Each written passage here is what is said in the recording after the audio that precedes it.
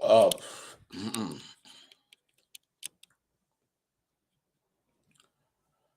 Good afternoon, good evening, wherever you are.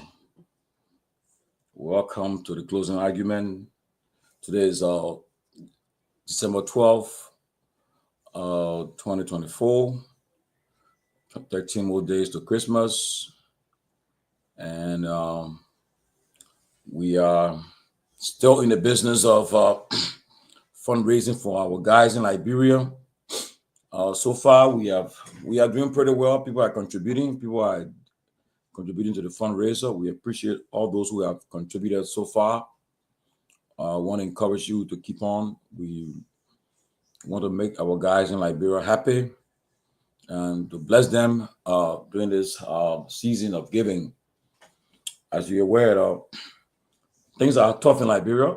Everybody complaining, and these guys in Liberia are doing their best to keep us going. They're on the radio live right now. It's almost almost 10 o'clock in Liberia. The young man in the studio, Myean Torgbean, he's in school, in high school, and comes from school. He goes to the studio, and he doesn't leave the studio until around 1 o'clock in the morning when we are done. And just to appreciate them, and so it can will be a blessing to them and the families. We are encouraging you guys to please. We're gonna put the information up again to contribute to the fundraiser. Hopefully today we'll try to see what we can do today to raise some money. But in the meantime, we have one of our own friend and brother. His guest. We invited him tonight to come and discuss trending issues in the country. He's an ardent supporter of the president and the UP-led government. You know him. He's no stranger to the media. But today we want to engage him to find out for him whether he think they have done what they promised the Liberian people are going to do when they take office. And because people are not happy. Right now the country is in a complete the government is personally not in the right state because you have an impasse that's been existing since October, and they have a speaker, but again, the government of President Buaka and his government they are recognizing someone else that the Supreme Court is saying that the president is not the speaker. Whatever they did is unconstitutional and illegal. But again, they are violating the law. They are ignoring the Supreme Court opinion. And they had an attorney general who misinterpreted the Supreme Court opinion, and he's having a backlash from legal scholars and constitutional lawyers. People and both in and out of Liberia, they are all going after him. And the Supreme Court have even clarified their opinion. And today we have an impasse. Because as far as the Liberian people are aware, majority of the people are aware, in fact, the international community, Councillor J. Fonati Kofa is still the legitimate speaker of the fifth legislature. So, and President Buaka and his government have decided to recognize someone else. But that's where we are. But let me bring in Mr. Lobo, George P. Lobo. He is a confidant and strong supporter of the President Buaka, and we'll be engaging in tonight. So, with all much ado, but before I bring him, let me recognize some of our people that's already tuning. James A. Kuyate Jr., he's always there first. From Dupero, Julian Ho from Adelaide, Australia. He says it's in the morning over there. Good morning, Julian Ho. Mahuri Chelsea Soiree, watching from Oro. Julius Jigbason To Jr. from Coca-Cola Factory Community. CDC Pape Success Keita for Life from Dupo Road. Musu Morris Cassell. James S. Kamara. David Williams from Colorado, Kehleboe Gongloe from Baltimore City, Peter White from Minnesota. We are live on YouTube. We are live on the radio Truth FM. We are also live on our Facebook page. And so we're not going to waste time. We're gonna just bring in our guest George Lobo, and we're gonna get this show going. The others will join us, and we'll try our best today to get phone calls on the people, the citizens that follow it, so we all can be part of it. So Myean, I pray that you guys get the local phone numbers ready, the numbers from the studio, get it ready so people can call. Okay, so let me bring in Mr. Lobo. Mr. George P. Lobo. George, okay. How are you, man? The great Tomalin, George, how you doing? Fine. The last time we met was in Atlanta at Garguah's funeral. Garguah's wedding. Oh, God forbid. God forbid. God forbid, excuse. God forbid. At Garguah's wedding. That's where we met. And in fact, you were one of the groomsmen there. But yes, let me ask you, man, how's your family? How's everyone doing? How's your kids, your family, and everybody at your end? How's everybody doing at your end? Tomalin, my family is doing wonderful. Wifey is hanging there with the kids. It's a tough one to a young family leave the United States and be here in Liberia. It's tough, but everything is going according to. She understands that I made a commitment to be in Liberia to support a worthy cause, and which she herself is aware of it. And as a result, it's a sacrifice we must make. This revolution, the green movement, the rescue mission, as you are aware, we have to be here. So she's doing her part and holding the ground down in the States. And so they're fine. They're fine. Good to hear. Good to hear. So how's Liberia? How's everything in Liberia with you? How are you doing? How's Liberia? Because I know you're based in Liberia now. So how's everything going there? Tomalin, Liberia is wonderful. I can say this with all certainty. Liberia is good.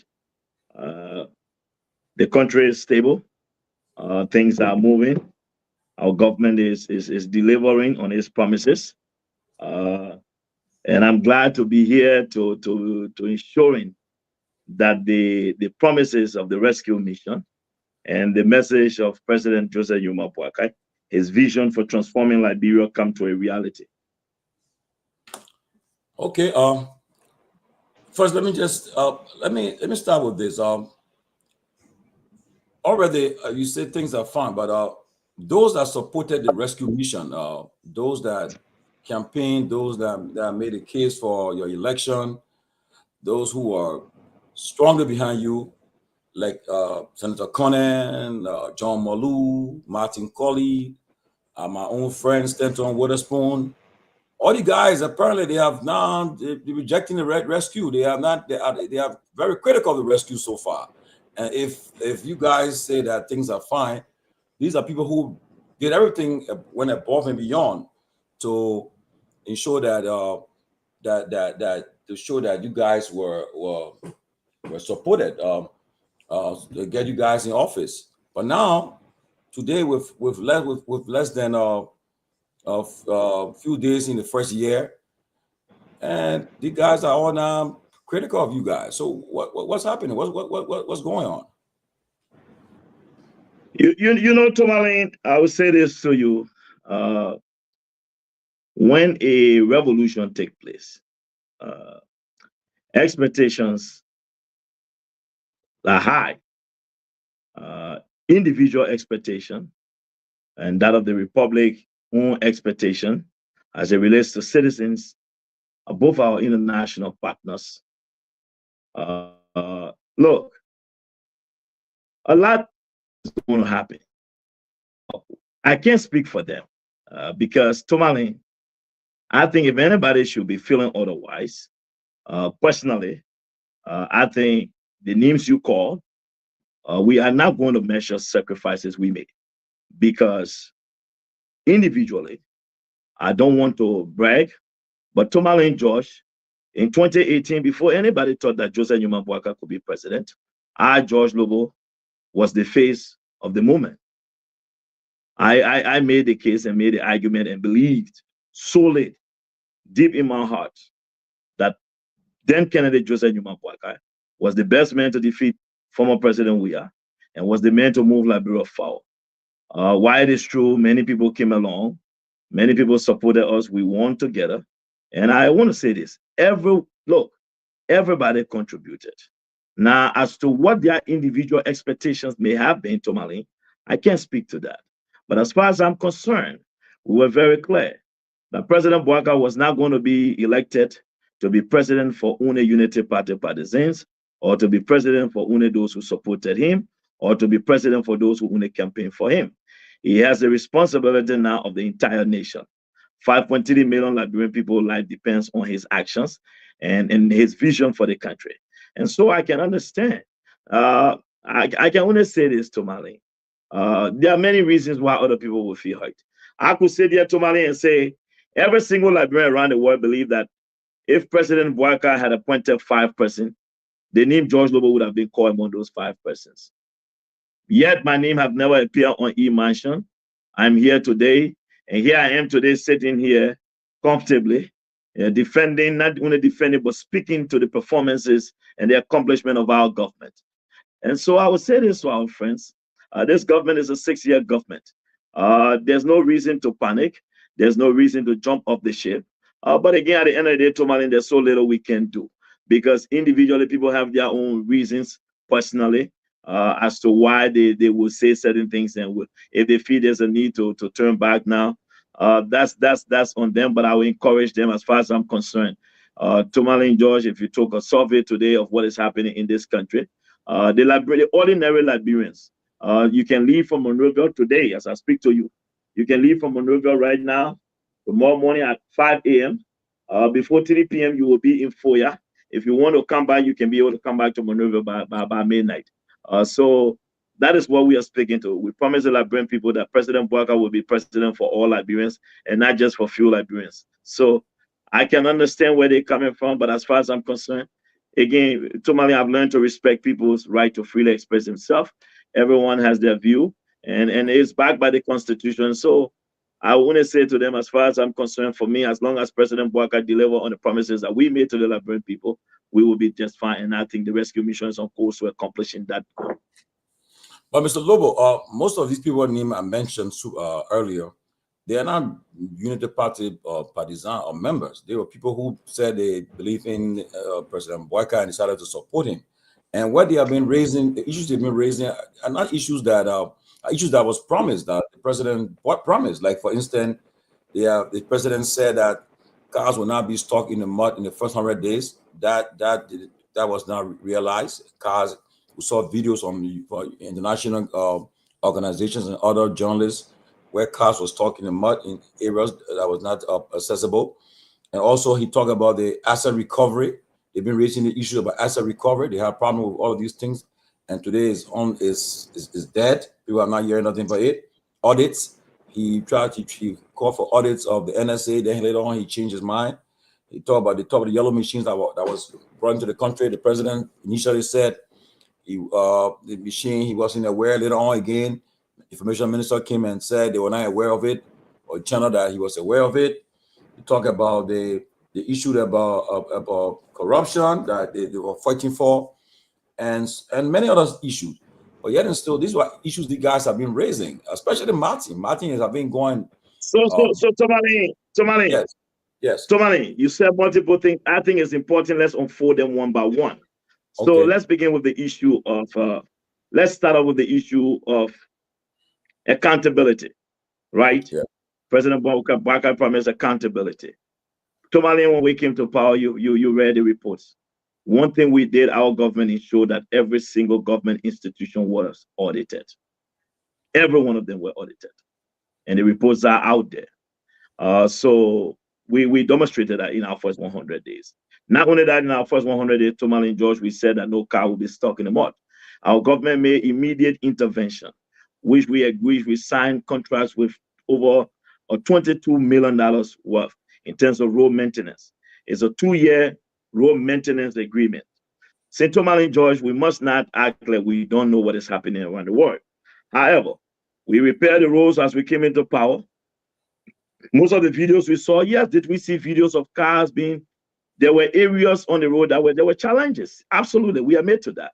But again, Tomalin, let's be honest here. In the great United States, in North Carolina, for example, we saw streets being submerged under the water. We saw homes in the water. We cannot control global warming. We cannot control the overflow of rivers. St. Tomalin, George, you have to understand, these are roads that have not been worked on. They have not been maintained for years upon years. Now the Unity Party government came in trying to do its best. So some of those roads were in which interventions were made immediately.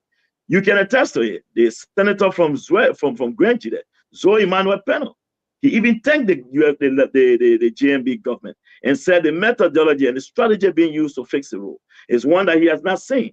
He even admitted that for 6 years, the CDC government was not able to do that. And we were able to do that in less than 10 months in Tomalin, George. Yes, in September, absolutely. We saw areas that there were difficulties, there were challenges, we admit to that. But again, the road maintenance work is a 2-year agreement. So on the basis of that, St. Tomalin, George, people were attesting to that. I drove to Foya with the Ministry of Education, for example. The road have been paved. Again, St. Tomalin, George, we cannot stop rivers from overflowing. Our goal now is to address Liberia long age problem. Liberia is 177 plus years old. St. Tomalin, George, the issue of roads, President Bouaka has made a priority. We will address this problem once for all. This is why our government has moved swiftly, with no delay. Apart from the $22 million road agreement maintenance project, this is why in our budget, in the 2025 budget, our government has allocated $52 million to ensuring that roads projects that were stalled will now begin to move. That settlement benefits to ensure that contractors can work, that we are enabling that, and we are facilitating the free passage of goods and services. St. Tomalin, George, yes, in 10 months, given what we inherited, we could not transform Liberia in 10 months. However, we did what we could do, and the Liberian people can attest to it. Today, if you came to Monrovia, St. Tomalin, George, the public work ministry is visible every part of the country you turn, every part of central Monrovia. Now, let's put that aside. Let's come on the issue of the yellow machine you spoke of. On the issue of the yellow machine, St. Tomalin, George, President Bouaka has a responsibility to negotiate. That is the responsibility of the executive branch of government. We are in negotiation. The president communicated that. Until that negotiation is concluded, one thing we assure the Liberian people, 285 pieces of yellow machine will arrive in this country. We already have over 38 of those machines here. Again, from what I've been told, I was at the Rabat International Airport the other day when the Ethiopian airline flight arrived in Monrovia, Tomalin. I was privileged to sit on the table with Gemini, the man believed to be the facilitator behind the whole yellow machine deal. And as far as I'm concerned, in Tomalin, yellow machines will arrive in this country. The Liberian people thing is there, and we'll deliver on that promise. But however, let's move to something you spoke on the issue of asset recovery. We moved swiftly within our first 100 days to establish an asset recovery task force. What did we see in Tomalin, George? People ran to the Supreme Court. People continue to see as those people ability to actually dispense, move forward. Where are we? So on the issue of asset recovery, we cannot be held liable because President Bouaka is respecting the rules of law and respecting the fact that there are 3 equal branches of government. We're not the Supreme Court. So what I think you generally should do is to engage the Supreme Court to ascertain what is holding the issue of asset recovery. Because as far as we are concerned, there are other cases that the asset recovery case was in the Supreme Court before them that have been brought on the docket, yet the asset recovery case has not been brought forward. So I think I will call on the 4th Estate to continue to push forward, to call on the Supreme Court, to move swiftly, to make a decision so that our people, once and for all, that those who looted state covers will be held fully liable. So on the basis of that again, President Bouaka has delivered. Let's come to other things President Bouaka promised. President Bouaka promised the Liberian people that he will end the culture of impunity in this country, the long age problem, or the issue of one economic crime code. What did we see?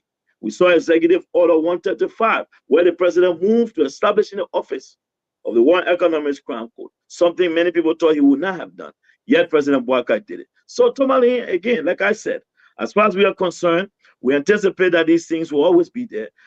We know that our friends will believe that for some reason the way back to power, and no matter what you do, they'll those things to happen. But come what may, St. Tomalin George, the Liberian people will be the best judge and the judge when we get to 2029. We are not here to campaign because we have a job to do, and we are focused on improving the living conditions of our people. And that is why President Bouaka remains steadfast, focused, dedicated, committed to improving the living condition of his people. And that's where we are, St. Tomalin George. Welcome, Abu. But let's go back to the issue of the road issue. $22 million was appropriated for the road. That's how the Minister of Public Works appeared before the House, and they had to rescue him because he could not. They were disappointed that the money was approved, and they had yet to see any intervention. In fact, they've been said that most of the roads we're talking about were roads that President Weah administration completed, that they did, and so they were trying to ask you guys to show the roads in question, because I was in Liberia recently. I was in Liberia this year, and I went to Ganta and Sanikwele, and that road was the road that was done by the Weah administration. And even the Basso road, the road to Grand Basso, the Weah administration, the Southeast road, that's where we saw a lot of cars being stuck in the mud. And the president, we thought he would have taken action, but yet and still, people are still complaining though. The roads you're talking about that were completed, that people are going through it, that possible roads that were completed by the Weah administration. Okay, also, as a recovery tool, let me just bring it there too, so you can answer it. 2 of your key members resigned because they said. Before we get to answer recovery, let's take it one. Don't make it convoluted. Let's just deal with the rules. Let's finish with that, then we'll go to another subject. So just hold back. Let's clarify on the rules. So the very first thing, let's provide facts here on the issue of the rules. President George Weah. Tomalin, great being here though. But why are the other folks? They were saying on yesterday that they will come. Don't worry. That's not my concern. Let me just proceed. Go ahead. So Tomalin George, let me be clear on the issue of the rules. First and foremost, let's be clear and let's provide the facts to the audience. President George Weah and I'm on this show. I will challenge any CDC government official to state, apart from a rule, that to name one other road project that CDC government conduct feasibility studies, went out, secure funding, pay contractors, and they've started, apart from the RI road. So we can go to that. But let's come to the facts. Those roads we're talking about, the roads we made intervention on St. Tomalin George, were not roads that were already being paved. We're talking about. Let me finish. You asked me the question. Okay, go ahead. Let me finish. Okay. So let's look at the rules. Zoe Emmanuel Pennell testified. He's a CDC lawmaker, St. Tomalin George. The road to Zwedru. Zoe Emmanuel Pennell testified. Tomalin George, the entire June, July, August, we didn't see those videos surfacing until early September, in October. What happened?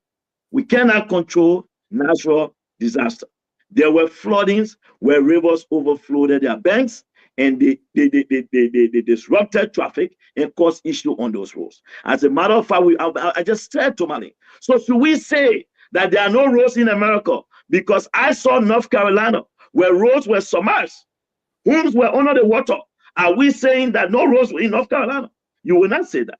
Again, what I'm saying to you, Tomalin George, I went to Vonjama, I went to Foya, traveled this country with the Ministry of Education.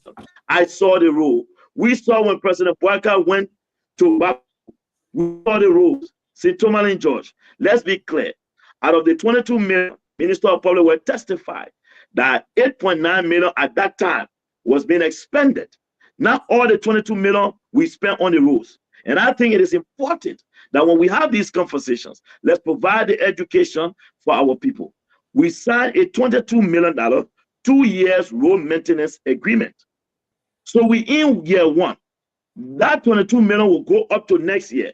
And let me give you our rationale behind that. We did it because we knew that in 2025, there are some roads that will do major pavement on.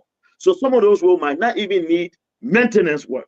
But come one May, in 2025, our roads will still be maintained. They will still be pliable.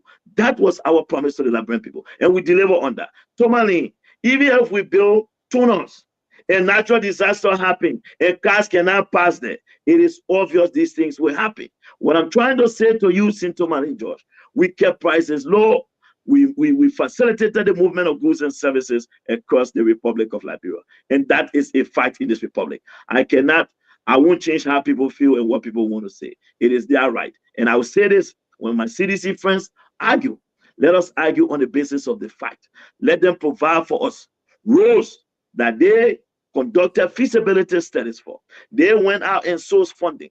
You want for me to name roads, which you and I, before we were on Spoon, we had these roads arguments, and I provided dossiers to that effect. And I can go back and forth if you want me to. But tonight, what I've come to do is to speak on the rescue mission and its performance when it comes to delivering for the Liberian people. And that is where I am tonight. Okay, but let's give credit to where credit is due. So most of the you said earlier, most of the funding for the roads, you guys you make that these fundings were done by the We administration. I mean, governments continue. But just name the road now. Name some. Just name some of the road that he secured the funding for. And apart from the RIA road, which I've given credit, I've been factual on that. Name some. The Southeast Corridor. Which don't stop. No. Let's be honest. Which one of the Southeast Corridor? Name where? From where to where? Name the road. Don't just say Southeast Corridor. Oh, the one. Let me provide the facts for you on the road. Let me provide the facts on the road. After the Fishtown Harper Highway was completed, its first phase, the phase 2 was for Fishtown to Kauto River G. It was a $108 million. President Ellen Johnson Sirleaf broke ground for that road in 2016. How was that, President Weah? In 2017, December, the Banga Menekoma Road Project, President Weah and Madam Sirleaf broke ground for it in Banga. During the heat of the election. Which road are you talking about? The road from Ganta to Senecolé. It was already been done. It was on construction. The construction were awarded. Which road are you referring to? Let's go. Let's speak to the facts. No, I've been very clear. The RIA road, give it to them. Yeah. Name one. The road that almost went to I didn't stop at the Guinea border. The Senecolé road. That was the with administration. That he secured the funding. Okay, I'll give it to you. Say you want it, I'll give it to you. Let me add it to you. I'll give it to you. Just take it. Yeah. Okay, I want to move forward. Credit should be given to where credit is due. That the We administration, government's continuity, we agree. So whatever funding they secure for road projects and maintenance and so forth, the next government will continue. But those were not the roads the road maintenance were intended for. The road maintenance work was not for those roads. So let's be clear, because those roads were already on a contracts. The road maintenance work was not for those roads, Tomalin George. So let's get that clear. It was for other corridors. Okay? So let's proceed. Okay. Yeah, but the issue about road, I want to know that it's still a problem. The president, when he said that in 100 days, Tomalin George will address it. When you come to Liberia, I will drive you around. President Bwaka will solve the road issue. You can rest that. You can put that on the back burner. Yes, we will solve. We will not leave Liberia the way we inherited. We'll fix the problem. Okay, I can promise you that. The asset recovery. 2 of your key members resigned because of corruption. They accused the committee of being of corruption. That they accused the chairperson of that committee of taking a building that was almost $300,000 and so forth. And Madikole resigned. He was clear that even the guy from the Gongloe, they all resigned. So, but yet and still, the president, you say he's against impunity, but we saw what happened with the issue about inaugural funds. Nothing came from out of it. We talk about the issue about NASCOP, nothing came from out of it. And then they asked the recovery. That's why I know this in court, but yet and still, there was a big issue about it when it started. But then today, they are hit the sand. Nothing's happening. So again, let's provide the clarification to that effect, Tomalin George. Let's begin with the issue of the asset recovery, Tomalin George. President Joseph Numa Boakai cannot overrule in Supreme Court matters. As far as we are concerned, there are 3 equal branches of government.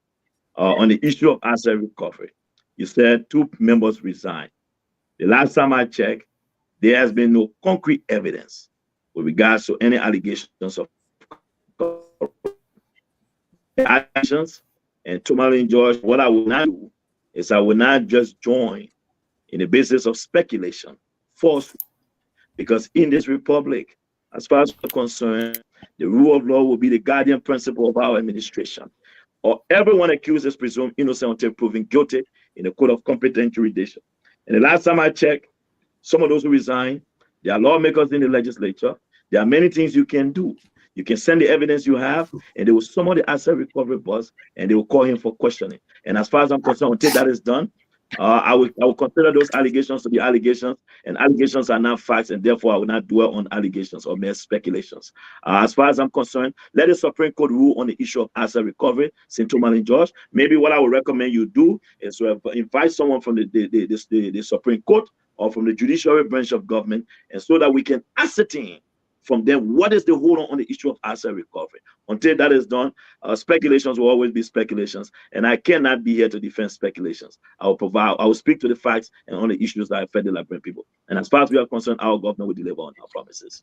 Okay, let me welcome Benjamin Jonah. Ben, I will give you opportunity to engage, to interact with Mr. Lobo. Hey, what's up, Mr. Lobo? Mr. Joma, I'm doing wonderful for yourself. It's good to see you, sir.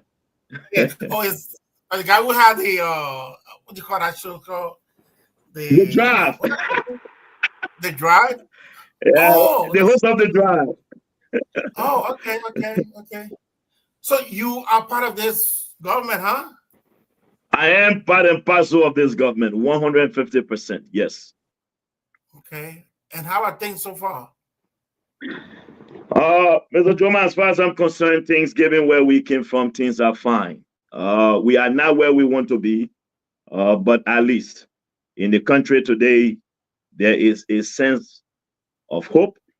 There is a sense of focus.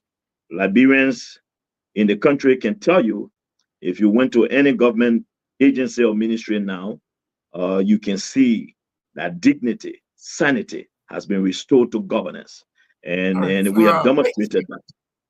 You know, and now with that, let me just say this, Mr. Joma, before you proceed. Our friends left the city in complete total darkness. Today, when you go to town, even the Zogos are Central Monrovia celebrating. Central Street, St. Tomalin George is light up. Every part of Central Monrovia today is light up, and our people can move about. This is why the issue of personalizing and people running behind people not happening. The crime rate is on the decrease, and our government is providing security, and our people are out. Right here where I live, by the AB Tower Road, that was in total darkness when I moved here about 6 months ago. I can now say from the ELW Junction, past the entire AB Tower Road, by the PSV Town Hall until you get to the Tupo Road, on both sides, there are solar lights. It is light up. Our people can see that our government is working. The Public Works Ministry, as I speak to you now, the folks are out working. Yes. So, Brother Lobo, if I didn't know that you ever live in the United States, then I would have had a problem. But for the fact that you have lived in the United States and you're telling me about the basic necessity, like lights, water. And I can see your excitement. Are you excited for the people or you're excited for yourself? But anyway, let's leave that for another day. Because no, let's speak to that because it's important. Let's speak to that. It's important. Let me speak to that. Hold on. Why am I excited? Let me tell you why I'm excited. I lived, let me tell you, before I went to the United States, I departed Monrovia 2006, December 27. When I lived on the Capitol bypass opposite the Capitol building by the UL fence, I used to go down Jallah for water in 2 5-gallon containers. My aunt lived up Benson Street. When I used to go there, help her haul water, there was no running water in Central Monrovia. Today, running water has been restored to Central Monrovia. Why it is true, it is basic necessity. But let me finish. Why it is true, it is basic necessity. No, but you brought it up. Let's clarify. I want to make sure, because when the people have these opportunities, let us provide it fast and we'll move forward. For the fact that after 6 years of having a government, a country of 177 years old, we understand there were things before. The war came and things happened. But we've had governments upon government. The fact that we can restore running water back to Central Monrovia today, yes, you say light, to tell you how important it is. it is a good thing. These are signs that the government is taking the needs of the people first. So, Mr. Lobo, so the Go UP ahead. government previously ran Liberia for 12 years prior to you coming in 2024. Somebody got something on. So here's my question about this water issue. So UP 12 years there was running water. So which of the pipes did George Weah destroy when he got it? The water that was restored in your 12 years, which pipe did George Weah remove that Baka came and he replaced to restore the water that we have now? Okay, so thank you for that question. So the 12 years of the UP government, when we came to power, Liberia had a debt of $4.9 billion. So let me finish. And on the basis of that, our government, we did not have the capital necessary to invest into providing all the services we needed. On the issue of light, when the UP came to power in 2006, my dear sir, we inherited 0 megawatts of power. When the Unity Party left power in 2018, they left Liberia. Let me finish, Chief. You asked question about basic necessity. You can't tell me how to speak now. I'm only addressing water. You asked me the question, so let me finish. Your Okay, job is to ask me the question. Yeah, let me finish. You guys have had the time to say everything I want to say on this show. Now that I'm here, let me finish my point.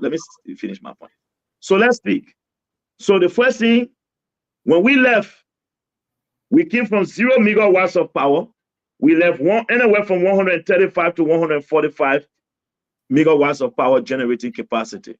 For 6 years, the CDC government did not have 5 megawatts per year.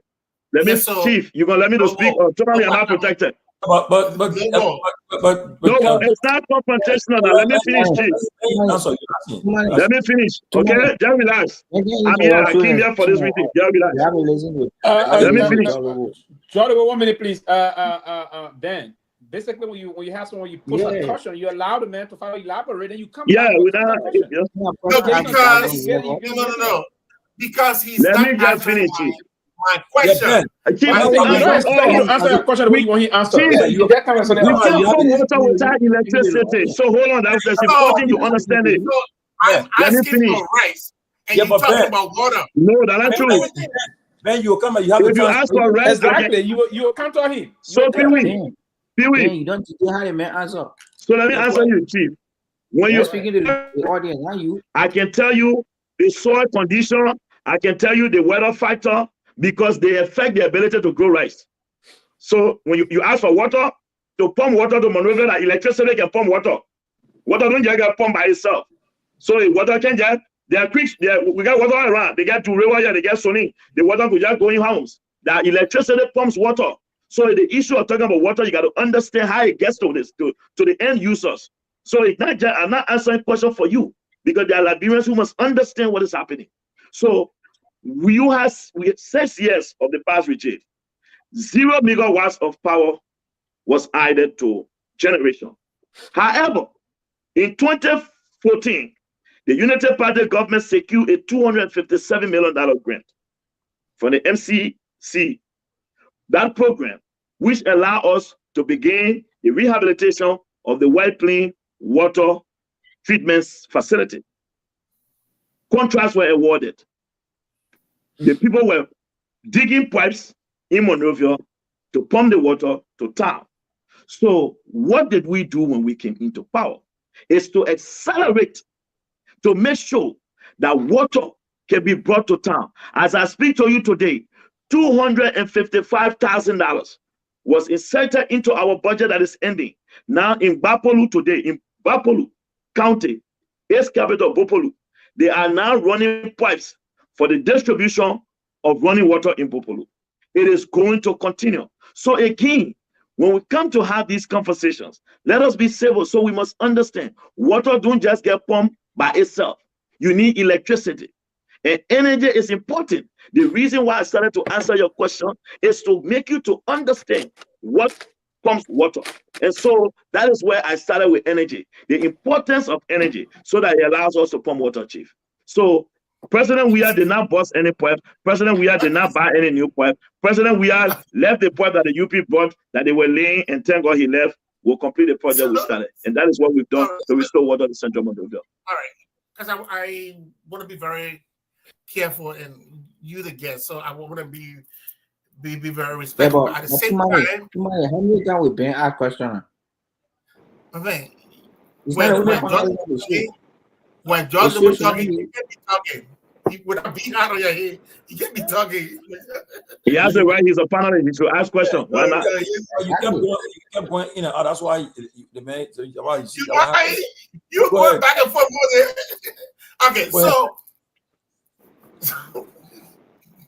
yeah, I mean, this look.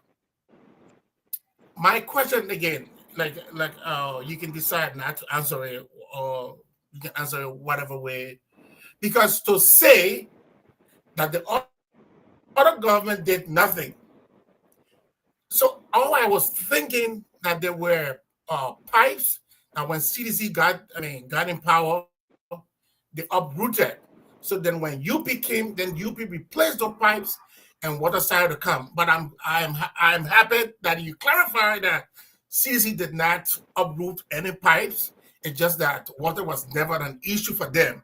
So I will rest. Let the other guys go ahead, and then I want your partisan to ask you a question. I'm gonna go ahead now. Ask George Double now before he say I'm taking all the time. But Ben, you're not a host though. The host is Tomalin, George. You're not a host. Tomalin, is that my time to speak?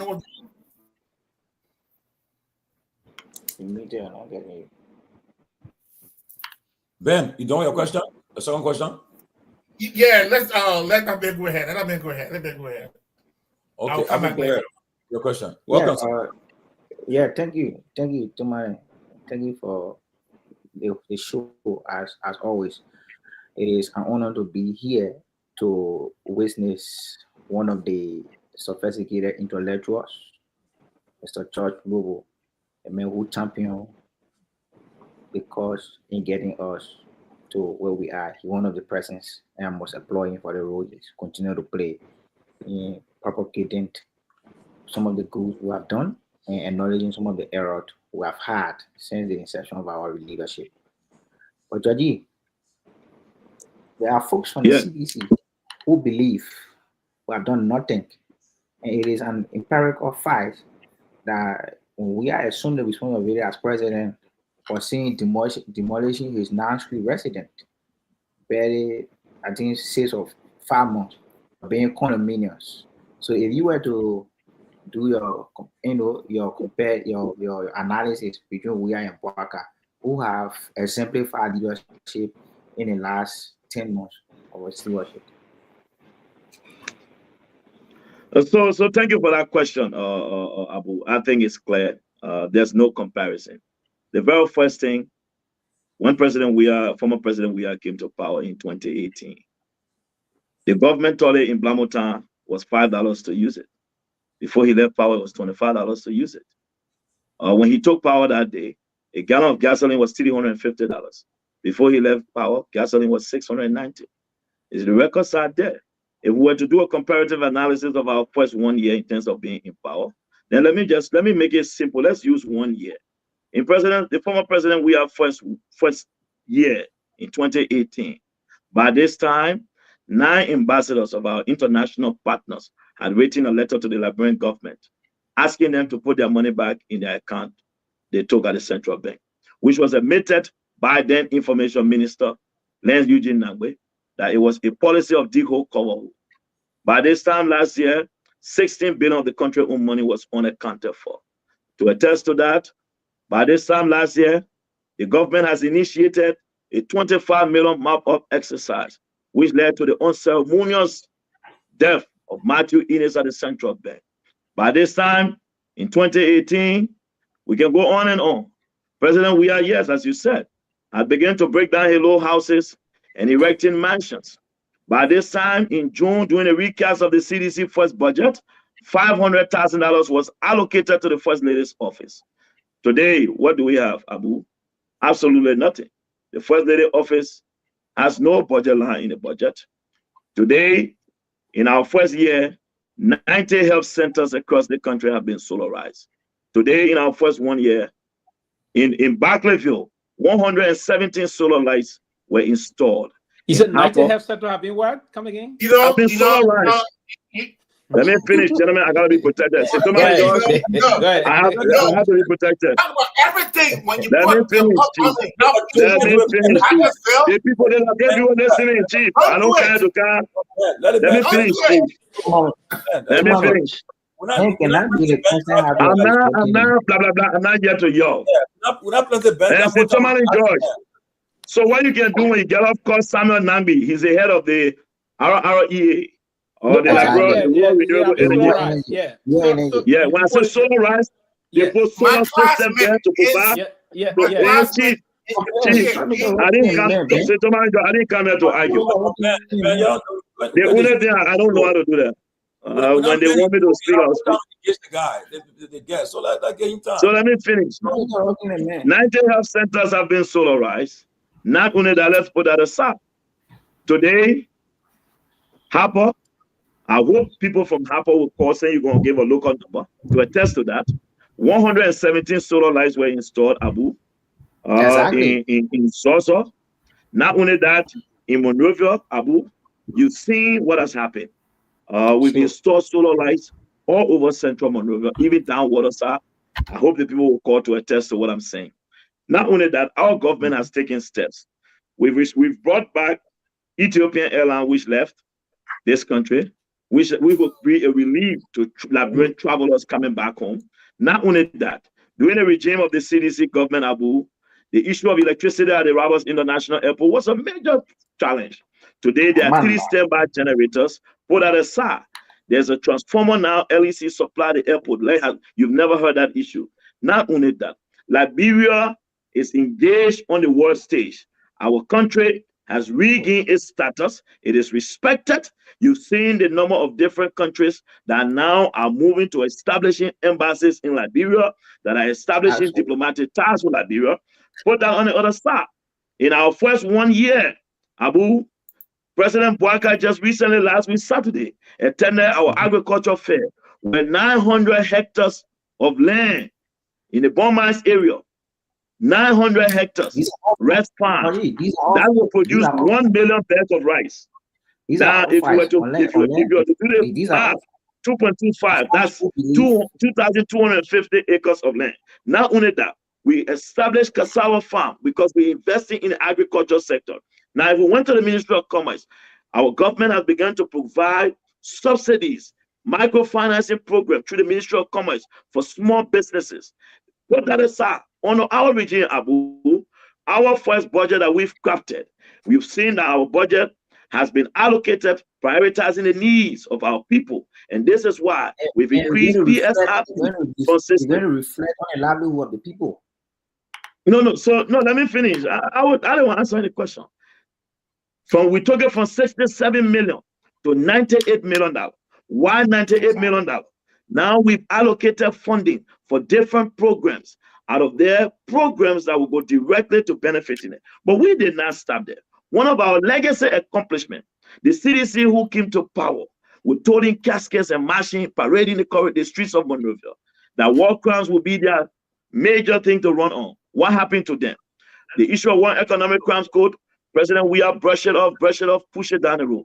President Bouaka was man enough to set up the office of the establishment of the one economic crime code. So Abu, we cannot make comparison. If you went around Monrovia today, my brother Ben and my dear friend, every government entity, if you went there now, you will see the transformation. Buildings that CDC government left in terrible, horrible, deplorable state. Today, those buildings have been restored. For example, the Ministry of Post and Telecommunication, The Ministry of Lands and Mines, some ministries that were not functioning, they are back and running. So, Abu, there's no comparison. The Liberian people will judge for themselves. We look forward to our friends down the line, 2028. Yeah, but my last question. Yeah, I got my last question. Go ahead. Well, Abu, how you be asking your own UP man question? What's wrong with that? No. Why you would do that? Peabody, why you would do that? Peabody, why you would say that? You've had a show, you promised to come in, you have ANC people were asking comments question. Why you want to change it now? Exactly. Why you want to change it? Why? It just. I think it's a form of just. No, he has the right to ask questions. He's the panelist on the show. Yes. Let him I don't think we should waste time on that. Let him make my ask his question. Go ahead. Let him be free to ask a question. Abu, go ahead with your second question. The essence of this show is to sensitize the people about the happiness of the government. Illumination, right? You think that we are here to send our personal advertisement. I think you're getting it wrong. But quickly, Georgie, all of what you just stated are facts, and it is being substantiated with evidence. A couple of days ago, there were people who accused our President Joseph Boakai, a vibrant leader, a man who has inculcated and exemplary leadership since he assumed responsibility as president. And he has been the mastermind behind the removal of Speaker Kofa. For contrary, we saw folks from the CDC, even the fellow who was expelled, the sitting deputy speaker, and most of the CDC lawmakers, giving the statistics, CDC have more lawmakers than the Unity Party. So how do you address that? Okay, so Abu, great question. Again, you know, in Liberia, it's normal. The way up is either you fake it till you make it. And people struggle with the facts. We've heard. You know, some of those major. I was just trying to need them. Some of the major projects. My man, you on live. My man, you on live. You gotta mute. So that way I can do on this show. Let them go back and go prepare for me. If you're not prepared, you can reschedule because it seems like this show taking you off guard. If you're not prepared, I can go come back because I don't know who prepared for live. Okay, so that's where Peabody, when you in America, is different. When you come, I will take you around. You and myself can ask that question. Let me put it on. Gentlemen, I can't be distracted. I have to be protected and respected as a guest on this platform. I would love that. I appreciate it. Great. So, Abu, you know, I'll tell you this. People will find things to tarnish the great character of our leader, President Joseph Boakai.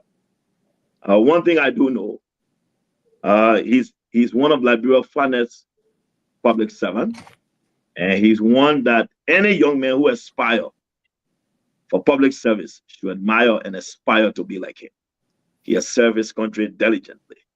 He has accepted the roles and responsibility of the presidency, and he has handled it with respect. And I think it is shown on the world stage. On the issue of the removal of Speaker Funati Kofa, I think you know, and I hope Tomalin George will be here, and I wish Ben Sanvee was here. I've said this even last night on ELBC. I was very clear. I have a personal relationship with Speaker Funati Kofa. I think Unity Party people got mad at me. I posted Funati picture during the heat of this crisis, and so no one here would say that. But I'll tell you one thing.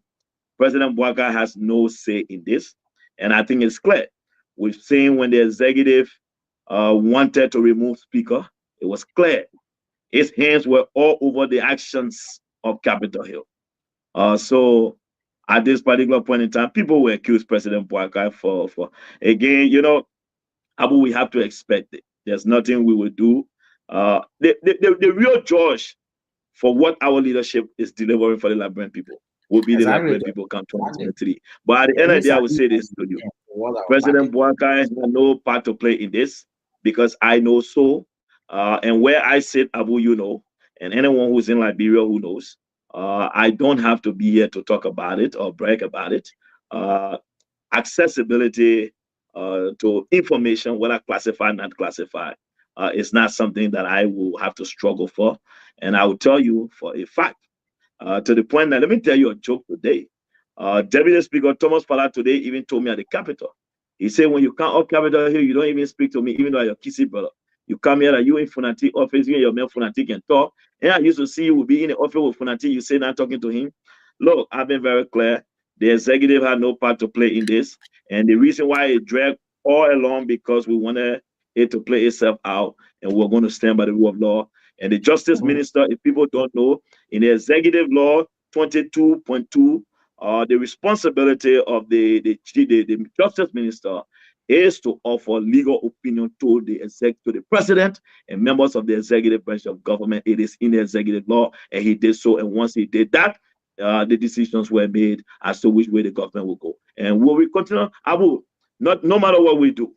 You see the road in front of Freeport. We have done nothing. We've lightened up Monrovia. Yeah, we've done nothing. Thank Today, people you. are not complaining about no medicine hospital. We've done nothing. So again, we anticipate that from our friends, but I can tell you it'll be a very long way for them. But let me say this as I proceed before I conclude.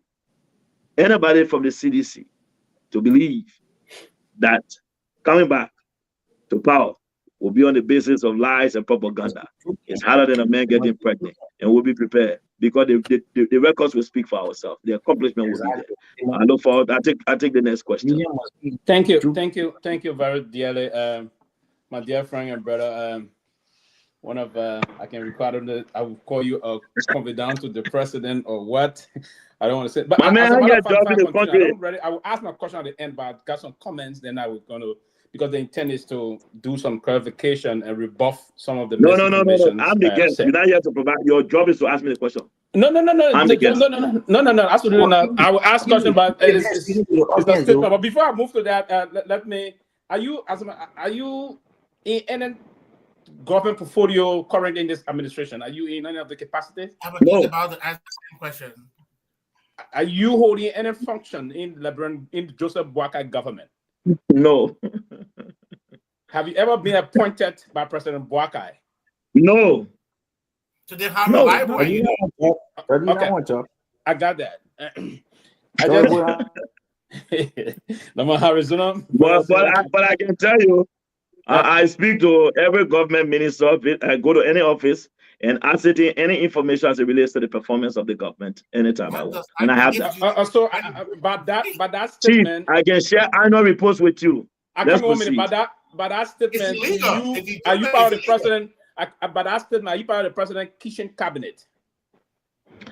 It depends on what you define as kitchen cabinet. But as far as I'm concerned, I remain an intricate part of the rescue mission, and that is all I can say. Intricate or integral part? What do you want to say?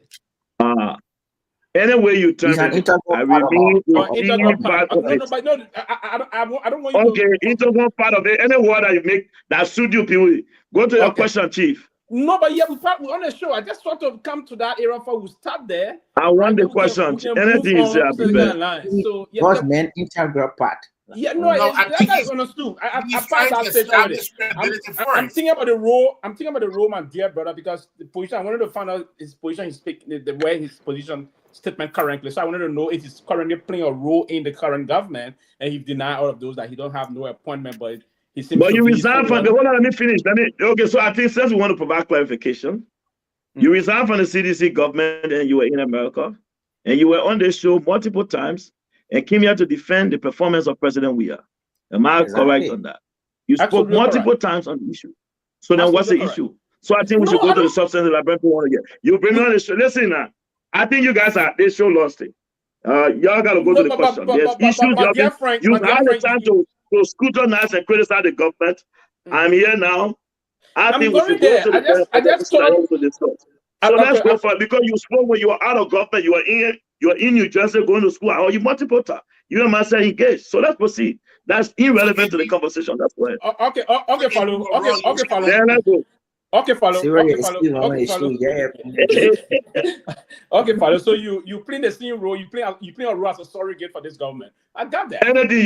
Even no role. Now you surrogate. No role. Now back to the point. I just talked to push you to this process. Can you remember the president during the campaign? President Boakai came out and said there's going to be no car that was going to hitch in the mud in his first 100 days. Did you remember that statement? Yes, I remember that.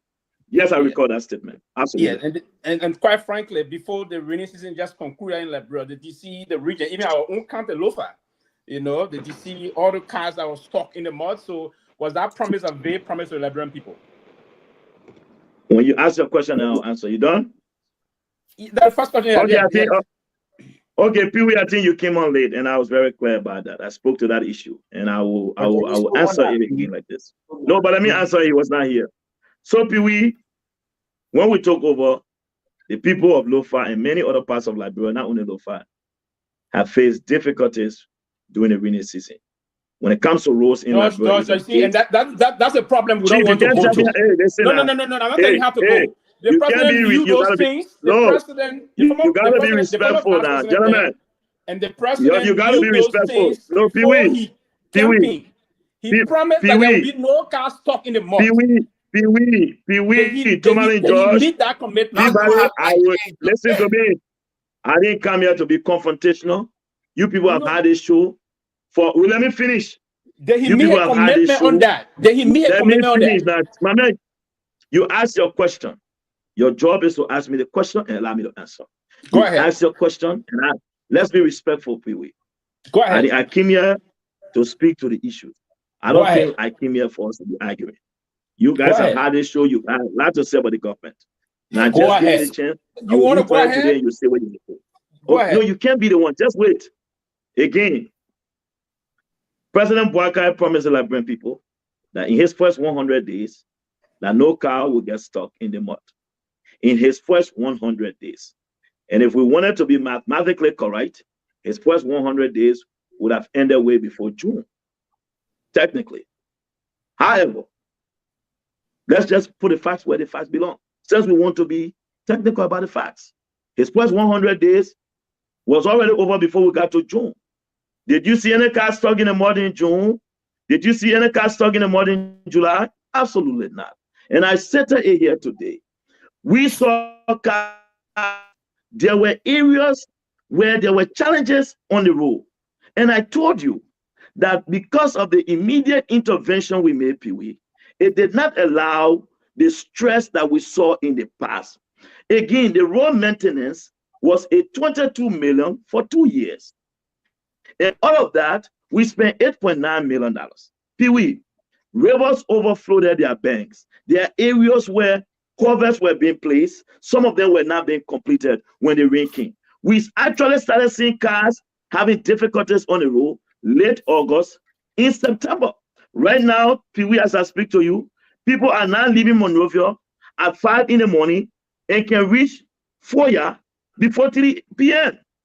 So what are we talking about? So if you want to ask the question, the president delivered. Because he said in his first 100 days. As far as I'm concerned, let me conclude first. Let's move on, please, because of time. Yeah, but let me finish. Mr. Lobo, so let's set the record straight. Pewee, you can't be the moderator asking me a question and then cutting me off. I want you to ask me questions. No, let me finish. So you can't. Mr. Lobo, if we have to ask you questions. Pewee. No, you're not. You know, Pewee. Pewee. I mean. 30 seconds. Abuja, hold on. Pewee. Abu, listen.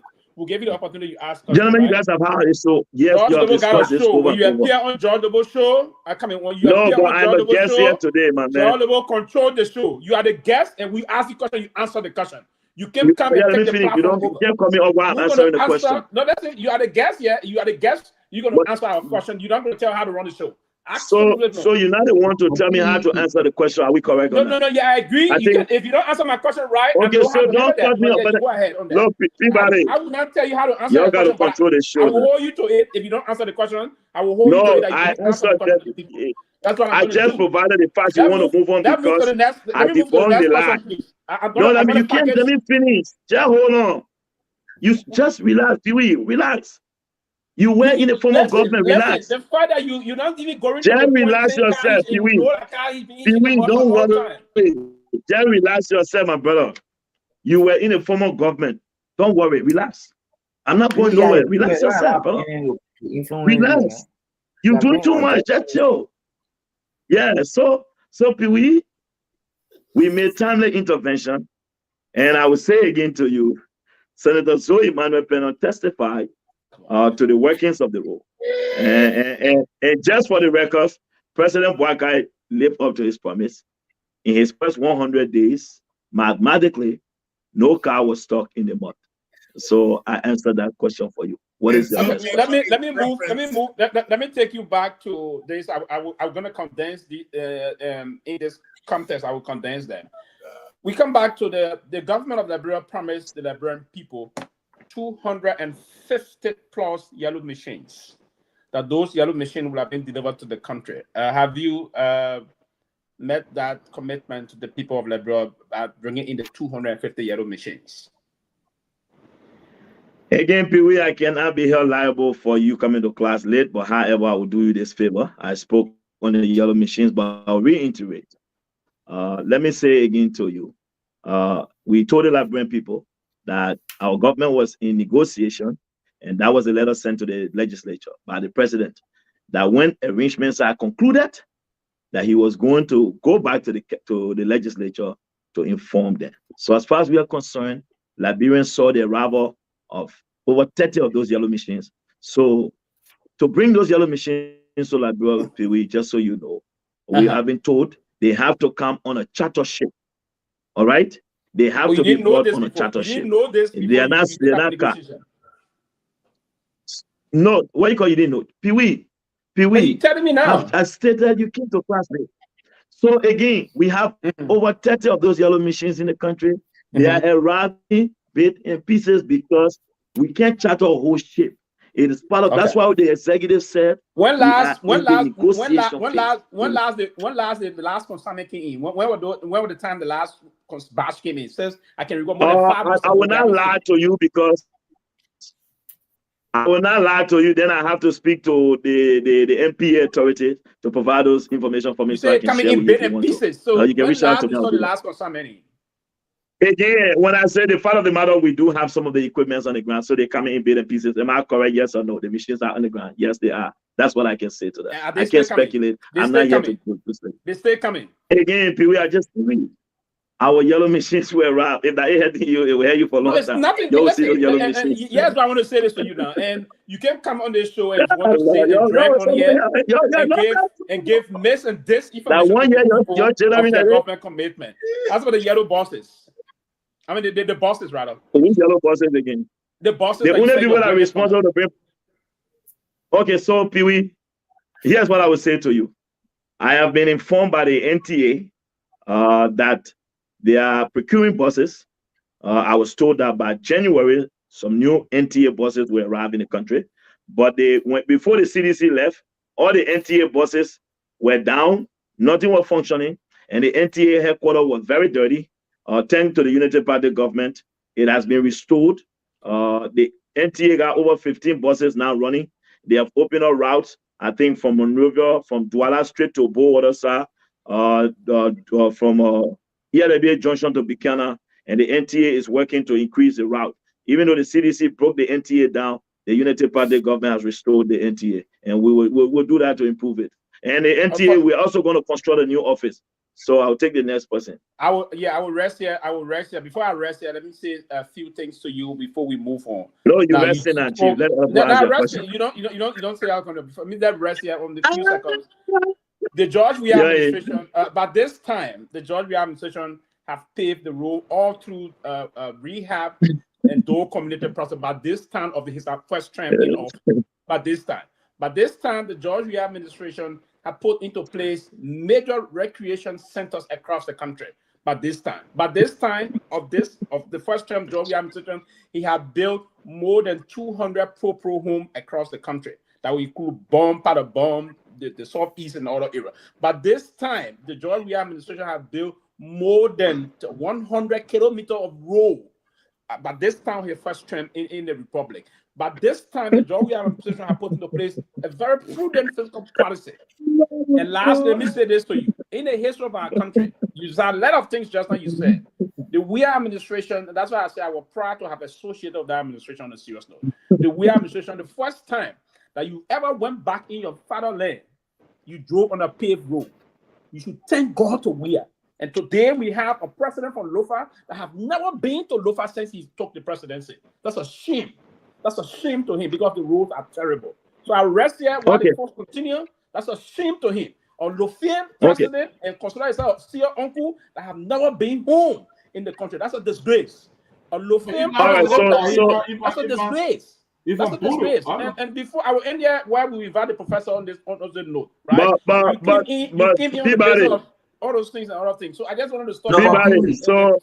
Peabody and Tomalin George. No, hey, Abu, give me a second. Abu, give me a second. Abu, give me a second. Abu, give me a second. Give me a second. I've been a panelist on shows where we hosted guests, Peabody, Tomalin George, and myself. I think Larry here can attest to that on many different platforms. And I will say this: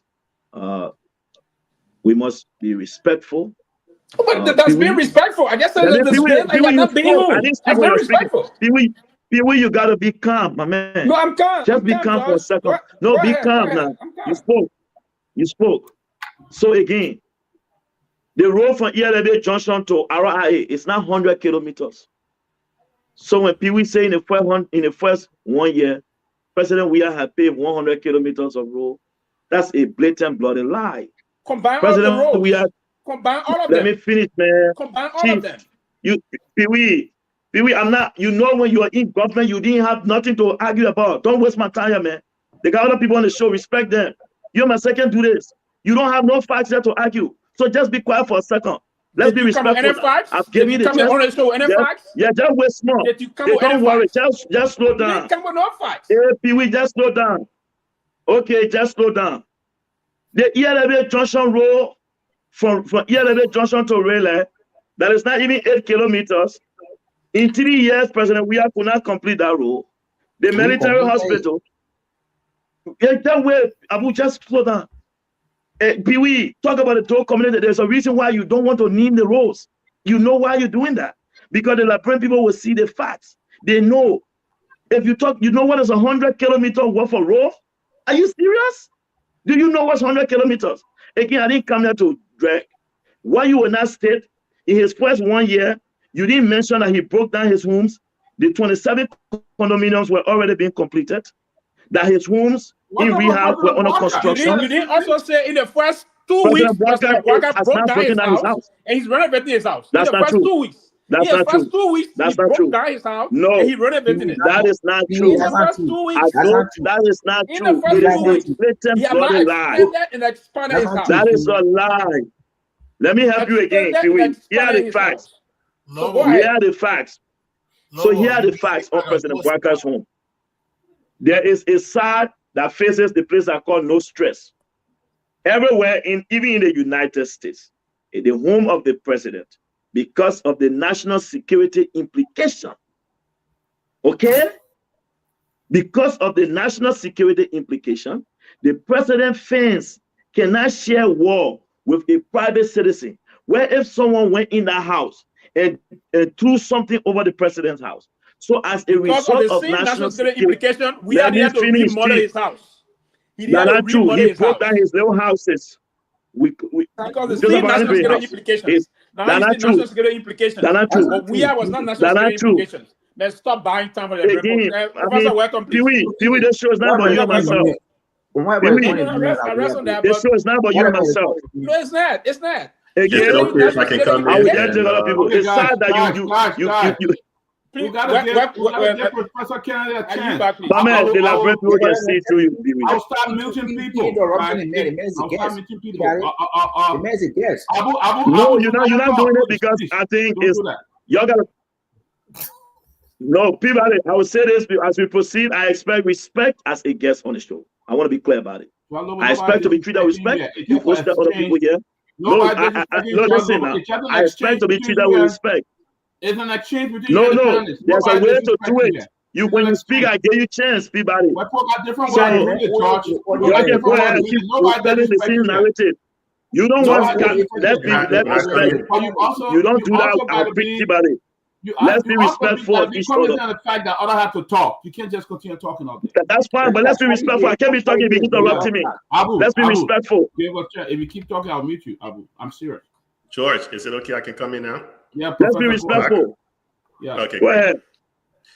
George, thanks so much for taking the call to come on TCA. We appreciate every guest that comes on the show, and we don't have to agree on everything, right? We can agree to disagree, and we can move on. I just want to ask you some short questions. I'm not going to take too much time. If you were Vice President Boycott, can you name 3 things that he did this year that you would say, no, I would have told him not to do it? This year? A few things, Larry. I think, given where the country is, right, the amount of money, I think from what I've seen in the budget for certain areas, I would have said, what you put there, I will do more. But however, the Minister of Finance, I'm not the one making those decisions. There are a lot of things, and it going to the Senate, so it's a draft budget. The reason why I will not even go to it because it's a draft budget. So some people get added on it, so I don't want to go to that.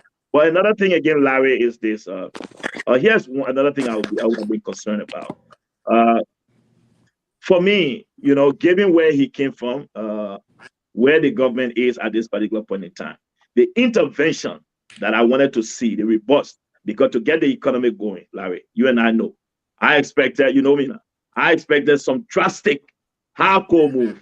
Again, you can argue it on President Boaga, but President Boaga had a finance minister who got sick in the process and left. He had to bring in a new finance minister. So the thing about it is hard to kind of argue about it and say this and this and that. But I would just say this.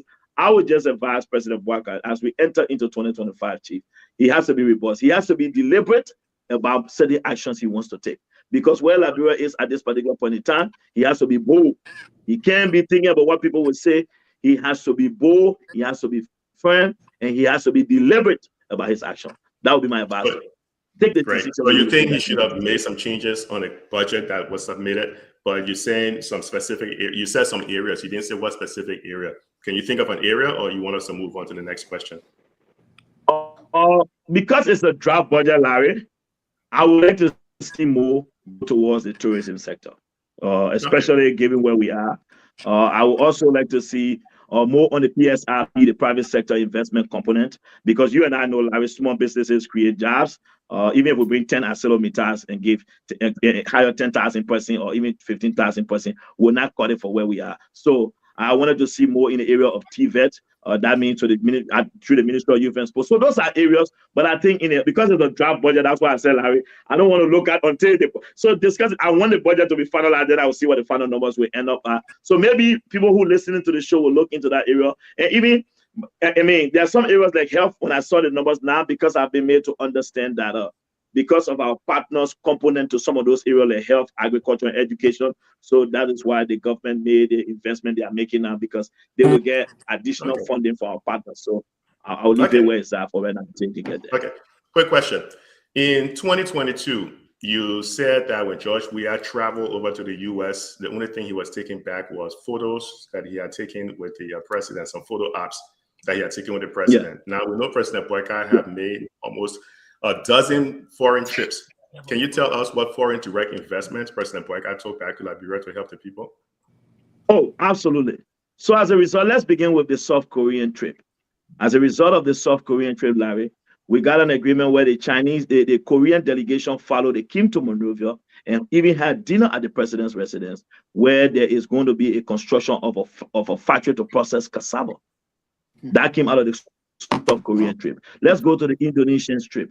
Out of the Indonesian trip came the $3.1 billion oil palm refinery compensation.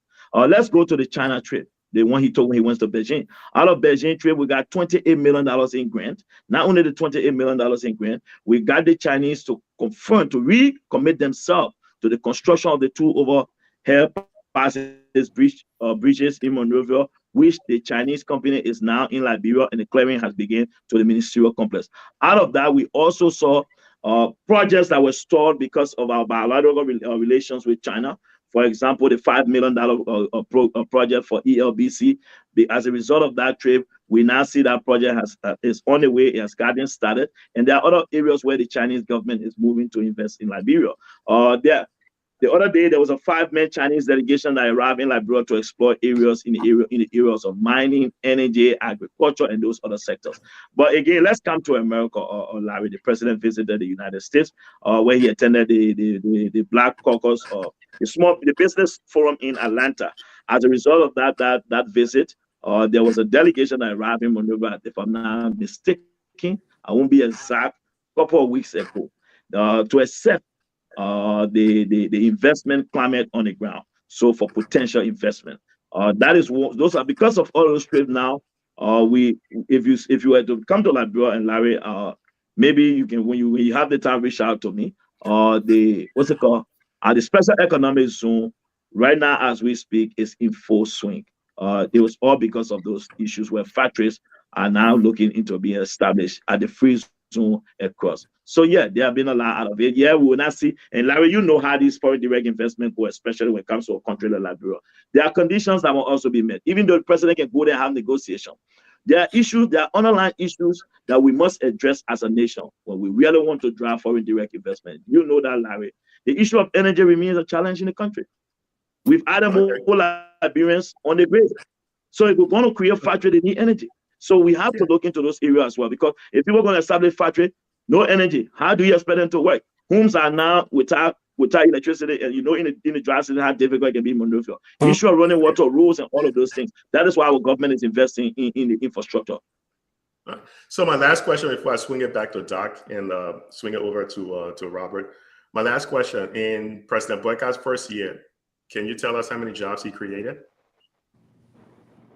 So the very first thing, because in Liberia, thank you for that question. Today I was at Legis, for example, and the Legis executive director stated that in Liberia, Larry, it's difficult for you to be able to calculate job. Why? I'll tell you why. Here's why. Because if you look at most of the sector, there's a formal informal sector of employment in Liberia. Because if we were to take it, for example, if I were to just take the data from the Ministry of Commerce, where over 300 small businesses benefited from a grant program. So I can do it. If I took that and say, each of those small businesses that got the $500 grant from Commerce, let's assume each of them will create 5 jobs. I can multiply 300 by 5. And I can come up with 150 if I were to do that number. Let's take the agricultural sector, where over 300 farmers will also benefited from grants.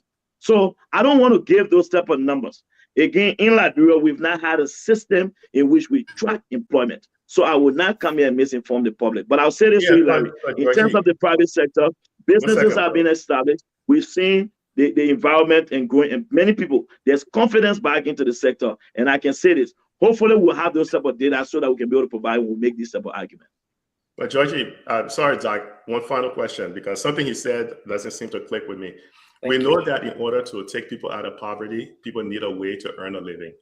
And you don't know the poverty reduction rate if you don't know how many jobs you're creating. But if you're saying that, you can look at the amount of businesses that are impacted and, draw some conclusion from that, that means you don't have a true tangible number. One would think that the first thing that President Boyka would have done was to put in place some type of a data warehouse where people are actually aggregating this data and knowing how the foreign direct investments, the amount of money, all the things you mentioned when you said President Boyka traveled and brought back to the country. We will never know the impact to the people if we don't know how many jobs is being created. Will you agree with that? You're absolutely right. Well, let me say this to you as to why. You're right with regards to creating the system, and I think that is why we've moved. If you look at the issue of digitalizing the whole country with regards to the projects we've launched, this is why if you look at the PMCS, for example, which track performance, most of these things are geared towards some type of data gathering. That way we can know exactly as to what is being done at this ministry, if you're making progress or not. Yeah, but again, Larry, I'll tell you, given what we inherited, right? I don't want to just be going back to where we came from. Liberians expect us to do those things. And I'll say this, Larry, yeah, on the basis of that, I can assure you over a year or two, the very first thing we have to work on our connectivity, internet, and stuff. To host data, you know what it takes. So that infrastructure has to be established and all of those things. We should do that because was just saying, even when the United Nations did census when it comes to employment in Liberia, what are doing in Madam Sirleaf time, there's no true number when it comes to employment numbers in Liberia, because they always argue that the informal sector of employment in Liberia remains huge. So it is true for the formal sector, Larry, we can have some type of data. Let's take, for example, if my friend Robert came to Monrovia and opened a hotel, a 5-star hotel, and Robert Garguah, because he believes in the hospitality industry, and maybe hires 20%. If we can have that, the Bureau of Ministry of Labor, for example, to provide those data for us to say how many Liberians were employed this month, how many Liberians were employed this year, and in what industry or what sector, then those are numbers we should be able to release to you. And I definitely agree with you. Hopefully, those are things that I think we should be working towards. And you're sorry to take up so much time, but let me button. No, go ahead, Professor. Go ahead. Yeah, and it has to do with the comment. I think Celia Sony in the chat was kind of alluding to where I was heading next, and which is 12 years as vice president. 40+ years of working within the government sector. One would think that President Boyka would hit the ground running and have all of these plans ready to roll out. So by the time we hit December 12th, we're not saying, oh, we need 2 years to come up with a plan to calculate how we create jobs. You know what I mean? So I would think that he would hit the ground running within his first 30 days. You would see some of the plans are rolling out because he had 12 years of experience as VP and he had all these years of working in the government. So he shouldn't be trying to craft something now. He should already have a plan in place. And I think the viewer mentioned that in the chat right there, which is important. So I just want to say, Brother Lobo, that I'm not truly impressed that the VP, after 12 years and all these years of experience that people were praising him for, that he didn't hit the ground running. And now it looks like he's still putting together a plan in order to do some of these things. And I think you mentioned that he needs anywhere from 1 to 2 years to be able to calculate how much jobs is actually being created. But let me not digress. I will swing it back to Doc, and he can go on to the next person. Yes, Larry, before Peabody, quick question. Question, go ahead. Larry, first and foremost, thank you. Larry, first and foremost, while it is true, we must also not forget what we inherited. We inherited institutions that were dead, dormant, abandoned. We can forget. And that is not true. Stop. You inherited a unfortunate sister. That's not true. Let the man speak. Allow Lobo to speak, please. So Larry, yes, it is true. But again, with all those plans, the very first thing we had to get people to work. We had to get people in environments where they could go to do those actual work we're talking about. And I'm glad that we got them going. We have offices that were abandoned, where ministers were not going to work. For example, the Lace building, right by the mansion, the people took 4 trucks of dirt. As we speak currently, Larry, if I went there tomorrow and call you on live, right now the basement at Lakes cannot be used because of the filth there. The Ministry of Posts and Telecommunication, for example, if I were to take, I got pictures I can send to you for the sake of this show. I can send you some pictures of areas. So you see. So while it's true, you expected him to come and just get the ground rolling, but those were not the circumstances which we inherited. So at the end of the day, I agree with you, Larry, but I will say this to you. If you're not impressed, that is your right. But however, this government is channeling a new course, and we definitely will deliver for the Liberian people. Well, wait a second. Wait, hold on. Before I join the show, you were bragging about how UP came at 2006, 2007, and took its dysfunctional system and rebuilt it. But now, after all these years, you're saying that he didn't inherit.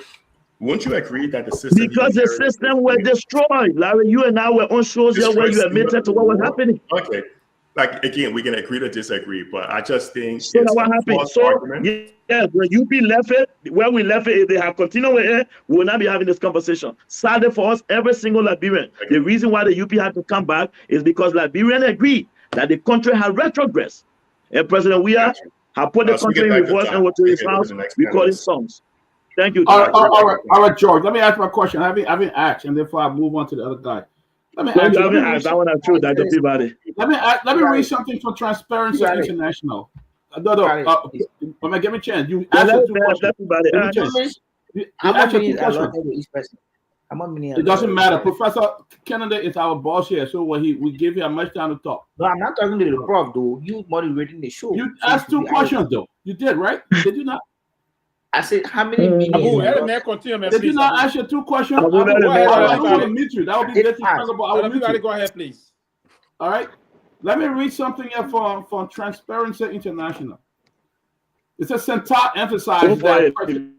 All right. President Joseph Nyeman Boakai bear the greatest responsibility for steering Liberia's anti-corruption effort. The organization pointed out that Liberia scored 25% out of 100 on Transparency International Corruption Perception Index. All right, that shows corruption is inherently high in this Boakai government. We can go back to the $22 million sacrifice for the road that we have seen nothing about. So how has the government been able to fight corruption? That's my first question. So the very first thing, Dr. Peabody, here are the facts.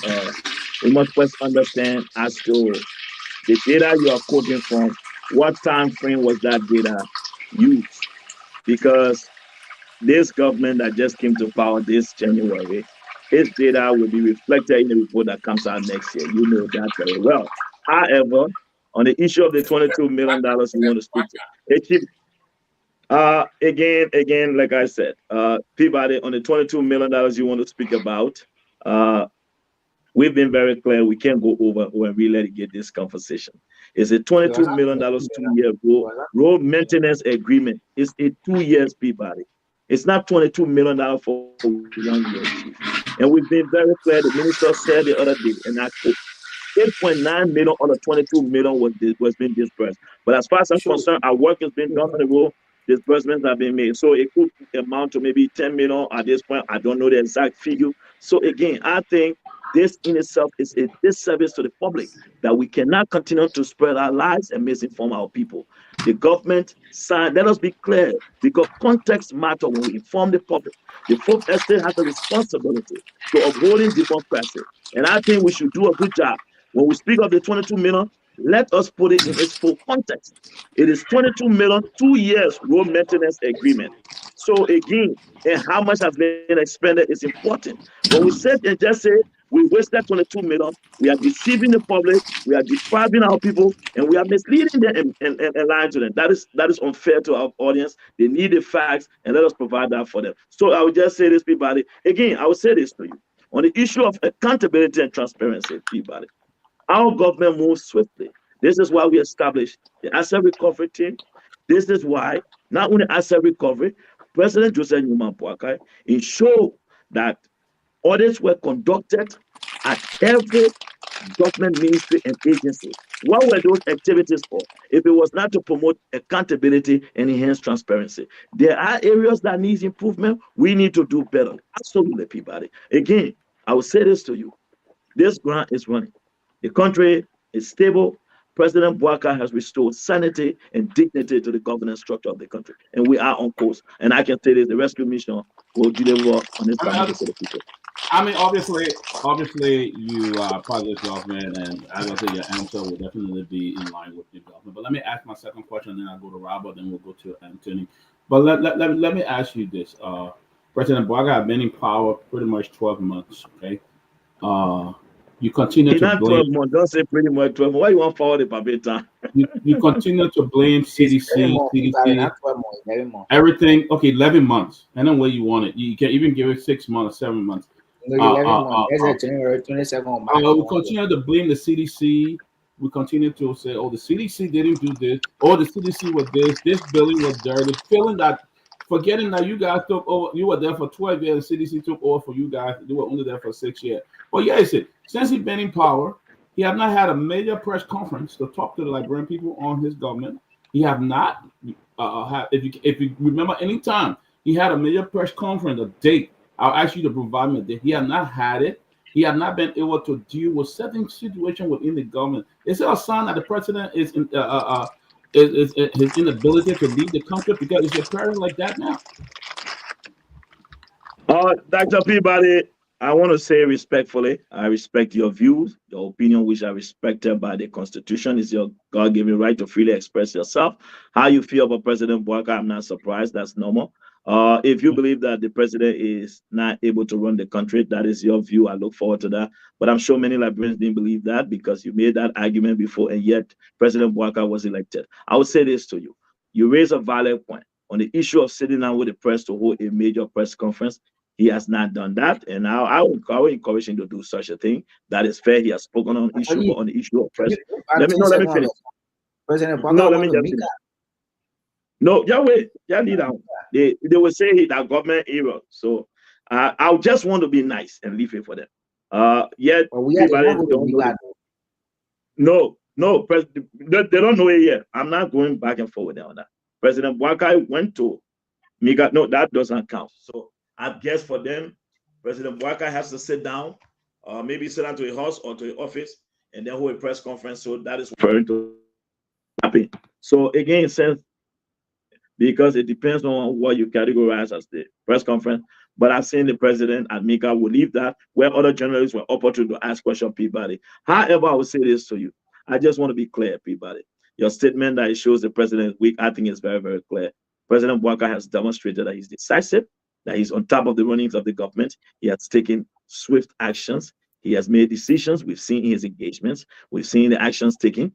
But this president, in his first 1 year, I think the accomplishment of his first is the president. It will submit his first year report to the country, and I can assure the closing argument that I would definitely send you guys a copy. Hopefully, it will be read and it will be provided to the people. But other than that, Dr. Peabody, your assertion of President Bouaka, I don't expect them to change, and I will respectfully just disagree with you. But I believe, and many Liberians know that President Bouaka is up to the task, and he will do the Liberian people's business. Robert, I'll go to Robert. Thank you, Doc. It's great to be on.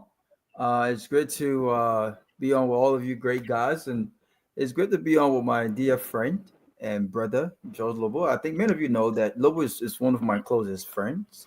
I got nothing but love and respect for this man. But many people also know that we don't agree on anything political.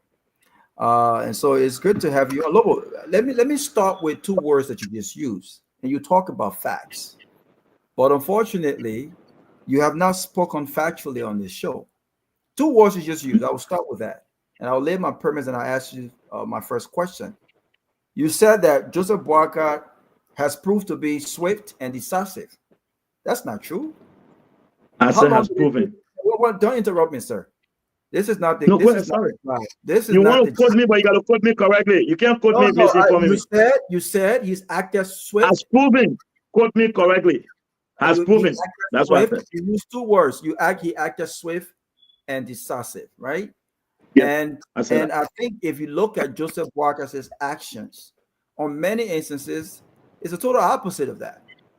When the president says that the fight on drugs in Liberia will be priority number one, and you had what had occurred at the LDA, something that was very important in the midst of a drug war across the country when young men and women without no opportunities, young men and women who have not been reintegrated, when they're out in the streets, maneuvering and dying of drugs, and you have an occasion where the president is given an opportunity to act swiftly. Lobo, I want you to pay attention to me, sir. I don't want you to be distracted.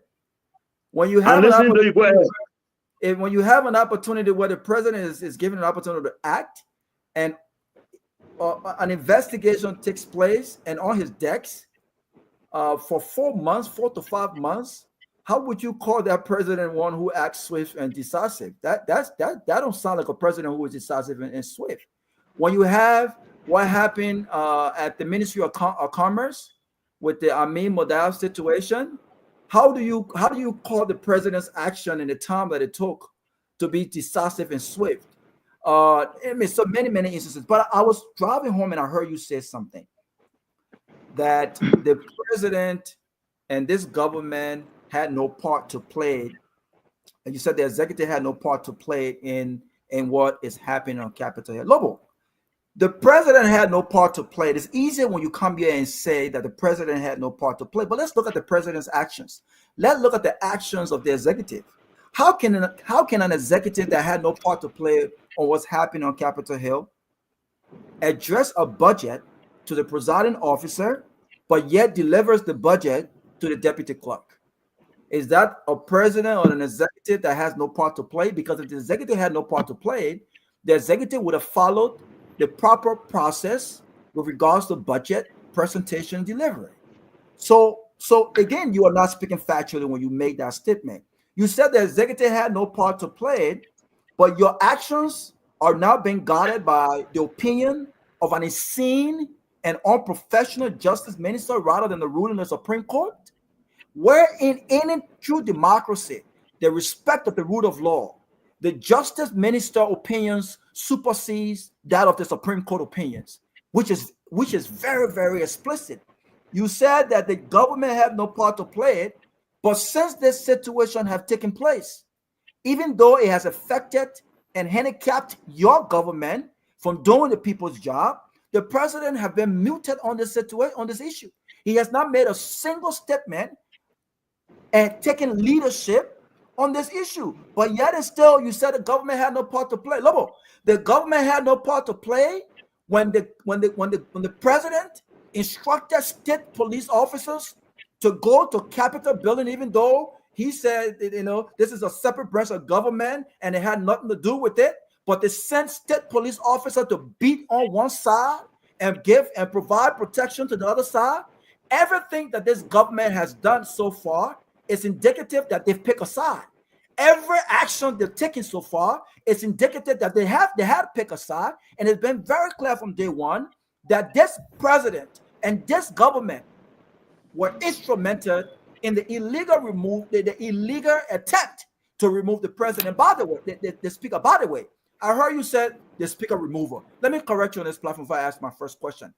As far as we are concerned, there's only one speaker constitutionally, and that speaker is Fanati Kofa. I want to be very clear. But Lobo, I want you to speak to this topic. Professor, we're talking about the economy and what actions you've taken. I know we went back and forth and we have fierce debate about governance, the economy, leadership. I want you to address this. We spent almost 2 hours talking about the MCC card in 2022. I remember during the early days of George Weah administration, you basically came down so hard on this government. You said that they were very inept. The ineptitude of the government was a reflection of the scorecard. But Lobo, the 2025 scorecards are out, and a few things I want to mention. Number one, there's a notable decline in corruption by 2%. In the first year of your administration, the scorecard on corruption is 2% decline when you compare to the last time. Out of 20, you have failed 11. You have failed 11. How much is it? 11. You failed 11 out of 20. 11. CDC passed 11 out of 20. You failed 11 out of 20 as compared to the last time. The score went from 79 to 76. You failed miserably when it came to government effectiveness. Government effectiveness. You failed miserably when it came to education. We know the University of Liberia has not been functioning, even though your president went and said that you're doing a PhD degree there, right? When the folks don't even have updated library. You sit on the closing argument and you want to tell us that this government is doing what the government is supposed to do. But I want you to specifically speak to the scorecard with regards to corruption. If this government hit the ground running to fight corruption, making corruption enemy number one, and not doing business as usual, rescuing the country, why does the scorecard reflect the opposite when it comes to the fight against corruption? All right, thank you, Robert. Let me answer your question, but I want to be very clear. You made a lot of claims, and I think it's important that we unpack some of those claims. First, you spoke on the government's involvement because you use the word government. let's be specific, the executive branch, because I know you're referring to the president. At no point in time, the president and the executive branch of government was ever involved in this, which is a fact. But you see, it's nice to hear yourself talk, but I think it's important when you speak on national issues to provide some facts. Let's read the executive law, chapter 22.2c. Here's what it says. It is the duty of the Minister of Justice to furnish opinions as to legal matters and render services requiring legal skills to the President and other agencies of the executive. That is the executive law 22.2c. That's what it states. Who is the Justice Minister of the Republic of Liberia? The Justice Minister is the Attorney General. He's a one-man constitutional clothed with the authority to disagree with the President. The executive made no decision at first of which side to work with or to recognize until the Justice Minister appeared at Mika on Tuesday. At the press briefing, he stated he had briefed the President, and based on his interpretation of the Supreme Court's ruling, that the executive had the right to deal with the majority bloc. That is not something for me to waste my time on your little rant about it. I'll leave that for you. Hopefully it makes you happy. But let's speak on the issue with regards to that. On the issue of the submission of budget, Robert, it's quite unfortunate. I find it very pathetic that you do not understand that in the absence of the chief clerk, there's someone who deputized the chief clerk. The executive job is to submit the budget to the office of the chief clerk. In the absence of the chief clerk, the deputy chief clerk is the one in charge. And as far as I'm concerned, by law, the executive submits the budget to the office of the chief clerk. That is what was done. That is following the law. And again, I will say this to you, my dear brother. It is not how much you demonstrate that you like or hate the president, but let's speak to the issues with facts. Let's come on the issue of the president acting swiftly and decisively. You brought up the issue of the former Minister of Commerce, Amin Muda. I don't know what context in which you brought up Muda. Were you trying to say the president was decisive or not decisive? You argue on the issue of the LDEA that the president had a report on his desk for over 4 months. You and I can speculate as to when the reports were made available to the president. One thing I can tell you, a report can be presented to the office of the president. It does not mean that that report immediately sits on the president's desk, especially when it has to do with LDEA. There are security implications. There's a national security advisor to the president the last time I checked. There's a minister of state, and there's a whole lot of people that are involved with the report before it gets to the president's desk. However be it, Robert, the president was decisive when he saw, when the evidence was provided to him, that indeed that people fought at the LDEA office, which the president felt that that was wrong. When I talk about decisiveness and being swift, the president took action immediately by suspending the head and that of his deputies. That is being decisive, that is being prompt, and that is showing leadership. What did he do? He just didn't leave his vacuum or vacant. The president did not create a vacuum there. What the president did was he appointed Mr. Peters to act as acting DEA boss. So at DEA, there was a decision taken. He was decisive. So again, your characterization of President Bouaka is your right and is your opinion, and you are entitled to that. Now let's come to the MCC scorecard. What a travesty! What a pity! The CDC government 6 years passed the MCC once out of 6 years. I think it took them in their 4th or 5th year when they passed the MCC, for which they had a celebration at the City Hall.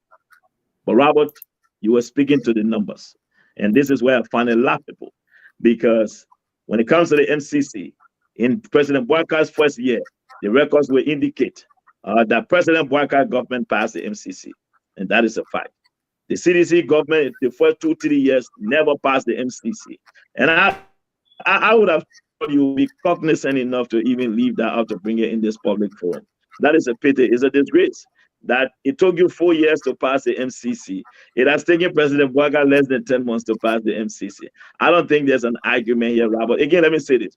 We met the requirement to pass the MCC. There are areas of improvement, Robert. It is true. On the issue of rule of law, like you mentioned, there are structural issues that must be addressed. The thing about these things, Robert, we can't keep making excuses. We've had age-old problem. Our responsibility here is not to make excuses as to what we inherited. Our job is to fix the problem.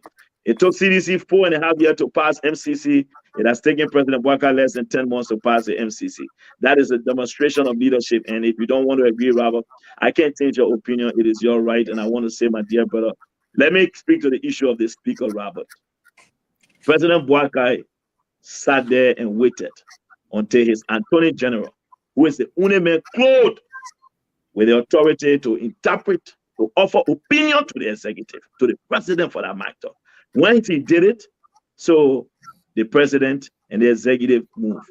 On the issue of police being brought at the Capitol, Robert, that is one of the most embarrassing statements you've ever made as a brother. And I will say this to you. I understand your admiration for the past regime. I like that. But again, you everybody know we don't expect you to change overnight. I used to say this, Robert.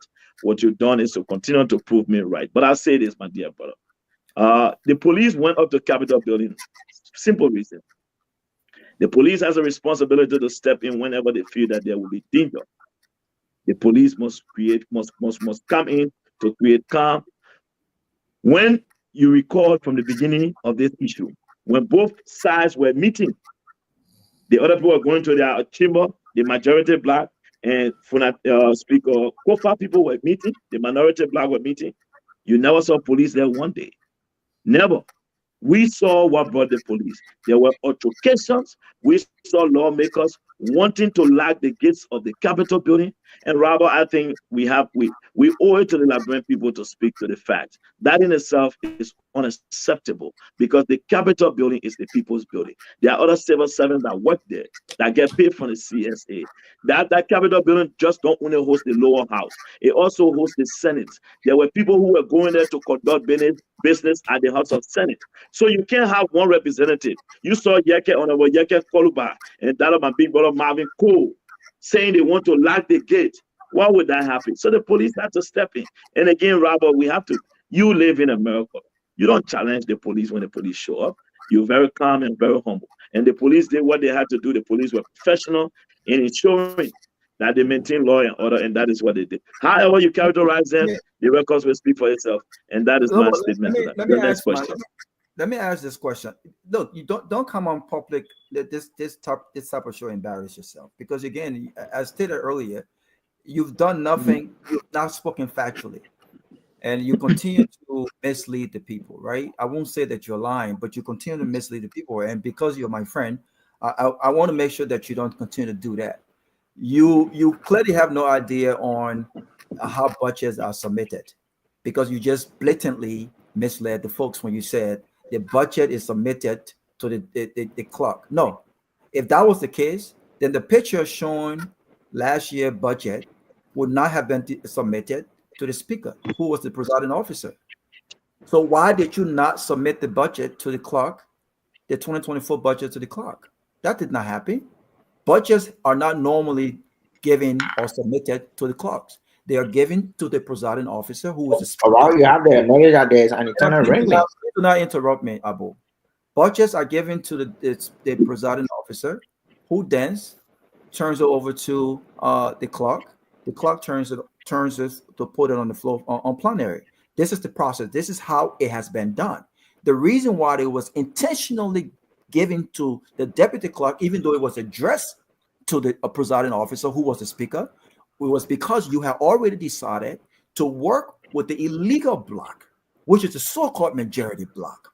Number one. Number two, you can't have your cake and eat it too, Lobo. Either you have the authority constitutionally to render opinion on legal matters, or you don't.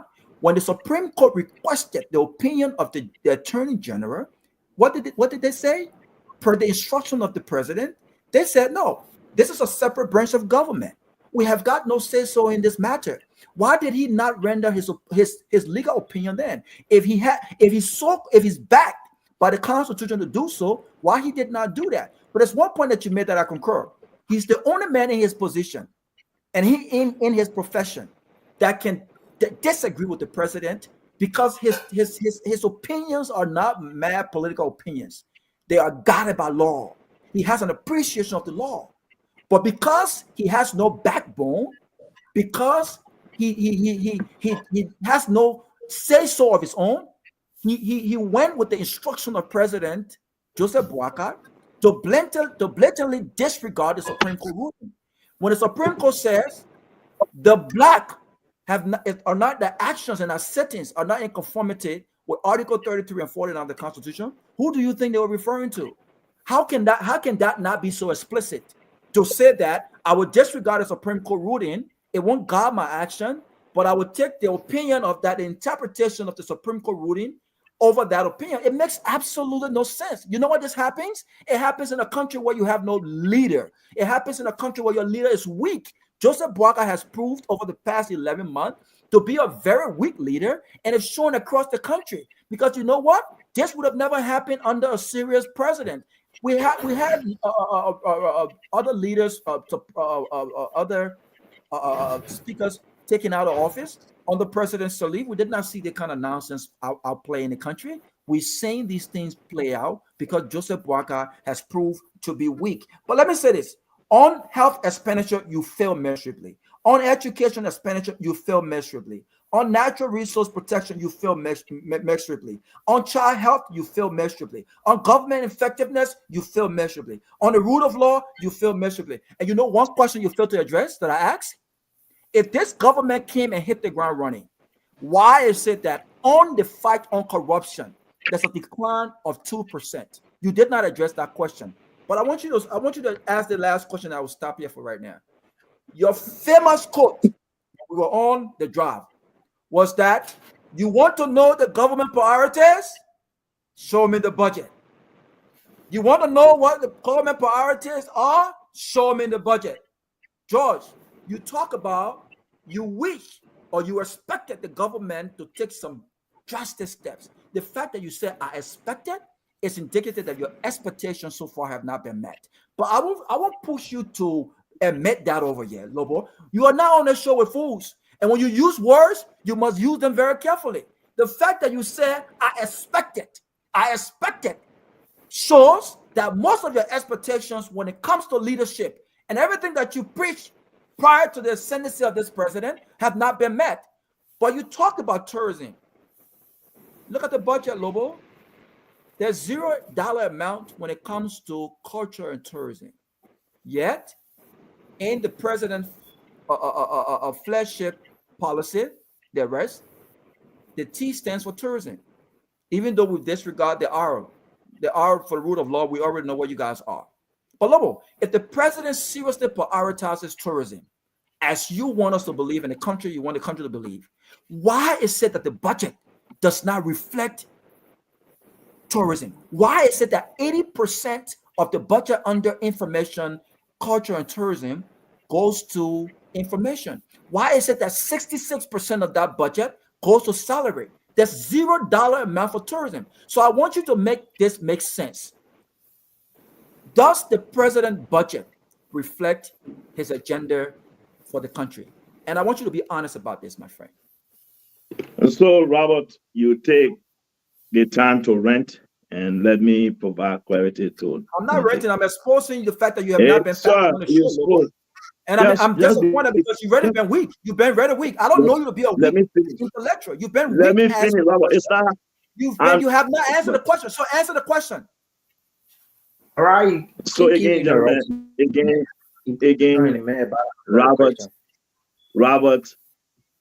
I will say this to you. It's not how many times you repeat yourself and say the same thing that make you strong. Nothing at all. Because you've said nothing here that makes any sense. So let me provide this public education. Maybe you didn't understand what I read, and I hope you open your ears for this last time. I'll read this to you. Executive Law, chapter 22.2. C. Here's what it says, Robert. Listen carefully. I don't want you to restate anything of this kind again because I will not answer that.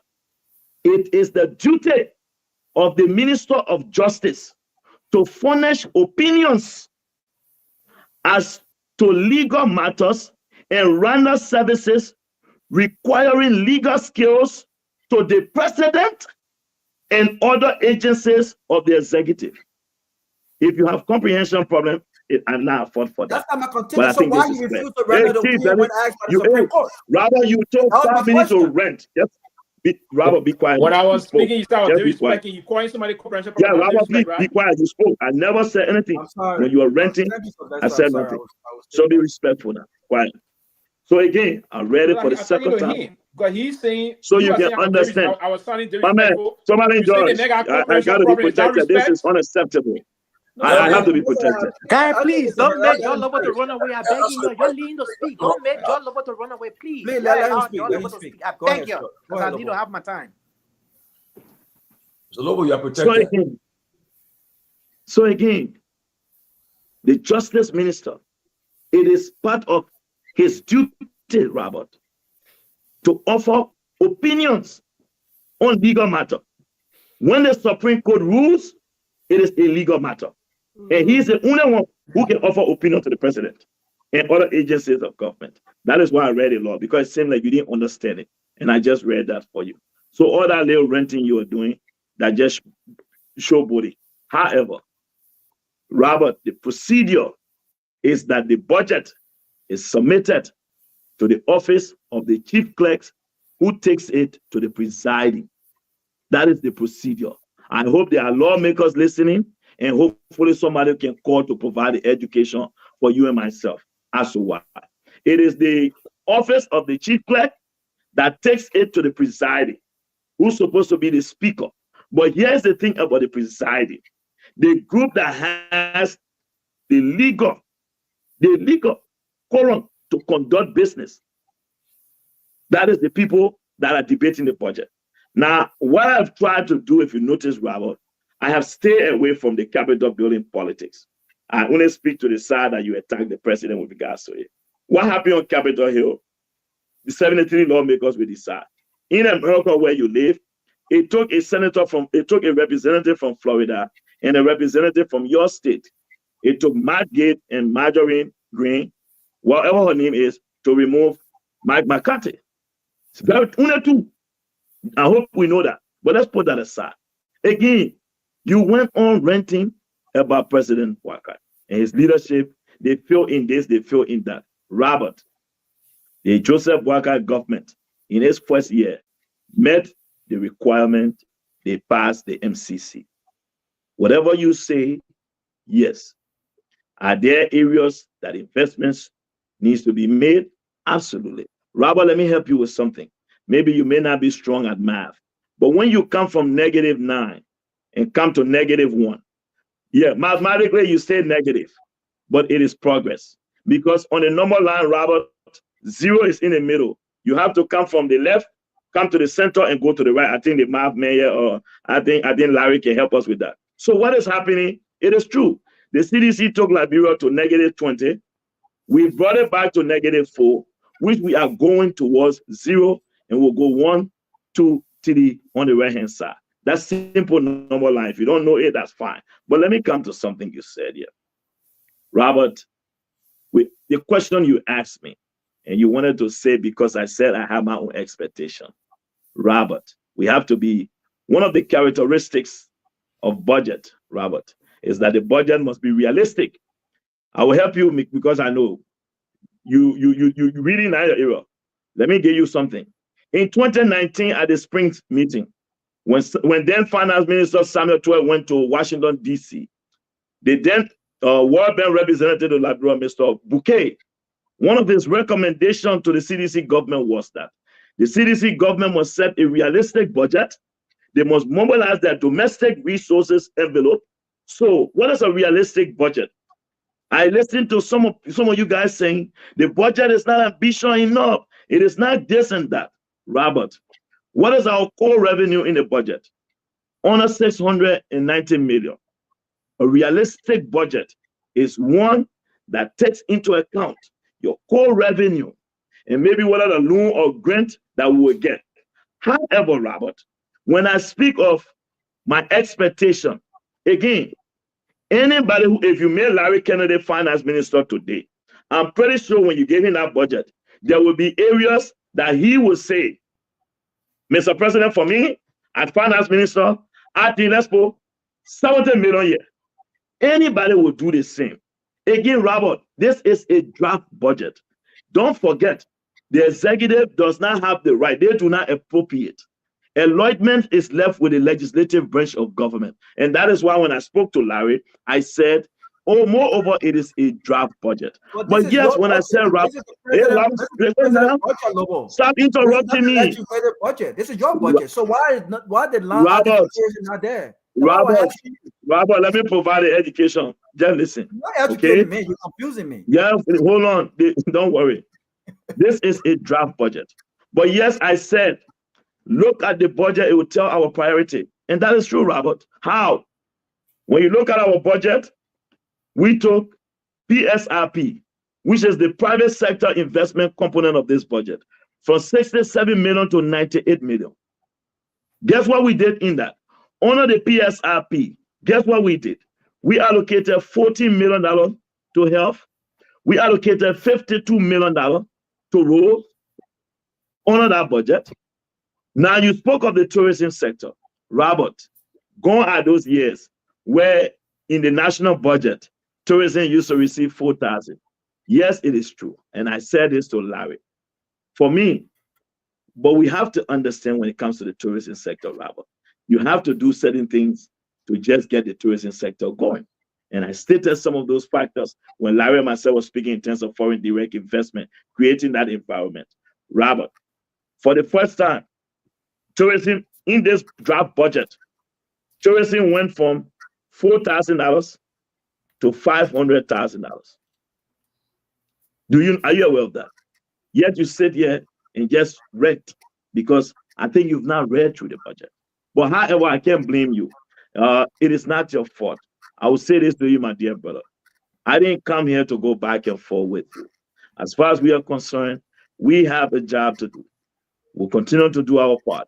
I look forward to seeing you in 2028, in 2029. Hopefully, you'll be on the campaign trail because, again, I told you before, Robert, I don't expect you to change anytime soon. And so there's your low rent. Can't move me anywhere. But I'll just tell you, our budget outlines the aspiration, the desire, the hope for our people. And I'll say this to you. Our government is focused on changing the lives of our people. And we'll do just that, Robert. So again, you can say anything you want to say. Like the finance minister said, Robert, what are our priorities in our budget? This budget, for the first time, Robert, when it passes, the CDC government you supported reduce people's salary through their harmonization. One of the most fiabubu fiscal policy that hurt Liberians, that more and more like let me finish. Today, I've never supported any government. Stop these lies. Robert let to hear himself talk, so we finish. So again, we came to power. In our first budget, Robert, we've taken bold steps to take Liberians. 25,000 Liberians will be impacted by our budget, where 60 million was allocated to increasing salaries, anywhere between 40 to 50 dollars. The salaries of 7 that you reduce through harmonization, we are bringing it back up. In our budget, Robert, we allocated money to bring decency to our police. We are now going to provide insurance coverage for 5,000 police officers. Robert, our budget will not solve all the problems. We know that. This is our first budget, but I can assure you, as we continue to address the Liberian people problem year by year, we'll get where we need to be. And I look forward to seeing you in 2029. I'll give the opportunity to other people. Okay, George, I beg you, please make your answers short, because no, tell Robert, just spend 5 minutes wasting my time. You ask me short question, Larry and myself was short. You ask me short question, I respond short question. Okay, so look, I got plenty for you. I got a video. I got video to play as well. Video, yeah, I got plenty for you. One give the Robert, you bring TV. But let me quickly go to Anthony Gay. Ask the question, make it short. So we have time to ask it. Yeah. So Anthony Gay, just give me a question. Short question. Yeah, I think somebody's playing that device in the background. If they can quickly mute it, I already appreciate it. Yeah, so let's go here. Thank you very much, Mr. George, and thank you, my dear friend George Lobo, for showing up here. I want to commend you for mustering the courage to come up here. Good evening to all the panelists, and good evening to our followers and our listeners on the radio. Right. So, let me get to the point. In 12 years, Madam Sirleaf described the corruption as a vampire in Liberia, and she also described our educational system as a mess. Lobo, in 2022, also on the drive, you also mentioned that the CDC have destroyed everything the UP did. Everything the UP did, it destroyed the system. Can you help us understand? After Madam Sirleaf's 12 years, she herself described that this issue with corruption was a vampire in Liberia, and also the educational system was a mess. So, which system that the CDC described, please help the audience understand. Tomalin George, fellow panelists, I'm sorry to say, Anthony Gay and myself, we appear on the drive. This man, myself, I told him, until he live up to his commitment, which he know. I like people of integrity. A man will be a man of his word. Anthony Gay, when he asks me a question, I have no answer for him. I'm sorry to say, so he can say what he wants to say. What integrity I did not uphold? I'm done with that. But why integrity I did not uphold? It is my right. I just said, if I don't want to answer Anthony Gay, it's my right. Yeah, I've just declared. Let me say this now about George. You say that on the drive, but on the closing argument now. So if you on the drive, again, it's Tomalin George. You're on a different place, but man, this is not a drive. So yeah, it's not a drive. I just said, listen now. So yes, this man again modeled himself from the Integrity Party. I told him. He came, he bet, knocked his chest, and I know he still struggling with it. I told him his party, if they get 7%, he and myself bet $1,000. I will not answer him until he pay my money. I don't encourage that. I let people of integrity be men of their word. I will not answer him any question. What does it have to do with this show? I'm not wasting my time. Go look for my money. Go up and go find my money. You gotta be men of your word. When you bring my money, I'll answer you. I'll tell you next panelist. Yeah, but wait, he can answer any question. I will not answer the different question. My answer, yes, my answer totally. Anthony Gay, go bring my money. Always run away from me. I told you before. He go always bring my run away money. from me. Robert, you know me. I answer Robert. Always run away from me. I will teach you to be man. I don't waste my time. This is not a drive. I will teach you to be a man. Let me come in now. Okay, George. Somebody, I will answer. I will not answer. I will not answer. Okay, so here's my answer. Anthony Gay, here's my answer. Go bring my money. What money? Answer it. Next question. Okay, but let me come in. You are down. Let me come in. Okay, but George. Let's see. George Lobo, okay, let me just go ahead and you've been beating your chest about this administration. I asked you one question, you're running away. Okay, Professor Lara, can you ask that question for me, please? You had to have your own stuff on a different platform. I'm telling you, I asked a very simple question. I've destroyed everything. But Madam Sirleaf herself confessed. No, but Tomalin, I have the right. I don't care which platform I go. I have the right. I can say I will answer. I will not answer. There's no crime. I've done nothing wrong. Okay, I will not answer him. Okay, Mr. Thank you. Let me finish now. I beg you guys. George, I will say for the last time. We had on a different how you owe John Lobo anything? So single dam. I don't know you. You answer the question. I won't force you, but at least you honor for the respect for the audience and the people watching. To be honest, right? A dime. So Tomalin again. Tomalin, I'm looking in the camera. You send me a penny. Saint Tomalin George. Saint Tomalin George. I want to be clear. I have respect for everybody on the panel and the audience. They know that I've gone on platform several times. You know me. I will answer any question. He doesn't have has not asked any question. So again, you know what I'm saying. I don't. When you profess to be a man of integrity, I will hold you by your word. Anthony Gay, here's my answer. Go be my money. I've answered your question. Your next question. Did I loan money from you? Is that you have any question for me? Do you have a question for me? It's my time to speak. Let me speak. Yeah, no, you're Ben. 1 minute. I just want to say something back, and I'll be leaving. I just want to say something quickly, Ben, please. I think we need to bring some standard. Too many. You come in just a few seconds. We need to bring some standards. Thank you. Noble is on the show. We invited. He need to respect the integrity of the show as well. And I've done that. One thing we have to do also here is that while we agree that we brought over on the show to prove that this show is balanced and respectful to all views, Noble will have to desist from trying to play a kind of a caricature show here tonight. He don't want to answer the question. Then I've answered every question. I just said when I answer this particular panelist, there's no crime. Dignity to something, and I mean that's just my advice. Yeah. But Pewee, I answer you, right? He did go to Robert as well. Right? So Robert, answer you. As well. I mean, no, you didn't answer. You are there saying people can do. They can do. There are things said are not correct and are not right. All right, so gentlemen, again, so Tomalin, listen, right? Yes. Tomalin.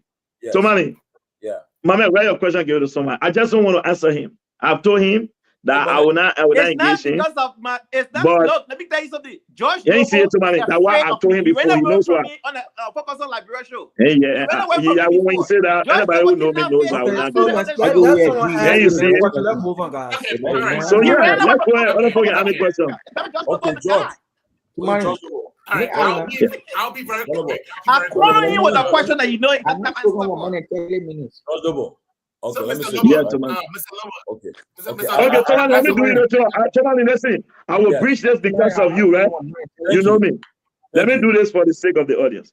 Just to provide. Since you asked, what mess when Madam Sirleaf left that she said and that we came on and didn't fix.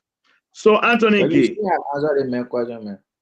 No, let me provide. Not for him. Education, you know, I know what happened in education, so it's easy. So let me just provide for you. But not for him. I'm doing it for the other panelists then. So yeah, let's speak on education. Madam Sirleaf said the educational system was a mess. But that does not mean that the Unity Party government made no investment in the educational system. We can attest to that. Before the Unity Party government came, Anthony Gay, I know you were not in Liberia. You had no knowledge. People were taking 2-3 years before one graduation take place on LU campus. Madam Sirleaf moved the University of Liberia to Feno. Madam Sirleaf increased the budgetary allotment for the UL, where the budget, it was 16 million before we left power. A lot of investments were made in terms of renovation of schools across the country. More needed to be done. And so when Madam Sirleaf said it, look, let me tell you, we have to be cognizant of the fact. If George Lobo said, I will be in Ganta at 4 p.m. and I get to Ganta at 6, I can say, wow, the road is terrible. I should have been Ganta. So if someone asks me, based on my expectation, I could say that. It does not mean nothing was done. However, what was done within the 6 years of the CDC government to improve on what they inherited? What can you say? Now, what we came after 12 years, if you had just taken it, we brought it from A to B. If you took it to C, by this time we'll be fighting to take it to D. You made it as B. You took it back to A. We have to now bring it to B to go to C. So let's look at education, for example, what we've done. Under the brilliant leadership of Dr. Jallah, the very first thing when the Minister of Education took over, she did a county-wide tour so as to assess the educational infrastructure deficit of the country. And good thing I was part of that tour to assess what was happening in the classroom. She didn't sit in Monrovia to just say someone sent her a report. On the basis of that report, Anthony Gay, I can inform you today that there was a vetting consultancy group hire, Larry, to vet and rehire DEOs and CEOs, the county educational officer, the district educational officers. As a result of the screening process, Larry, 80 of the DEOs in the past were now retained because they didn't meet the bare requirement to be DEOs. Now, what the Ministry of Education has stated is that they're going to move them in other roles. Not only that, this Ministry of Education is currently vetting teachers to make sure that some 2,000 teachers will be put on a payroll to end the issue of volunteer teachers across the country. Dr. Jallah has a 5-year strategic plan, which the Ministry of Education is now working on improving the quality of education across the country. So to Mr. Fake Integrity, I just want to say to you, this is what we've done. The sad part about it, like Tomalin stated and somebody said earlier, while it is true we agree government is continuity, And I think I tried to say that to Larry and Ben. When we gave you 150 megawatts of power generation capacity in 6 years, if you had added at least 30, gentlemen, the LEC, I just talking about power is gone. Generator on. That's why I'm telling you, so you want someone to bring a factory. What an embarrassment. What an embarrassment. What an embarrassment. Wow. Is this what like it is the reality of the country. You are on live TV and you just go dark like that? My dear brother. We got our answer, Lobo. Wow, so my man is not my brother. But Pewee know the fact it has happened to them. What happened in the LEC? No, the LEC gone? Yeah, LEC gone.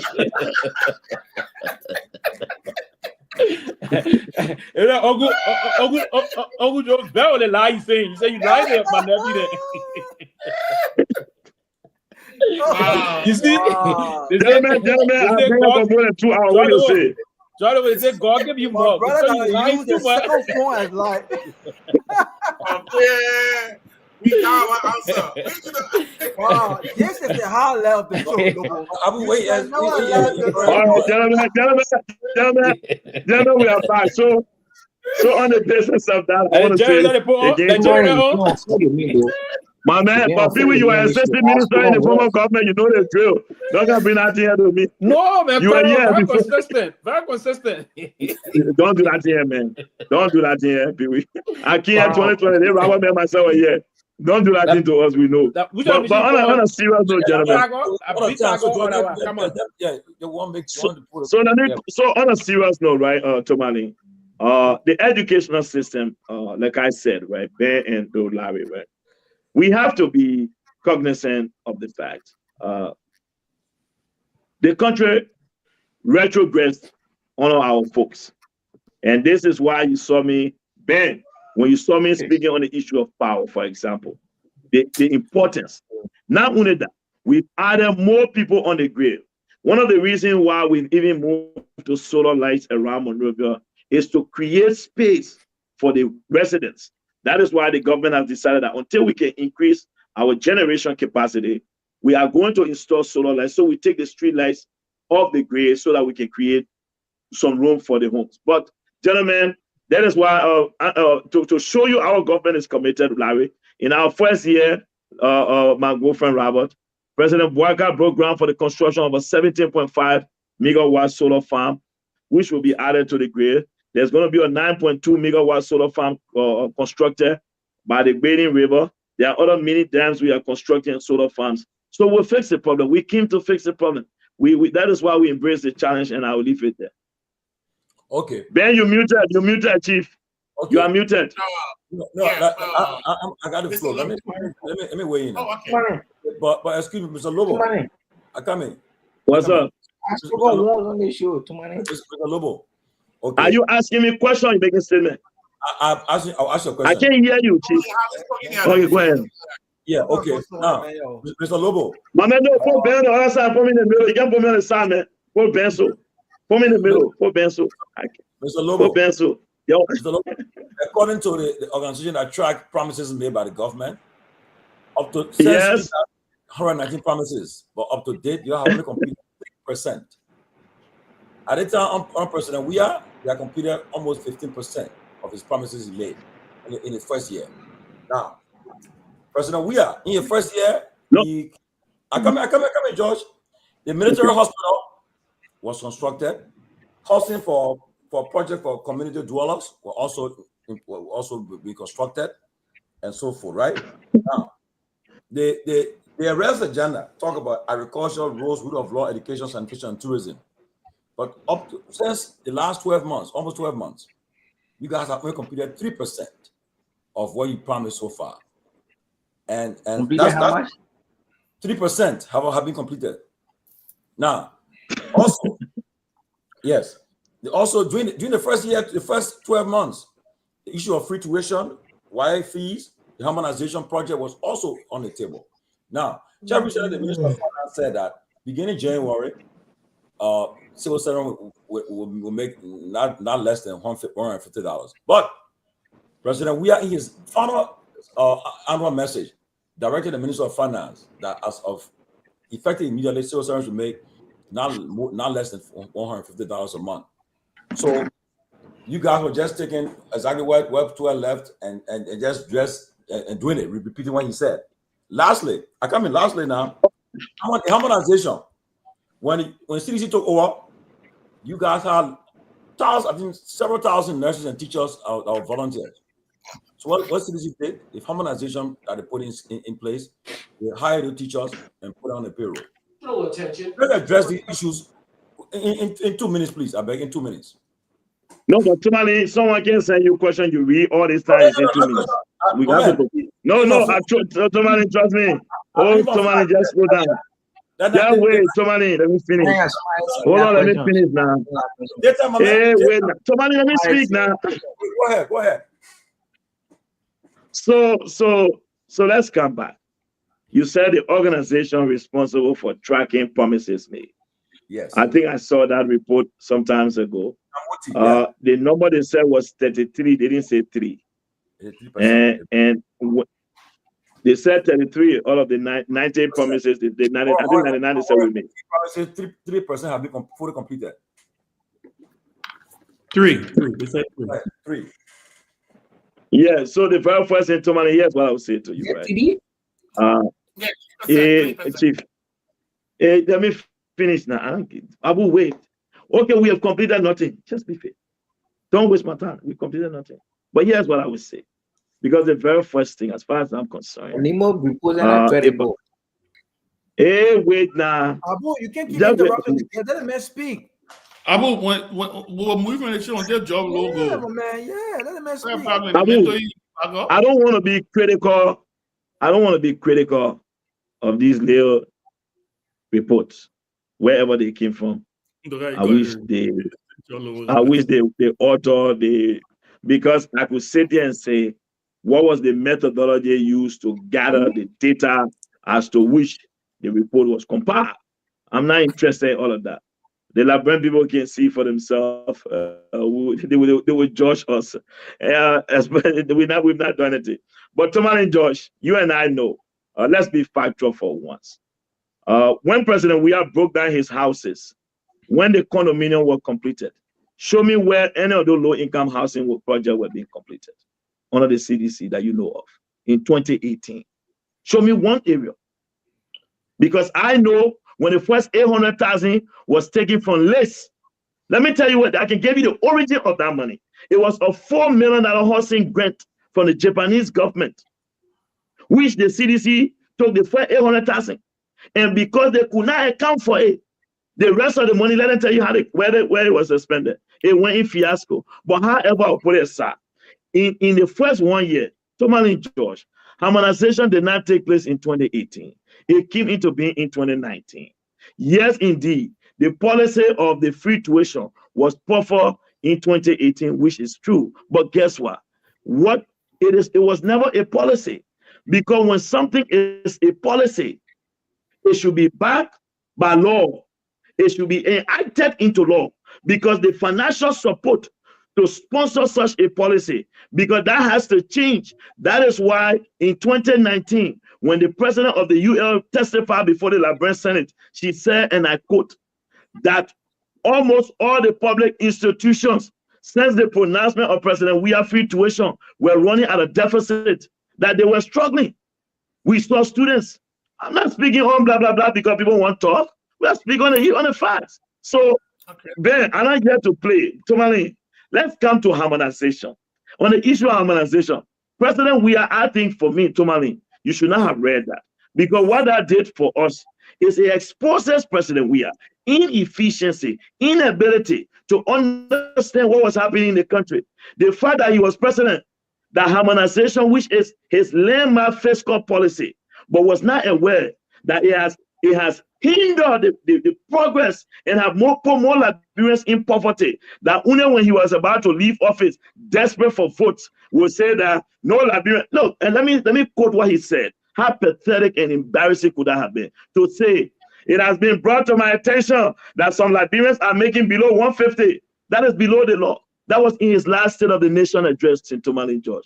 That in itself, for me, it tells me of a president who had no knowledge as to what was happening. He was not in the know. He was not aware of the danger and the impact of harmonization. Here we have a responsible government who has come to power and said, in our first year, in our first budget, we will ensure that those people that President we have put in poverty will live them out of poverty. That is why we will make sure that this become part of our policy. And not only that, we said that people in the healthcare sector, in the security sector, in the educational sector, will receive anywhere from $40 to $50 increment on their salaries. Because, Tomalin, if we want to increase consumer spending in the country, we have to give more to our people. We have to empower our people. And that is why our budget is a reflection. President, we are 90% of his statements were just mere talk. The budget was struggling from one budget shuffle to budget shuffle. Is that what you want us to discuss? I'm not here for it, Tomalin. They've gone. The Liberian people know what they did, and the records are there. Okay, they will judge us with 2028. My last question. Okay, but let me send you another question. I'll be here. I'm here. Don't say that. Mama, welcome my friend, the chairman. Mama, let me welcome my friend. I'm looking at the stuff here, man. Don't say that thing. Tomalin, read. I'm here, Tomalin. I'm here. The former finance minister was clear. He challenged you that the UP cannot undo the CDC harmonization program. He challenged the UP government. And since Minister Togar made that challenge, now the UP government is yet to come out to respond to him. They say that they can undo it. You guys ran. So let me help you. No. You guys ran on the fact that the harmonization were wrong. But now since Mr. Togar threw that challenge, he challenged you. You cannot undo the CDC harmonization program. You have yet to do it. Moreover, too, don't forget. Moreover, before I end on my last question, George Lobo, be honest with yourself. That Minister 12, the harmonization that the president's speech he made, he said 150 should be the least. Since the Boga regime took over, the civil servant salary is still the same. Yeah, yet to change. Yeah, like Robert said, this is your budget now. You guys just submitted your new budget, the draft budget. Okay, or that budget, the same thing he said wasn't going to happen is happening. 10.6 million of that budget is being paid to the first top people in the country. It's being paid. Recurring expenses that was taking place in the same budget. He spoke against it during the campaign, but yet and still, it has not changed. So how can you reconcile what you're talking about? So Tomalin, here's what I would say. Yeah, it is easy to read questions.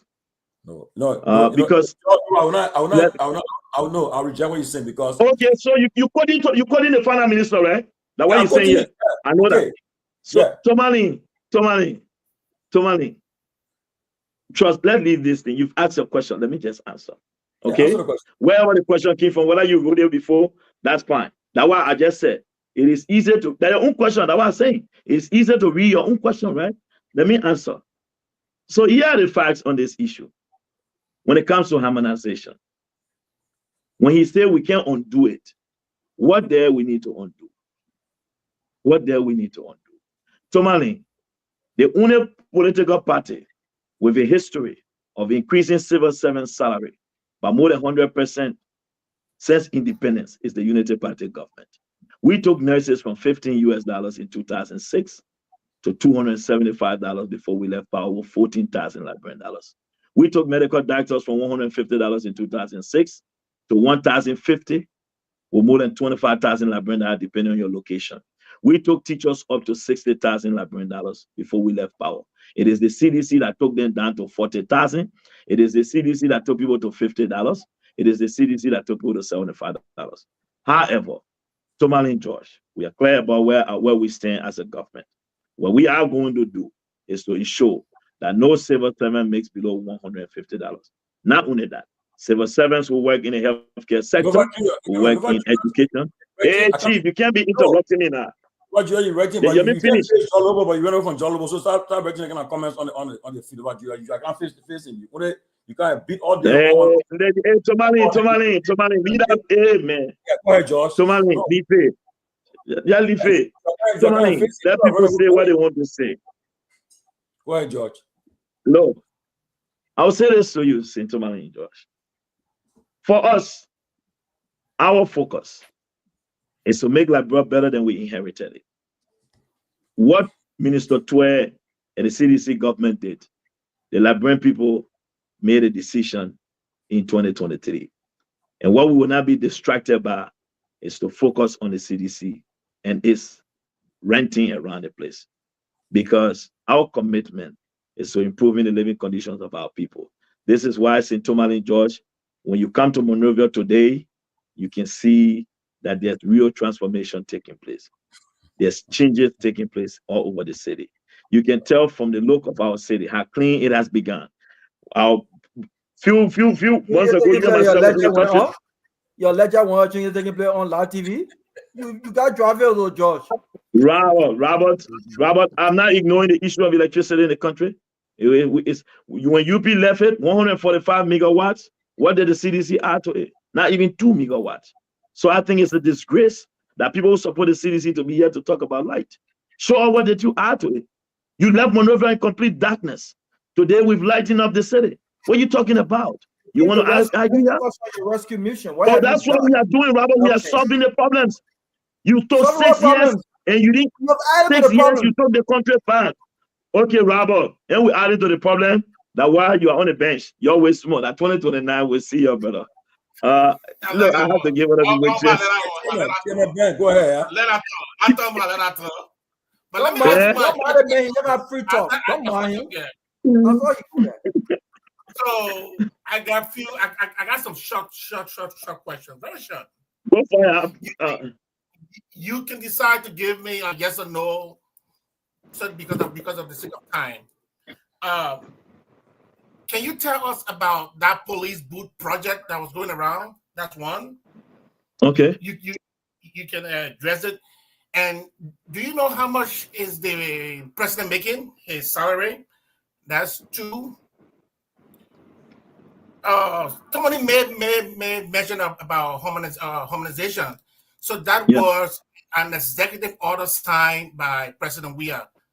Why has President Barker not undo all of those things with the same pen that Weah used to sign them? Just undo them. So Ben. Yeah. Okay. So Ben, there are a couple of things we are looking at.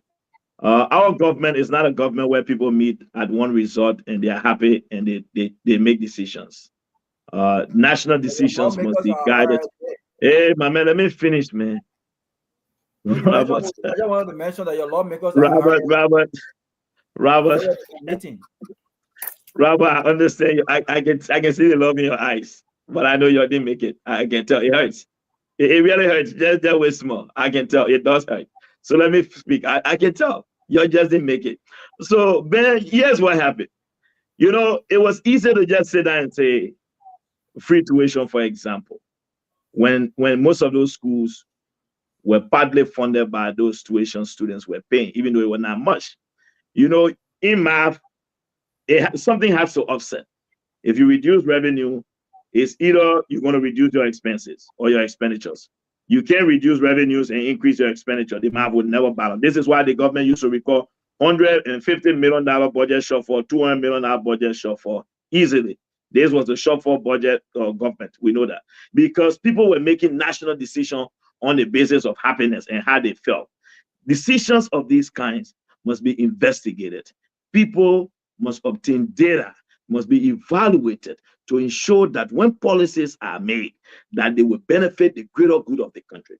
Yes, it is true President Barker can undo some of them with a stroke of a pen, but with a stroke of a pen. What we are concerned about is that we came to fix the problem, man.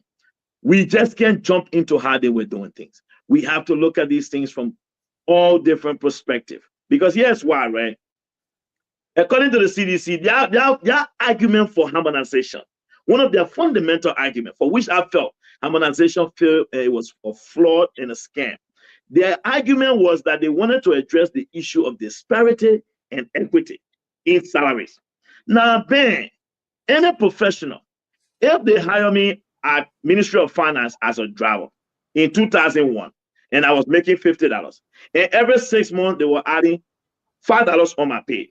If I spent 5 years to Ministry of Finance, and they hired Ben in 2004 to Ministry of Commerce, and he's doing the same job, will Ben make the same money with me? Because no, employment, there are factors considered when you pay people. Length of service, experience are factored into compensation. So the argument that you wanted everybody to make the same for me, it was flawed from the beginning. That's where I knew that it was a joke. So why are you keeping a flawed system? So hold on now, Ben. So hold on, Ben. So what we did first, this is why we allocated 60 million and said STDC took you to $70, $40 because of their policy. Nobody will make below 150. And not only that, depending on where you're working, in the healthcare sector, the educational sector, the security sector, you will see an additional anywhere from $40 to $50 on your salary. The goal is we have to look at compensation from a holistic point of view. Our finance minister is saying he wants a performance-based salary structure. Now, CSA is still looking at these things. So I don't want to sit here and just make blanket statements and misinform the public. I agree with you. Some of these things here, we should make those moves. But I think the way we've gone about it, it is better than where our people are coming from. The fact now that nobody will make that amount, I hope my friends can do their research on it. But let me say, Ben, on something you spoke of. You said one thing that I think I slipped my mind. What was the other question? The police booth. Okay, the intention was that they will have them at major intersections and things like that. But again, our country, the way people drive, people were running them over. So, I mean, yeah, because Ben, one day I was at the SKD Boulevard, for example. I know they brought it back, but they ran it over. And you know, so in this country, a lot needs to change, Ben. So the goal is to fix the problem. I know we can't solve all in 1 year, but we are committed to the tax and we'll definitely fix the problem. I rest my case. Thank you. Let me welcome my brother. My dear brother. Once a chairman, always a chairman. Long live the chairman. Man, don't lie with this man. He's trying to. I mean, Robert, you and John Lowe, you're not giving. You're not putting me between. You're not putting me between. Robert can't handle that. Because George, I would say to you, if you have friends like Robert, you need anyways. Because him politically, the way he came for you today, I was like, oh my God. You were not even know George Lowe stood in Robert wedding. But anyway, it's politics. So it's and I left Liberia just for that wedding. Yeah. Just for that particular wedding. Yeah. Imagine. My dear brother, you home and well pleased. And I give you, listen. I give you some credit, George. You know, you're doing what you do best. I consistently say over and over. I said it over and over that before JMB became cool to talk about, before people were excited about Joseph Boyka, not all the Johnny come lately. That's why when people talk about you and they tend, George got job, George this, you know. I said, listen.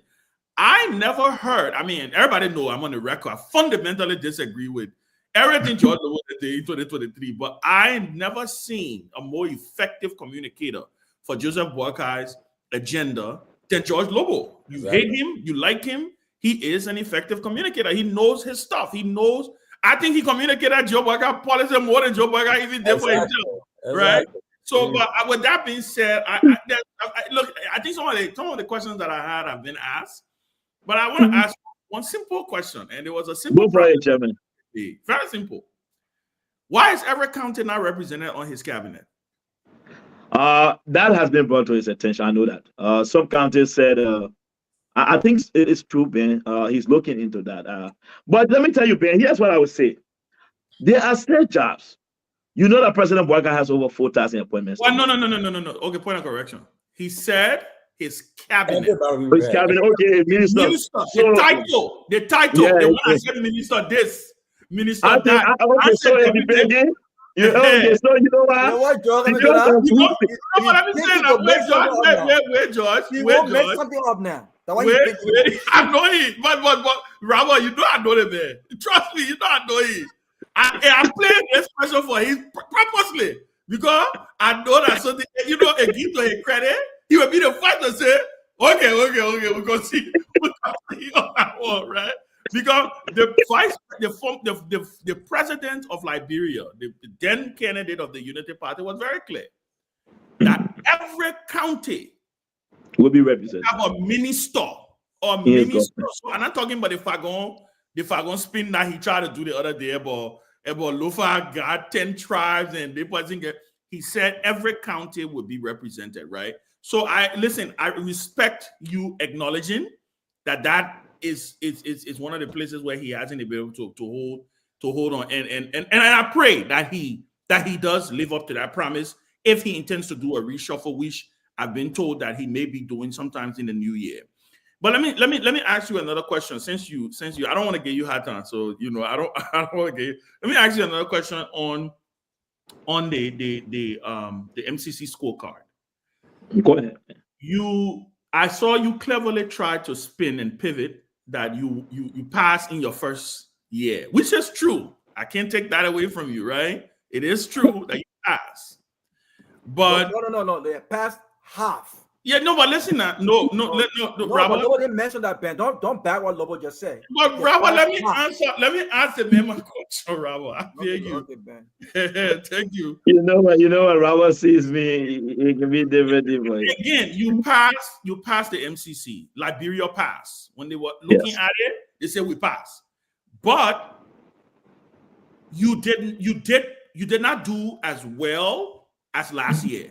Meaning the CDC consistently, I think the CDC did 2 consecutive passes, 2 years in a row. Which mean they improved. No, they passed 1 year. No, they passed 2. They passed 2. They failed, I think 3. They passed 2. No, because hold on, Ben. When you pass, you get enrolled, which qualifies you for the grant. Yeah, that's what I'm saying. It's supposed to be now. If you guys pass this coming year, we will then be eligible for a potential compact. That's how it goes. I think when you pass 3 years strict, they don't worry about who government it is. They're not worried about whether you change government or you change government. The reason I ask this question is because you guys did not do as well as last year. Yeah. You failed in some of the indicators that the CDC passed in. Yeah. Your argument, right? Your argument, and I'm not going to let you run away from this because I think Robert tried to push you to the wall against it, but he asked you too many questions, so you were able to slip. You were able to slip out of it. So I'm gonna bring it right back to you. Bring it on. I'm gonna bring it back to you. You in that campaign, and I used to listen to you. You know that on one show I used to religiously listen to The Drive, right? Sometimes we even call. You were very clear. You every time the CDC scorecard, even the year the CDC passed, you critique them. You talk about, how did they didn't pass this one? How did they didn't pass this one? They barely made it. They barely went across the finish line, right? You also barely went across the finish line, and that record, that MCC record was your record. It was not the CDC. They were not grading the CDC record. It was your record. We agree. Can you say that this is a true representation of Joseph Boakai's leadership? Because that was the same measurement you gave George Weah. The two of them are presidents, right? So why you have one stand up for Weah and you're trying to give us to get another stand up for Boakai and give him some excuses here? So here's why. In 2018, when the CDC came to power, the CDC did not pass the MCC. Because you recall, we got disqualified from the MCC. I agree, yes. So hold on now. They failed in the first year. True. Yes, fact. So because of that, Ben, the CDC had 30 years strict administration, which should have allowed them to have consolidated, build their government, strengthen what they felt were wrong to move forward, which allowed them down the line. So again, we inherited the government, and we are glad that in our first year, Ben, we passed. There are areas we need to improve on. Now that we know those areas, Ben, again, what I don't want to do is to dwell on the circumstances under which we came to power. Because if you look at the rule of law and some of those areas where they say we didn't function, Ben, there are a lot of, I can give excuses as to why. But in my life, I've come to understand one thing. They say the student who fails in class can write a book as to why he didn't pass the test. The teacher was not in class to teach every day. A man was sick, he had to leave class. He could not get to class on time. But the student who does well, Ben, will only tell you, only thing I did was I had to study and I was focused. So at this particular point in time, we can't make excuses. We own up to it. Our government will do what we can to move forward. Thank you very much. Thank you for doing so. Thank you for being honest. Let me ask you my last question, and then I'll pass it on to the guys. My last question has to do with my brother. Look, if someone give my brother Robert water, you will pass it. My last question. But you're big. You're not. But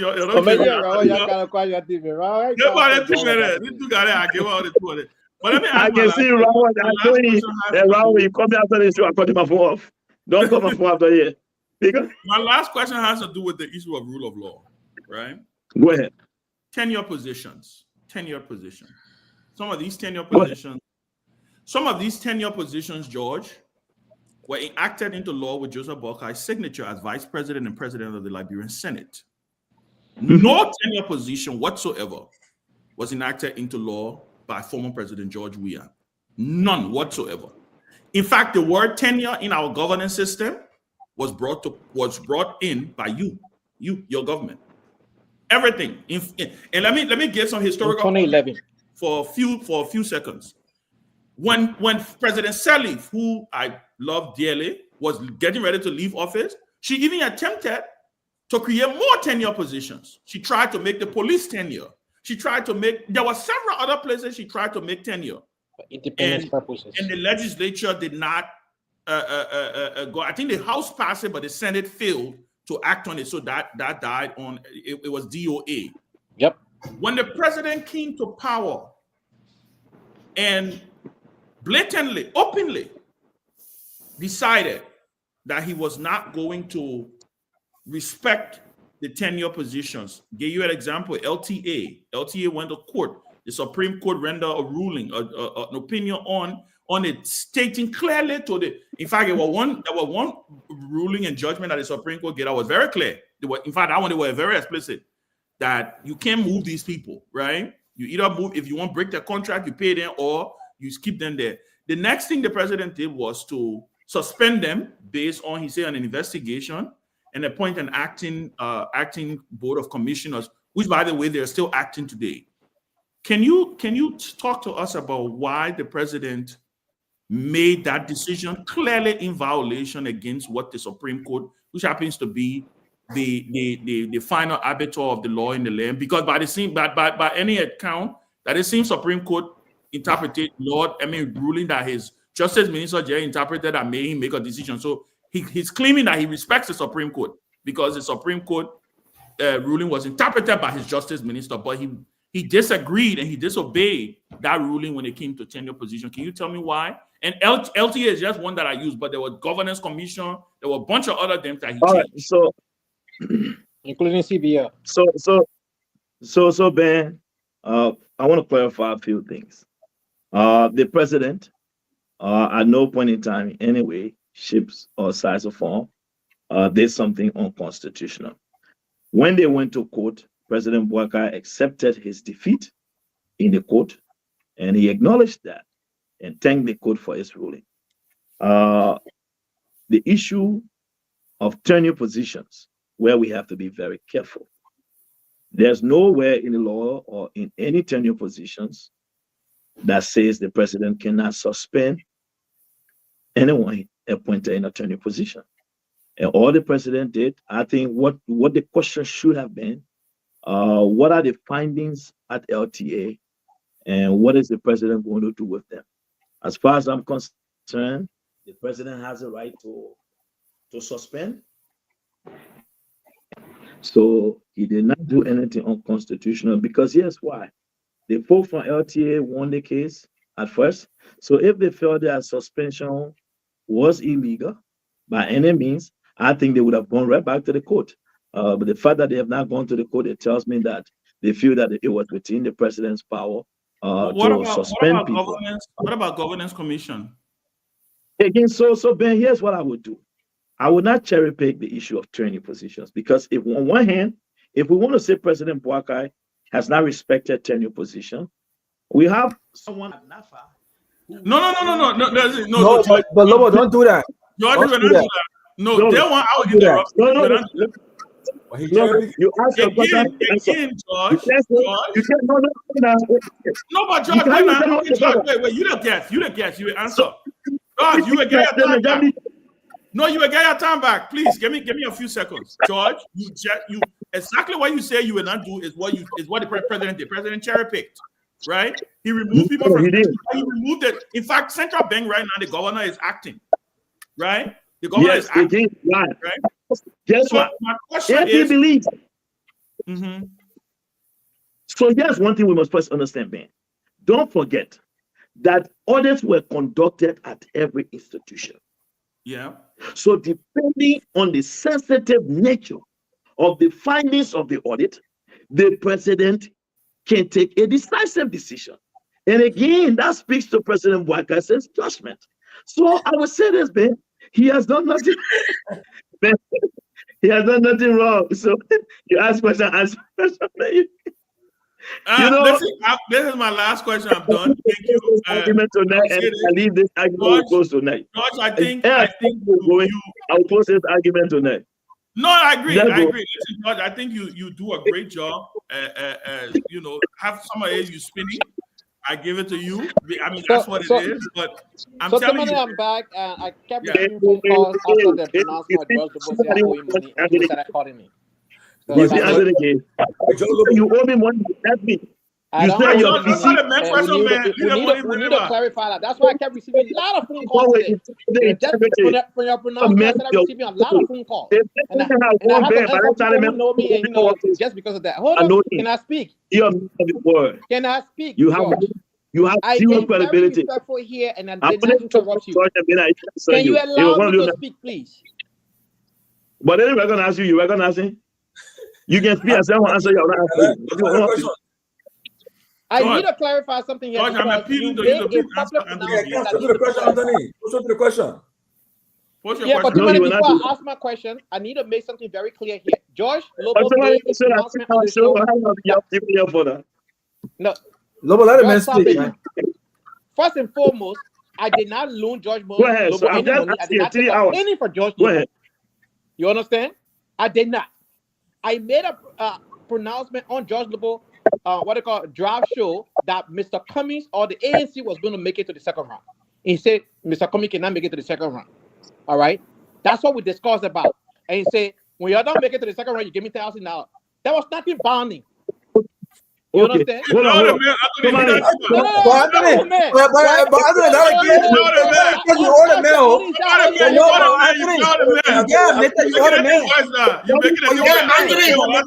Anthony, why did he say that? Anthony, you ordered man. I said, Mr. Cummings will make it that. We never make it that you got $1,000. It is implied. That's an implied contract. It's implied. You were paying. Listen, man, that's the conversation we have on the show. You making that scene now? What about? Okay. Let's see. Yeah, but Anthony, you had a bet. You lost your bet. You should. How will you make a arrangement? Make an arrangement with the man. Okay, John, I'll make a arrangement. Pay our money. Lobo. Yeah, make a arrangement with the man. Pay our money. God, Lobo. All right, we understand. Pay our money. Let's leave that. But don't the way you make us see that I took money from you, I want the public to understand what exactly happened. The fact of the matter that Anthony George Lobo, whatever you want to call it, I will make a arrangement and pay money. You not be listening. Yeah, no. I want people to know what it is. Don't make us see all right, Lobo, the mention you pay you. All right now. No, somebody don't listen. Yeah. The reason why I'm behind. Listen, George, we already started out. Let me progress. All right, Anthony, give him 1 minute. Give him 1 minute. Let him state his piece. It comes from the integrity party. They are the people that they can't walk up on Liberia. The ANC people, they are the only people that get credibility. This man came on the draft. The fact that he will come here tonight again, coming from the Integrity Party and still lying, this is what's upsetting to me. There is no lie This here. man, myself, listen to me, Chief. Be quiet for a second. Here was the bet. I said, Mr. Cummings, and a robber want to be honest, he can tell you. And I didn't bet you alone. I bet Muna Faham, I bet Ben Sanvee. I said, Mr. Cummings will not get 6%. I told you that. Don't come make it fun to say you go to the run. I told you, I get 6%. I remember Ben Sanvee. If I intervene and pay for Ben. I said, Mr. Cummings get 6% of the vote. George, let me election, man. Coming on, got 1%. Don't mind. But George, I'm glad now that the public know how that money came about. So let's get me progress here. Be a man of your word. Pay my money. George, calm down. You don't have to talk to your friend as disdain as Give you me do a question. it, right? Mama, you want to George, give me your question. What is it? You know, when you came here and talk about digitalization, I could make mockery of you because in my view, we don't call it digitalization, we call it digitize, right? You don't digitalize, you digitize. No, listen. I could talk down on your mockery of you. No, but let me answer let me educate you. You talk about educating people. The war is not digitalized. The war is digitized. You understand? So, but when we're talking, we don't make mockery of our friends. You always want to talk down on people. You don't have no expertise. That's the reality, right? We don't have expertise. We don't brag about it, right? So when you come on the show, stop talking down on people, right? So yes, what I'm saying. Lobo, let me ask a question, man. So let me get said this, right? You spoke. No, hold on. You spoke about the administration about to issue medical insurance to our national police officer. Currently in Myean County, Grand Jide, there are over 10,000 undocumented Burkinabes in the national forest. Currently, no national police, the LMP does not have vehicles in Zwaju, in River G, in Maryland, in Grand Coup, and the list goes on. This administration spoke about the rule of law, upholding the rule of law, protecting all of these different things. In your arrest agenda, the budget did not reflect our national police receiving the necessary logistics to do their job.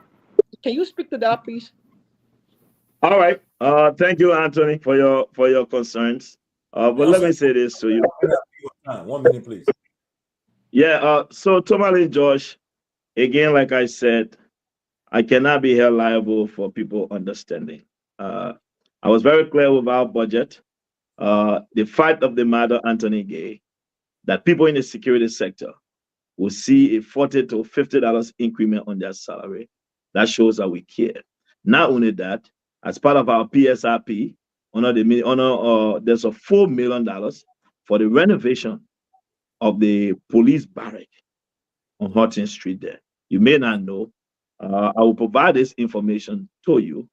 The police are expecting anywhere between 30 to 36 brand new Toyota Land Cruisers.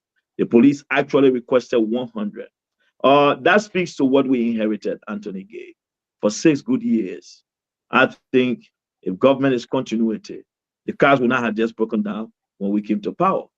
That is to tell you the enormity of the problem we took over. But sadly for us, we are not here to make excuses, Mr. Gay. We definitely will address these problems. And I said this, our budget may not address all. For example, the police wanted 100 vehicles, but we'll address those issues. Over 10,000 You're too emotional. Slow down. There's no emotion. I'm just doing a follow-up. There's no emotion. He left the talk down your friends. That's what I just told you just now. Let me finish. Just wait. Just wait. You can't ask questions, answer and be talking. Wait small. The ANC ain't got no place in Liberia politics. Just leave it. First, answer the question. Stop talking down people. Let me finish. Yeah, let me just finish. Yeah, I can't be talking, you be talking. So again, Mr. Gay, the issue of the Burkinabe have been raised at the national level. And I think our security services are looking into it. However, I can assure closing argument, Tomalin George. I can follow up with people within the security sector, and I can provide additional information. What I will not do is to sit there and just lie to you, and I will not do that. But we've heard about it not only in Grand Chile, we've heard about other foreign nationals in Bapolu, in other counties. It is a growing concern in our country, and as you know, our safety, the well-being of our people. Yeah, we are concerned, and that is why recently, Mr. Gay, you may not know, but we recently just graduated some 500 LIS officers, the Liberia Immigration Services. It is to increase patrol in those areas to make sure that our citizens are protected. But again, my nephew a part of them. Don't assume I don't know. My nephew a part of them. Okay, so then you know who's mentioned, and then you ask me, why is that about that? Let me ask. I'm talking about the police vehicle. The George Lofa, you gotta pay attention when people ask questions. You didn't answer the police vehicle circumstance. You give a broad number. But it's okay. Zolobo, recently the president was the ministers of foreign affairs, education, information. They talk about some scholarship, some scam scholarship. George Lobo. George, you go ahead. Yeah, my boy. Well, some scam scholarship that made the president to speak on all and made a big deal of it. When Kino found out that scholarship was all scam, and the government had come and canceled it recently. But why the president did not take action on those who misled him? So, St. Tomalin, George, here's my to that question on the issue of scholarship. I do know that a scholarship program was launched, but then I don't know the details as to where it stands. It's scam. The council on VOA. Tomalin, let me finish now. Go ahead. Let me just finish. I told you I will not speculate. I will not assume to know when I don't know. The last time I checked on that scholarship issue, I know about it when it was talked about from the beginning. At this particular point in time, I can't state quickly. But if they cancel it, like you stating, I do have access to the Minister of Information. I'll follow up on it and then I can speak to that. But other than that, I would just let me say this to you. Here's my take on it. Here's my personal take on it. I think moving forward, issues like that when it has to do with scholarship, I think the Ministry of Education should be the champion of it. The Ministry of Foreign Affairs can get those programs. I think next time, let it be in the hands of the Ministry of Education. And that's where I will stop on that. Let me ask this one question, Lobo. And I have a follow-up if I may. After you, I think that you've been on the platform for a long time now, and I don't know how much more time we have. But can we mute ourselves? I think I'm hearing an echo. So the question I want to ask you is, I know you guys did not do so well on the rule of law. Yeah, you can laugh all you want to laugh, but you guys, right now, let me just put it this way. You have the worst government in the history of the entire country when it comes to the rule of law. Under normal circumstances. You may not know, sometimes they say when you're in a house, when you've been in a place for so long, sometimes you need fresh eyes to see what the issues are. So I don't expect you to know these issues, right? But when you look at the country right now, the country is in a total mess. Since you took over, if elections were held today, Joe Lobo, if you are honest with yourself, and George Weah was on the ballot, even if George Weah did not run, if Alice Cummings and others are on the ballot, Joseph Boakai cannot win a re-election if it were held today. So you have an uphill battle a few years from now, because I don't know what's actually going to achieve. You guys brought this president to Atlanta. You embarrassed this president, Joe Lobo. You embarrassed this president. I could have made a phone call to the mayor of the city. Mr. Dickens. He lives not very far from Buckhead, where my office is. When y'all brought the president here, y'all took him to the airport. and he met with managers of Delta. These are people that don't even make decisions. Nobody don't know what they say. These are people who don't even call when it comes to distressed passengers. You know, airline, the flight attendant, the pilots that come to our hotels, we don't even call them. We call executive members. You brought that man here, you made him sit at that airport in Atlanta, talking to managers that he should not, the whole country president. Since Amara Coney escorted the president to the president-elect at that time, this president has struggled. After spending thousands of dollars on lobbyists, he has struggled to regain the kind of connection with DC. So we know what you're going through, my brother. We know you know what we're going through. But when it comes to the rule of law, we have a lot of crazy things going on right now in the country, and Joseph Boakai does not seem to have a grip of these things. Almost like we have no president. But I want you to give us an update on the yellow machines. The yellow machine, we heard all kinds of things about the yellow machines. Where are we on this yellow machine? A lot of people want to know. Where are we on the yellow machine, George Lobo? I want you to answer that question. Just be brief, because I have one last question for you, then I'll be done. Yeah, but if you want me to be brief, you can't take 5 minutes, spill out your own opinions, say things, and you say just be brief. I like you didn't hear everything I said. Just focus on the yellow machine. Why I'm here, I won't let no lies just slap at me. My job is to erect checkpoints. And let me be clear about it. So first and foremost, the president was in Atlanta to attend the African American Business Summit that he was invited to. So that's clear. The executive mansion put up a press release on that. It's quite unfortunate that you will sit down here and say the things you say. But again, Robert, every Liberian. He met with the managers of Delta at the airport. Hey, my man, let me finish, man. When you're speaking, I'm quiet. Did he not meet with the manager of Delta? Hey, let me finish. Did he not meet with Mr. Hey, Christopher? be quiet. Let me finish. Just be quiet. Don't let me say something. Robert, let's let him flow, please. Robert, be quiet. Be quiet. I'm not. Robert, be quiet. I'll just say this.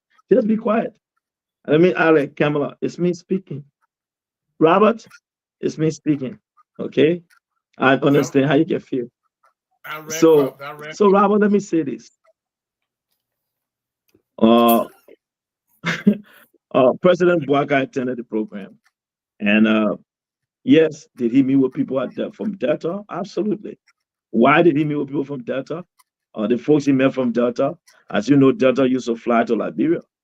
So for him, I think it was an opportunity to re-engage with Delta Airlines, Robert, and I think those engagements are paying off.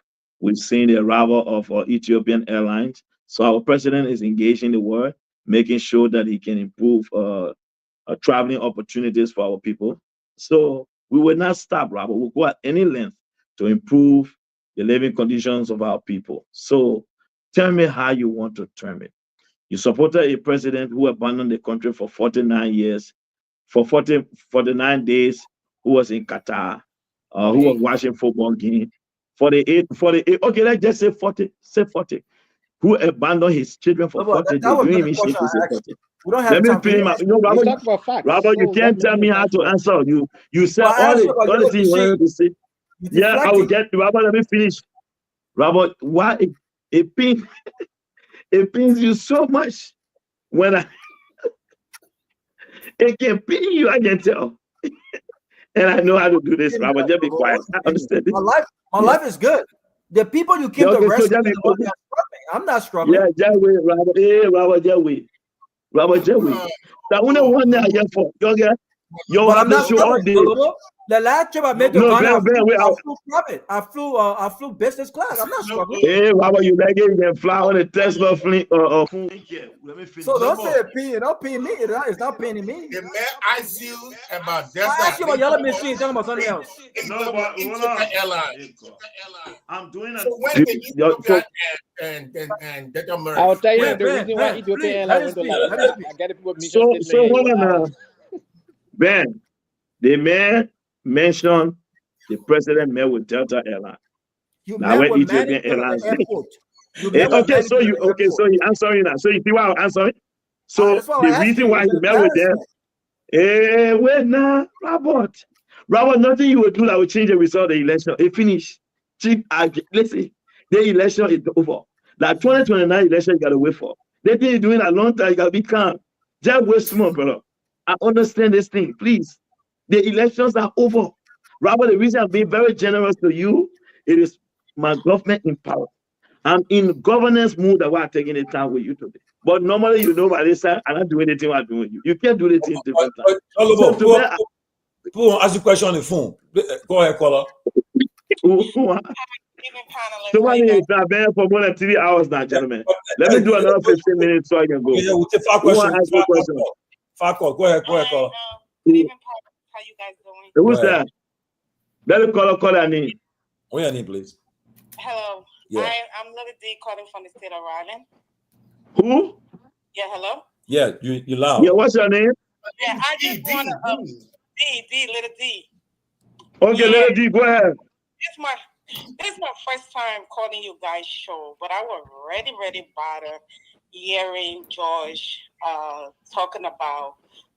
I wanted to ask George a question. If Liberia was so good under Haley administration, that we were there, that we were not alive, that we were in space when Haley was president, when you guys were in power, why would it just fall just in 6 years? If everything was great, let's forget about 100%. Why it just went so bad on a we are? Come on, nobody's stupid here. 2, if Joseph Walker was please don't call me, give me a minute, I'm the caller. If Joseph Walker was like you, when Robert asked you, how this man as a leader to make decisions, you said he's swift where? When we saw A.B. Kumar and the Fadiga brother situation, any serious government will take a drastic action right there to fire them. Everyone that saw that video, even when I was the American, they said the president would have fired them immediately. I don't want to take time for any caller. We can be here to ask question. Y'all stop playing politics with Liberia and let's be serious. Liberia is as Methuselah. Y'all let's be serious. Even when you love somebody, your kids, when they are wrong, say we made mistakes somewhere. We can do better. That's growth. That's change. Y'all bit on the WEA administration. I may not be their fair, but come on, y'all know different. You're just playing different tactics. The United Party did nothing for Liberia for 12 years with all the funding, and we don't even want to talk about Ebola. Stop playing with our people emotional. Let's be serious. Please, Tomalin, when you bring these people on, you just don't allow them to spew lies like that. It's not funny. Our people are dying and suffering. Joseph Walker is a setback for Liberia. Our people will learn from that lesson. Thank you. Another call on the line. George, about second question. Second caller. Go ahead, caller. Good opinion of the Liberians. Yeah, good afternoon to your girls and then the panelists. This is Abraham Conner calling from New Jersey. Listen, guys, Timothy, when you decide to bring on a government surrogate like George Lobo, I think the prudent thing that should have been done in this situation was to contact maybe the previous government official to come to some of these things, because George Lobo is misleading people around here on so many counts. When it has to do with the electricity capacity in Liberia, the expansion of electricity capacity is misleading. Secondly, in the Ellen government, the EU provided $83 million to rehabilitate the hydro on coffee. Ellen Johnson Sirleaf left 88 megawatt capacity of that electricity. George can't dispute that, except he wants to mislead people. When it comes to electricity expansion in Liberia, George can give you the percentage that it left, and then when it came, when the WEA government came in, the expansion. Get the facts now, AB. Get the facts. No, I'm telling you, you can Google that right now. That's what I told you. I just gave you the facts. Okay. The hydro, you spent $83 million on your government, the Ellen government, and you got left in 8 capacity. Google that. So for you to come and sit there, you say you have 175 megawatt, it's misleading. That's the first thing. And like this thing is like you guys are keeping conversation, and you try to bamboozle your way around here, George. You gotta respect the panelists on the platform and even the followers. You can't do this. If you come to defend the government, be factual about it. Now, when you come talk about President, we have brought in Ethiopian Airlines. By the way, Ethiopian Airlines was in Liberia before. It was only your government that left in 2011. Okay? And it's not a question of airline coming in Liberia. On the George, we have Air France, they all flying in Liberia. The reason Air France left from Liberia is because of the Mali situation. For you to take your president to go etiquette down, when in fact, economically, except for the taxes that they are paying there, it is not his doing. Ethiopia is trying to expand their flying capacity. So, I mean, let me not take all of the time. It's just unfortunate that, the program decided to bring you in, and there were no counter in terms of making comparative analysis on it. Because usually these kind of things require a research or people coming up with facts so that people can be in a position to counter it. You didn't tell the guy in here that you spent $83 million on a hydro that you couldn't even give any capacity much on. Thank you, Tomalin. Okay, another caller. Go ahead, caller. Hey, Tomalin, how you doing, bro? Yeah, Tomalin, can we take one more so I can go and do it? Okay. One more caller. Go ahead, caller. Go ahead. Yeah, Tomalin, this is Melvin Tabo calling from Seattle, Washington. Melvin? Melvin Tabo from Seattle, Washington. Yeah, go ahead. Okay, Tabo. Thank you so much. I've been following the conversation, brother. But it's so unfortunate, like, men like Jallah will sit on the platform to be leading and bring people.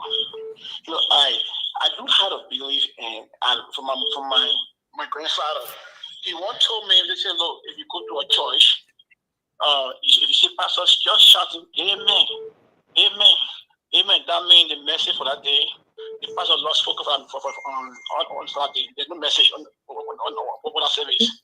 So you jump like a bear and leave. The University government kingdom power will rescue because they have no agenda for the people. They get spread everywhere. No single-minded government, will just be all around like a young, like a 16-year-old child join to man business. You know what? When a little girl join man business, they will never sleep until they get pregnant or if something else for us there. So that's how the government look like. Very unserious. If you got other things to tackle, you don't focus to realize why you going after. You just living from one to another, breaking all the rules, all the laws of the land. Because it's a serious government. I should for John Lobo to come and defend on the simple government that we all believe that Togar have for a 2-year experience, he will come and rescue. Understand? It's so unfortunate that people put that they are here on the job people, yet old men get experience. And now if you tell me somebody by experience, I'm going to do a different trend. Like in the US, more jobs in the US they don't do experience. They treat you on the job, granted. But we like to say experience. Can you imagine that? The experience Okay. You have a question now. So let the last person call. The last caller, George. The last caller. Caller, go ahead. The last caller. Hello, Kimberly. Yeah, go ahead. My name is Mola. I'm calling from Minneapolis. And it's just a side day for our country that men are just trying to come on there and start to see things that because he want to defend his salary that he's getting from the party government. When did he get to know that we have tough time in the country and the government has some challenges? They were seeing people that were criticizing we have government a few months ago and saying that they can make water turn into wine. And they are not even going 1 year. And then he come on here and start saying things that don't want to hear. So he just needs to shut up, go and sit down and do what he can do. Then he encourages the salary on their stage and figure so. But it's very unfortunate and we pray that God help our country and deliver our country. Thank you. That's all. Yeah. Okay. All right. So Tomalin, let me answer so I can get going. Real quick. I will respond to Morba, who says a sad situation for Liberia. I think the Liberian people know what was sad for them. Because the Liberian people know the way the city, for example, used to look, how filthy Monrovia was. The people saw their government ministries where nothing was being done. And like I said, this defeat is hurting a lot of people. But over time, they will get with the reality. I know that things are tough on them. They didn't expect this, and I can tell in their tone. But again, President Walker will be president for all Liberians. As sad as this situation may be, for someone to say this is really sad. Liberia is better to you left Sony Wing dark. Today by Sony Wing we put solar lights all around there. The reverse light up. So what is bad for Liberia? You left the country in ruin. Today we pick up the pieces and trying to bring confidence back to governance. Liberia is respected once again on the world stage. Our president is engaging when he goes out. So again, Tomalin, one thing I do know, no matter what we do, we anticipate that these things will be said about our government, but we have to stay focused to do the job we're elected to do, and that is what we do. To Melvin, who say I'm here providing lives to the Liberian people, I think it is clear the Liberian people know what the facts are. The good thing about it, not one of them called with any factual counter to anything I said. It was an expression of frustration in their tone, an expression of their dissatisfaction. I understand how painful it has been for you guys, especially for a government that you were not expected to do anything and you were being part of. Sadly for you people, you guys got booted. I get it, and we anticipate this. This is going to happen for a very long time. But with time, the wounds will heal. Like my brother Robert is dealing with his right now. I mean, you guys will find a way to console each other. If gallery here, it's going to help you guys. It will work for you guys. Let me go to Abraham.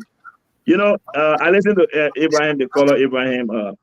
It is not only sorry for. The man said that the EU spent 88 million. Abraham, just for correction, the total renovation of that hydro cost over $265 million. 88 million was just a contribution of the EU. And I think when people call on these platforms and say that they profess to have the facts, I would recommend you do your own research, especially if you're going to ask a question to counter what I was saying. And sadly for you, Abraham, next time, don't go out, because I anticipate you are going to go out there misleading and lying to people about me. Sadly for me, I will not be there to defend myself. At no point in time did I say here tonight that Liberia has 175 megawatts of power. Ben, you'll correct me. I said, if I'm correct, anywhere between 135 to 140. That's where we should be. I was very clear. Now, Abraham, let me provide you the numbers just for the facts so you know. We left 88 megawatts. That's true at the hydro. There is a 38 megawatt plant on the Bushra Island. Tomalin, George, maybe you can help your caller. It's the high diesel fuel that they use on the Bushra Island, the plant that is there, that exists, and then the CLSG bringing in additional 20 megawatts. So if you do the math, maybe I'm not educated, but 88, 38 plus 20, I think my numbers should make more sense than what you're saying. And I would suggest, I understand that many of our friends who supported the other side, I don't expect you guys to embrace us, but I think when you call, I can tell the frustration in your tones. I will advise that do your little research before you call. I listened to him who said they should bring a sedition. Listen to me. If you don't know me, if today your first time seeing me, but for the strongest sedition you have, they know me very well. I'm one name that seditions are further to death. You pay any of them, they will not show up here. And let us come with the facts. Maybe today might be your first time seeing me. But when it comes to these issues, I don't come here to just talk. If I was to sit there today, Tomalin, George, I'll do this for you. In January, find me a good seditions. Let's come here. Let's look at their government 1 year, which I will bring for you our annual report and catalog as to what we did ministry by ministry. I will share that report with you when it's presented to the president. Listen, Tomalin.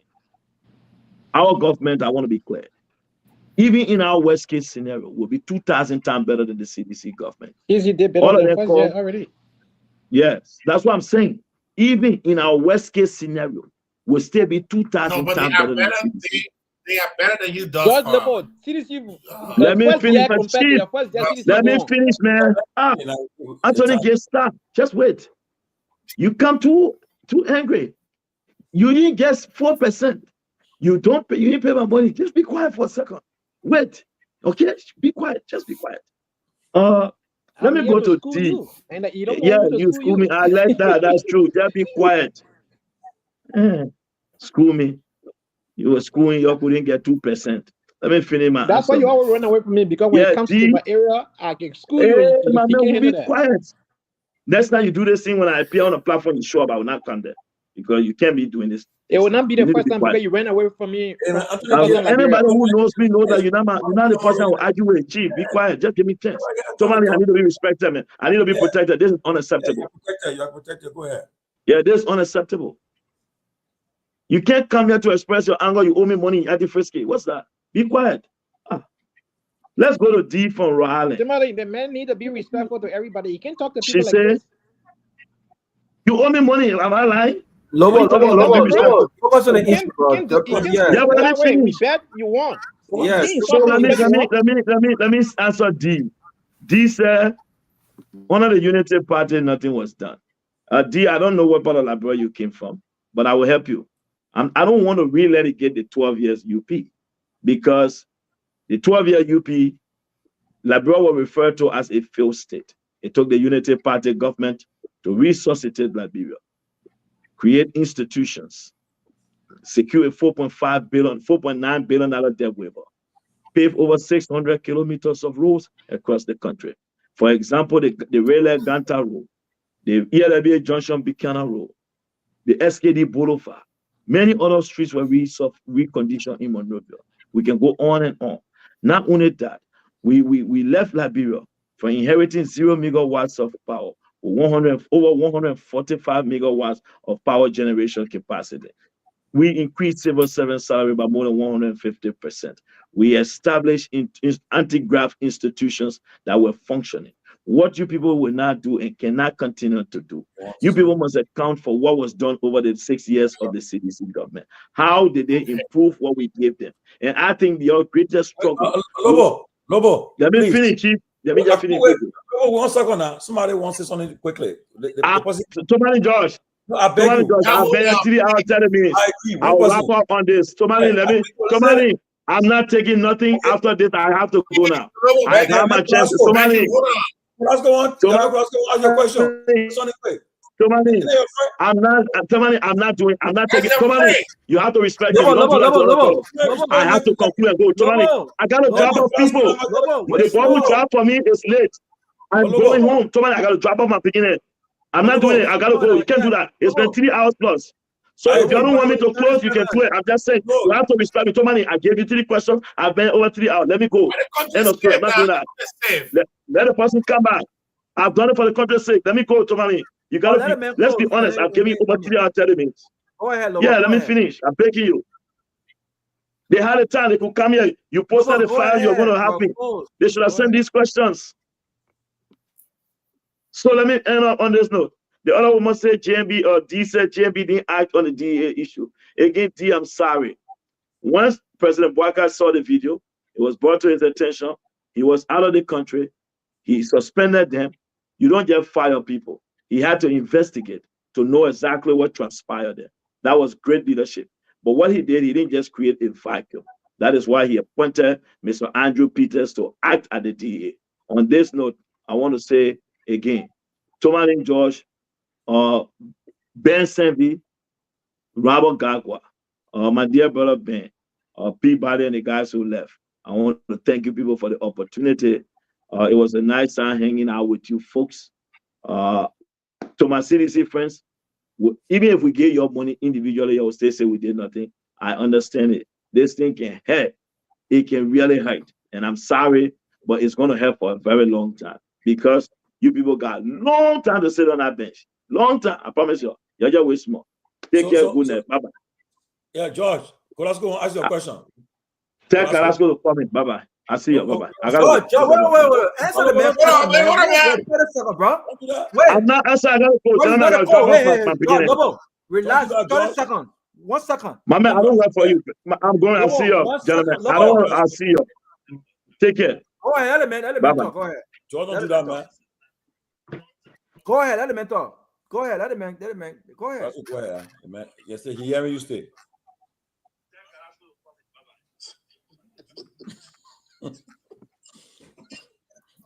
Let me hear me, Glasgow. Yeah, you don't mind. He won't face it.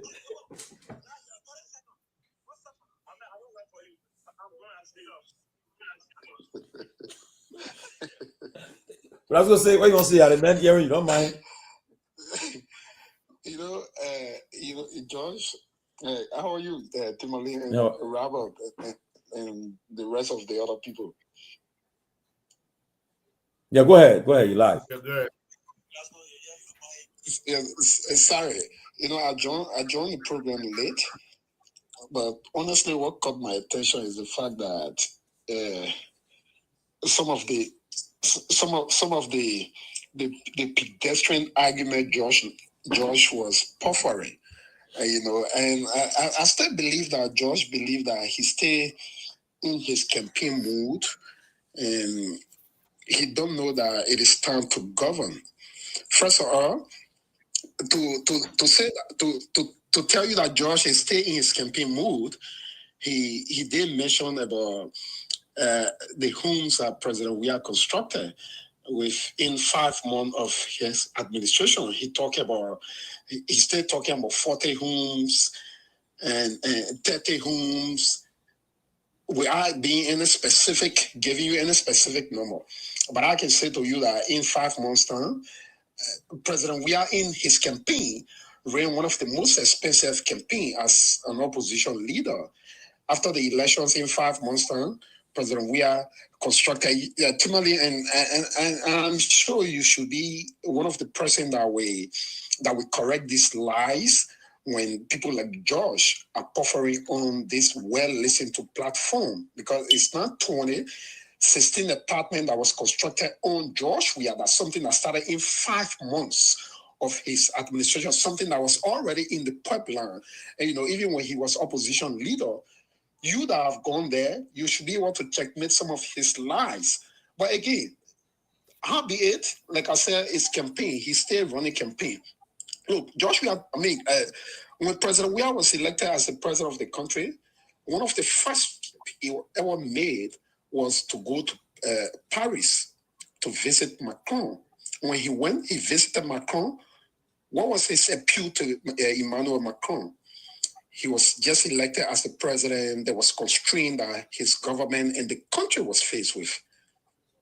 What was done by Macron? Instructed his Minister of Finance to talk to the Minister of Finance, Samuel Betoit, and the French government aided Liberia directly, budgetary support, over $11 million budgetary support to the Liberian government. That was done. It was the first time for a non-Francophone country, a country that ain't associated with France, for them to be included into the Francophone age. That was Liberia, and through Josh Weah connections. Look, let me talk about construction. When Josh Weah was elected, one of the first things that was done, we visited the Johnsonville.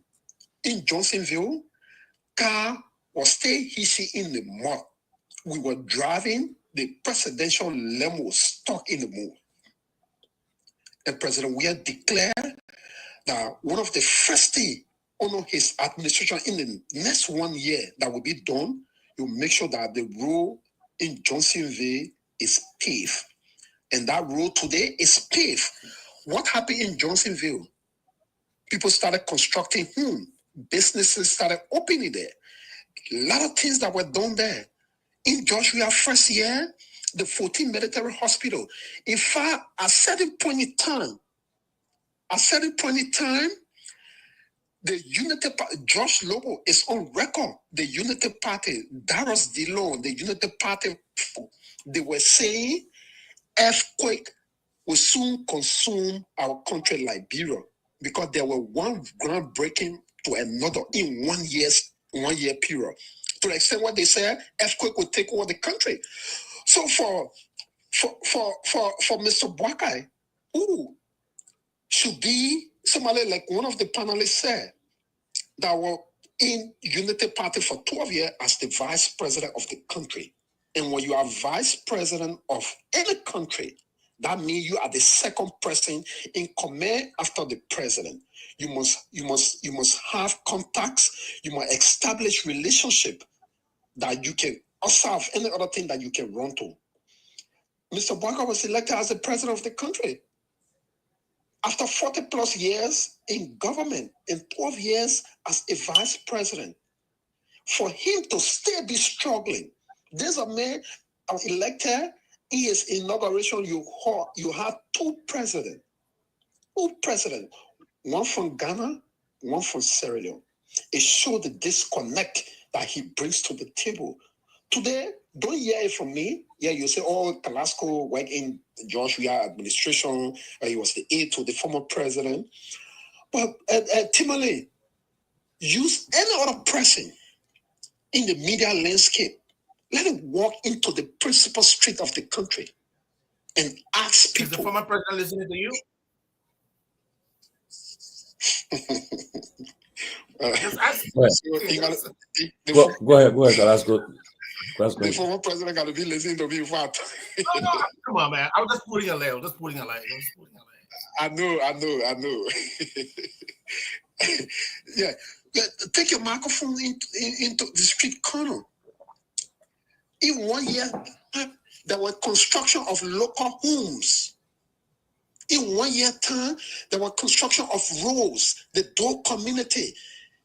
In 1 year time, there were George Weah, even outside of the criticism from people like George Lobo. He was constructing the first president that did that, construct local homes and give it to people free of charge. Torgbean and Togar did it, but people were paying money to government for it. But Joshua did it on a free of charge basis, based on his contact. When Joshua visited the Dubai, he visited Qatar. Some of the conversation he had with his counterpart. Yeah, my country is a struggling country, and we came from war. Blah blah blah. These are some of the help I need. So for Josh Lobo to come and want to come argue that today in 1 year time or on a Boakai, who people like Josh Lobo consider as somebody who will come and automatically change the dynamics of leadership in the country. Today, lawlessness is the order of the day in our country. Lawlessness is the order of the day. That is not something that I'm saying. It's clearly visible. You are seeing them. Robert tried to bring it up to him, but because he believed that, and he would talk from here there, jump from here there, and he did not answer this question. But again, what do we expect from Josh Lobo? These are things we expect from him, but the reality will sink in. Today, they used to call the RIA role a death trap. I know Robert and myself on countless occasions, we spoke about that role. That yes, George Weah, it will be a legacy project for George Weah to complete the role. Unfortunately, the electors saw it differently and they voted for Boakai. But it is a continuation. But Mr. Boakai, who has all of the experience, who we believe, people like Josh Lobo said that he has all of the experience. There's a man practically that I used to go to. Is that something? I'm not making it up. This is how the former president used to send to Mr. Boakai, especially when he requested for things to the former president. I used to take them to him. I know him very well. And there's an old man who has not managed or mustered the courage to place a single phone call. It's not something that is bothering anybody because he's doing it to himself. When the country is in chaos, It's not with the opposition. It's with the people that are in authority. So he should have that courage. He should champion that cause.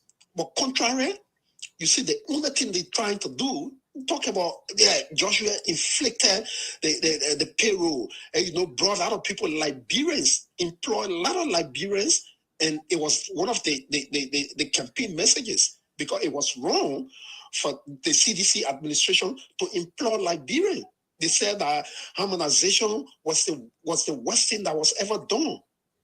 But had they reversed that harmonization process that was initiated by the CDC government? No. Aside from the lies that Josh Lobo tried to project right now, doctors were not on payroll. Many of time, the panelists, they had them. But when Joshua came, some of these doctors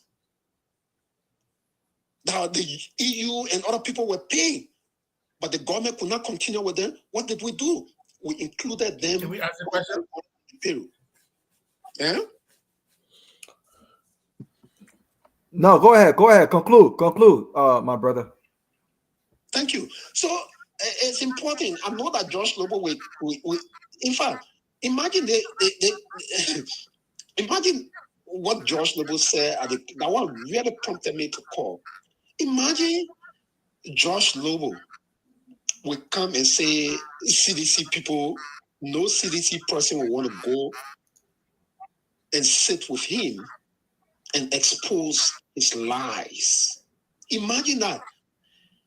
I mean, if you are not inflicted, you're not inflicting yourself. Can you sit on a national platform with all of the smart and brilliant young people, not only young people that have contributed immensely to the growth and development of the country? When you're not having unity party mindset, you can sit on national platform and say such a thing. But that is the kind of thing the guys believe. That's what they believe.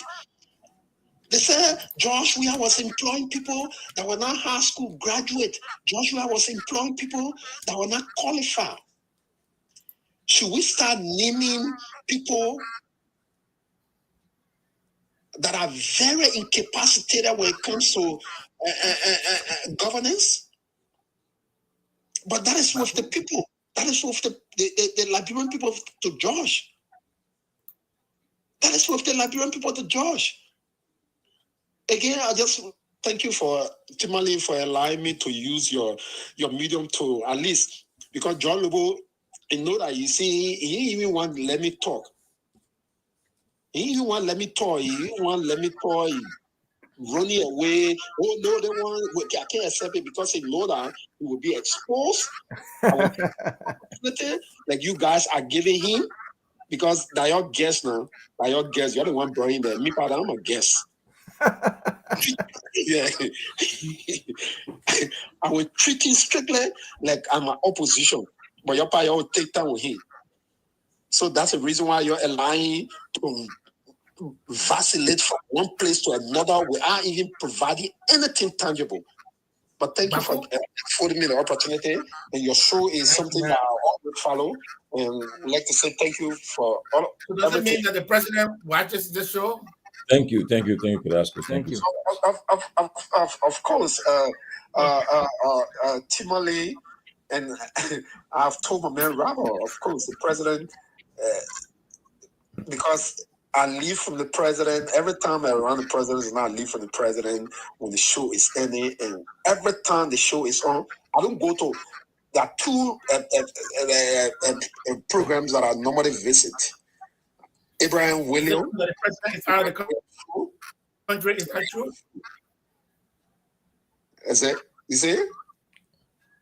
Is it true? You better go.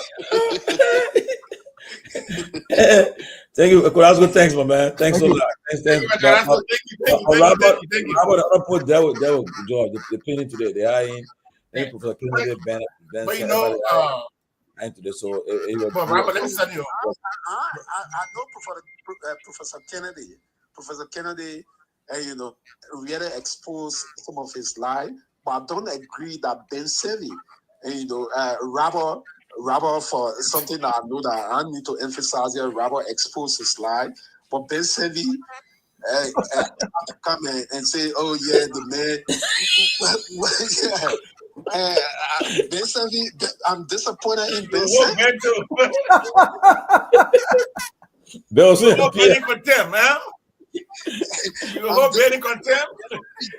Seriously, the way he projected, I can't with everything we know about Ben and for some of the things he said. No, I don't agree with that. No, but let my brother go to my sister-in-law, man. Let my brother go, please. Okay, that's good, man. Thanks a lot. Thank you. Okay. Thank you. Yeah, but quickly, guys. I mean, we got a few more minutes left. We got about 10 more minutes. But guys, have been a good show, great show. Okay, the thing is that let me say something. The thing is that George W will come and talk. But I like how Ben and I could ask you them have George. Robert and pinning today. The question when he asked the question, he evaded the question. But that's it, it's good. And you people listening. That's what I tell people, to our viewers. I mean, you guys got to understand the platform is open. So you want for other people to come on the platform, you can't get when a person come, you can't what they say you're not gonna enjoy them. They can't defend. So you can't be attacking. No. People listen today, people were there to counter it. That's how you do it. You open it, let him come. Magically is coming. When he come, okay, Robert then will be here, the Garguahs will be here to engage them. That's how you do it. And people listen to the program. Look, besides that, look, when you open the Washington Times today, there's a piece there for opinion. They will tell you this is opinion. They will tell you this piece is news. Everybody saw the poster. It's George Lobo. George Lobo's not coming here to tell you anything. George Lobo is coming to spin everything he can spin for his party. So I don't understand why people are frustrated. If you brought somebody here from CDC, they will do the same thing. These people are just spin masters. So don't just bring the part of guy here, let him spin. I mean, that's what George Lobo does. He invaded all the questions. Let me say this. Let me say this for public record. I know we don't have much time, but everyone who knows me knows. Outside of politics, George is my brother. Yeah. George was one of my groomsmen in my traditional wedding. The wedding bar, it will not even be in America, it will not be in Liberia. But George was one of my groomsmen. He flew from Liberia specifically to be part of my wedding. And that's my brother. We traveled together. But I don't agree with him on anything political. And over the years, we've had fierce conversations and disagreements on this president. And I'm glad he showed up tonight and I will tell him off the record, I don't think George did himself any good tonight. I think he was off balance tonight. Normally, he's a little bit more stronger on the issues, but I thought he was discombobulated tonight. He did not answer the questions. Like Ben said, he invaded the questions. He was distracted. I'm not sure if it was because he was on the closing argument, but on the issue when it comes to corruption, I mentioned the fact that on the MCC scorecard, there was a notably 2% decline when it came to the fight of corruption. This clearly shows that this government has failed when it comes to fighting corruption. It has failed when it comes to fighting corruption. On the issue of rule of law, he talked about the justice minister having an opinion, but it's contradicting when the Supreme Court gave him the opportunity to render that opinion, and he politically said, this is a separate branch of government, we won't get involved. So which is it? Are you going to get involved or are you not going to get involved? Are you going to get involved only when it favors you and your aim and your objectives? It's clear that this government did not hit the ground running.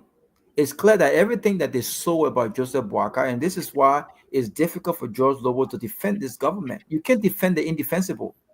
This is the reason why it's so difficult, because everything they saw, they experienced, everything they saw have proved to be the contrary. He talked about Swift, and then he shoot himself in the leg when he said, "What I expected." It's clear that what he has expected has not happened. But I'm glad he came on, and I agree with Tomalin. I'm glad that we bring people of diverse view into our audience. Don't be vexed. Trust me. I know it's annoying, right? When you have people come on here and just spew all of these things with confidence. George Lobo is a smart man. Don't get it twisted. Yeah. He communicated the president's agenda for all of these years since 2017, and he did so effectively. I've interacted with him. He's a smart man. But the reason why he appeared so embarrassing the way he did, he's my brother. I would be honest with my brother. He's my brother, we talk off the record. The reason why it was so embarrassing tonight, it was because the government has performed so badly. You cannot with a script fit come here and speak on the issues. This is the reason why he pivoted the way he did. But I'm glad he came on.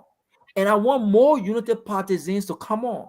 I want all of the intellectuals from the United Party to come on. We know that they're very smart people.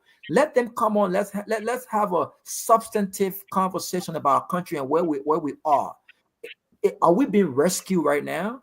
Or are they rescuing themselves? Or do they need to be rescued? It's very clear that this government had no plan. They were very unprepared for prime time. And it's very clear that Joseph Boakai is in a stage of tiredness. He's not ready to lead. He has shown that over and over and again. So I'm glad he came on. But our country must always be put first. And I'm glad that people are seeing this, that we can disagree politically and we can still be friends. If I went to Liberia, he would be one of the first person that come to the airport to come and get me. Or he would be one of the first person that come and see me. But do we have to agree on the path and the direction of our country? No, we don't have to agree. But we can agree to disagree respectfully. So I'm glad he came on. I'm glad that all of us participated. And I just want to give a shout out to my dear friend and brother, Sekou. Sekou is another brother of mine.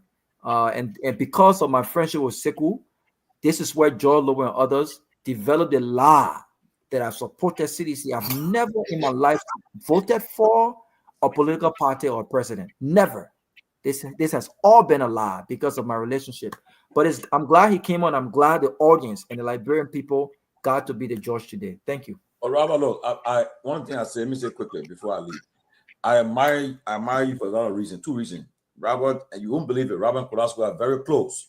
But during the CDC reign, Robert was critical. He was independent-minded, objective. How come I started to really take to Robert? He was someone who, and that's how it should be. And your relationship with George Lobo and Kolasco, that's how it should be. But people take it too personal to the extent that you and have small disagreement. They're taking their cell phone while I tell Robert something in private. I start exposing it on Facebook. Recording you. Yeah, start burning our bridges. Everything I would say in private, I started exposing because we have political disagreement. At the end of the day, politicians don't care for you. Look what's happening now. No. You guys are living their life, enjoying, playing with the people lives, the money, and they're doing a lot of stuff. And there you are in the middle. You guys are the victim. Liberia's the victim because since October, all the things that happen in our country, that money being spent, money, all the guys staying at our hotel, it costs money. But the people are suffering and they are in the middle. So, Robert, I hope people can take you or cue from you. Even this guy, even though he's a ton of like Jallah could be on school somewhere, but he's here 24/7 and he will be going back and forth. He does. Yep, that's a good point. Jallah. Yep. And guess what? He's someone who will speak his mind. Okay, how we respond to him? Who do I see here in the people going back and forth in a live feed? They're attacking him. I see Eugenia. I see they always going after him. But that's how it should be. We can take it personal to the extent where when I see you or Ben tomorrow, then I won't speak to you. Tiola, by the way, I like a profile picture, Tiola. Nice profile picture. Right, what a bling, man. Hey, bling. Man, please, man. She was in South Africa recently. Oh yeah, that South African phone. Is it Tiola? I'm coming to that South Africa there, man. Is it Tiola? Tiola is they probably Tiola. Look at Tiola. But you know, I get Lobo credit for coming on his show. Oh yes, I give him credit. He want to see the information minister and the press secretary today before he came here. Yeah, don't put him on count. Now the information minister promised. He said, "I will come on your show." The press secretary for the president, Kula, I'll come on your show. But now every time I say, "But you're ready now," but you see, so I behind him again. You'll come. It will help you because guess what? Like, man, Magic were talking. Imagine agrees, the audience that they put a watch and closing argument, I didn't put a watch spoon other places. So you want a message to go across, come on the platform. But all the guys that I see there, like they feel the man, this guy be on it, man, not time I give me on it. So hopefully we'll kind of some understanding, okay? But Amara, they Snow, all of them, they must go be on it. Oh yeah, we'll come, but then even John Maru, but another day they'll go to where they come through it.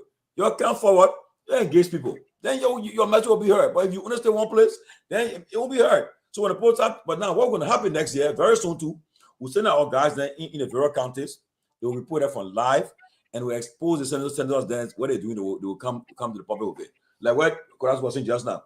We're going to send people in the streets beginning next week to do live interview people how the stage in the country, and they'll be talking from there, and we'll take it from there. So, guys, thank you so much, man. Thank you, man. Let me go have dinner, man. I'm hungry I saw now. one. Yeah, thank you so much. Thank you. Yeah. Okay, guys. Ben Sanvee, Kalasco got a message for you. Yeah, I will check a milk bus. Ben Sanvee, Kalasco call you out. You can't be acting, playing your car. All right, guys. Thank you so much for watching, man. We love you, guys. Thank you, George. Thank you, Robert. I appreciate it, Ben. Thank you so much. Peace out. Yep. You got another one talking. Tell me put another one. He said, "Atiola, kiss you on." Guy asking, "Would Atiola marry?" The guy person asking question about you. I mean, for that. Anyway, Big Smoke, good day, God day, Williams. You asked you like going about the answer. There you go, man. Say, man, high, oh, July is here. Man, high, oh. Let me go, yeah. I mean, stop it. Did I say you'll be just fine? You'll be. Man, Big Smoke, they want you to be just fine.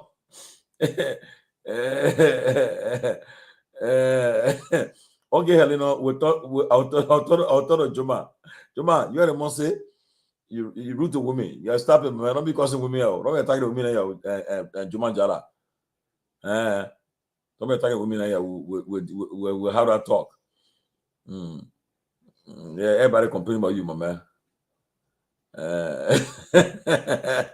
You know, from complaining you. Thank you, yeah. Pale Orita Reto. That's true. People destroy relationship because of politics. That's true. And people take it personal. You think you and then you got have some secret.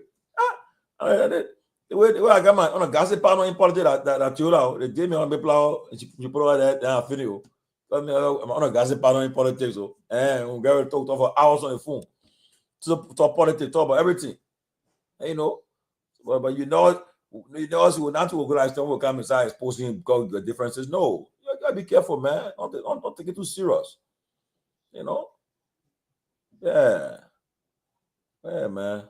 But Jallah, when you come in, Jallah, you gotta come before Christmas on the show. Come on the show before Christmas. We want you on the show before Christmas. We want you on the show before Christmas. Yeah, come on the show before Christmas. Come and talk, yeah. Jaman Jallah pour complain you. Là, il y a tort.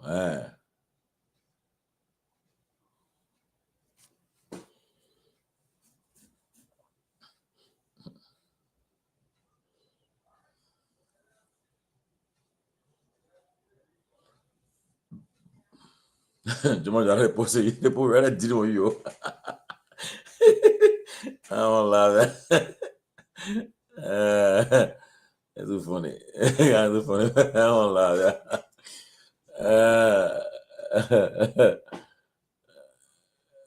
It's too funny. I don't lie.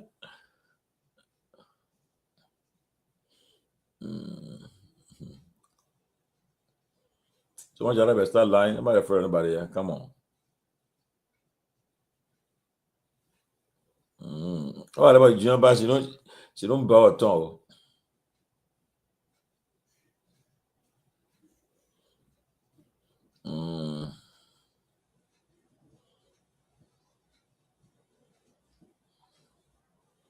The program goes to the post there around. But ANC people, you're saying you say right now, time for your wait. So right now, you're just CDC and UP now messaging us. So, but what you're doing, you're sort of come on now. And time for you to step up. So you're just CDC and UP now message up. But you also start coming up. You come on the platform and make your case.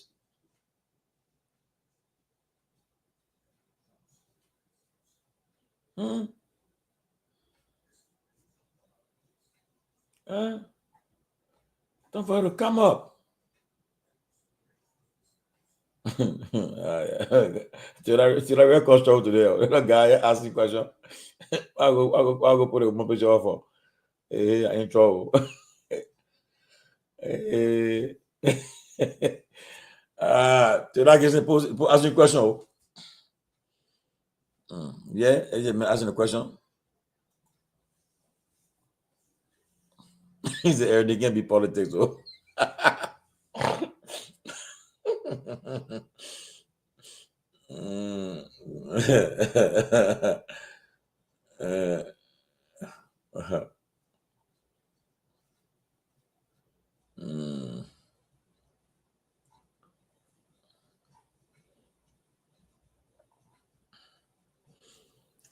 But Eugene GW, you gotta show face on the platform before the year end.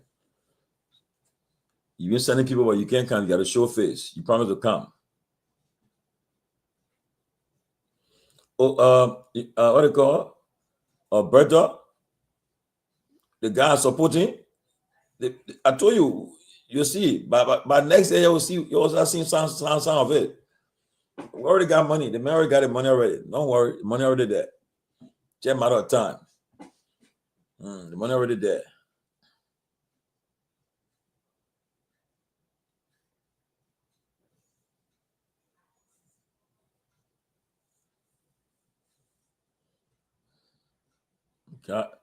Yeah, the guy coming. So ANC people, Bertha, you're a strong ANC woman. Bertha, you and Theodora then, you get together. That time for you to show face in the midst of crisis, and certain people can emerge. Right now, time for you to show face.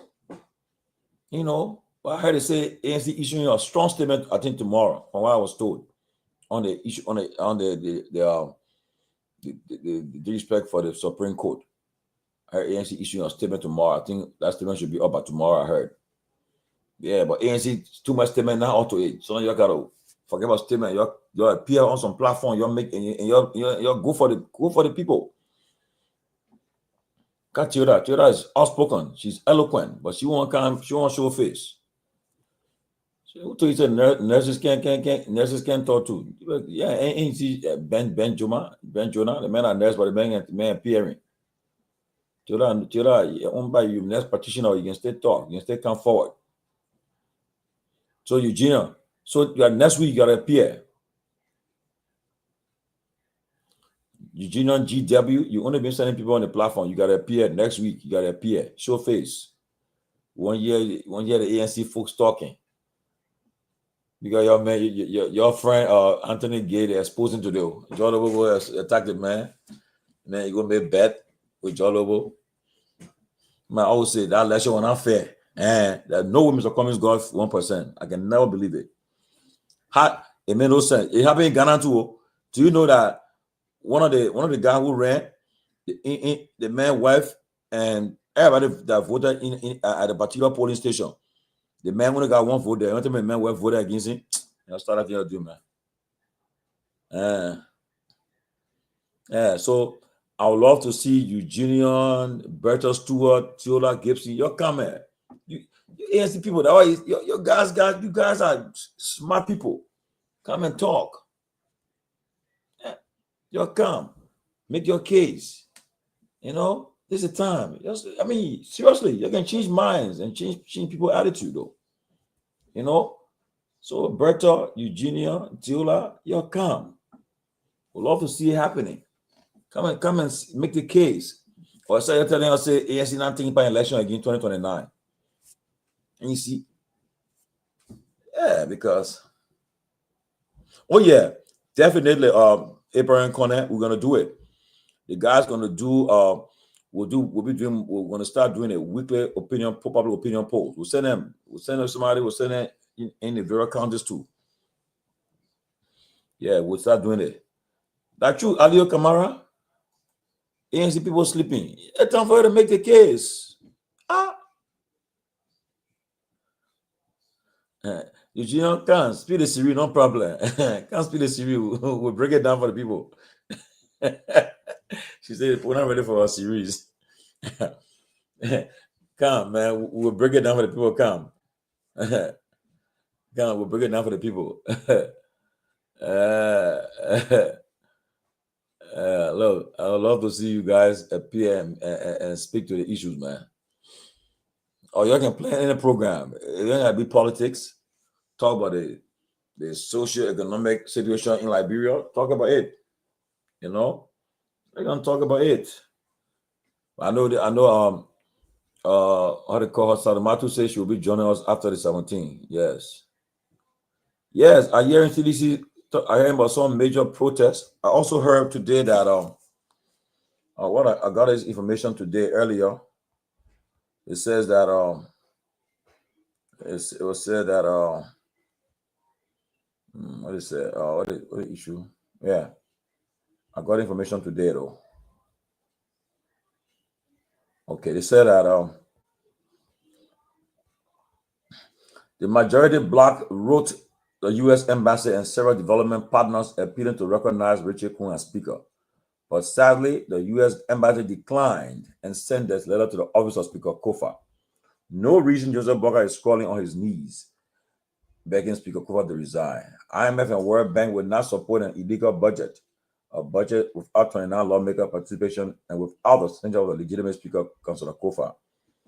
Well, we'll see what's going to happen. But one thing I can tell you from what I gathered before today, Speaker Kofa will not resign. He's not going to be resigning. And I don't know how they're going to take him from all of that office. Whether they want to use force, I don't know. But I also learned earlier today too, before getting on the show, I learned about this too. Let me get it clear. Yes. I was told today that action on the global stage will take it with our interest. I heard this today I'm hearing today. I heard today that let me get it clear.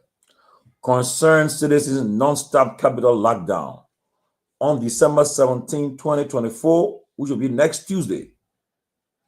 The concerned citizens say they're going to lock down the capital December 17, 2024. Non-stop. They're not going to stop. They said they'll come up at the Capitol building and they're going to lock it down. What are you still doing here, Dominic? Oh, man, could I go attack you, man? Could I go boy you, man? The man say you're surprised that you just can't start playing fun with Georgie. He said nothing. What he said? Yeah, the man called. The man say you're surprised at you, man. Man said, and apparently the person was listening to you, man. I'm happy. I said, what Ben talking to? So I know you get called. Man.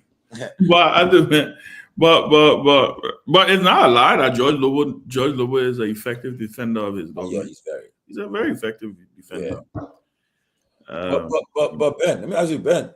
This next Tuesday, the 17th, the people say they're having the non-citizen. I mean, this one I don't know about. But Ben, I think that's not gonna happen though. But Ben, let me ask you, Ben, because you want to close this from to the speaker.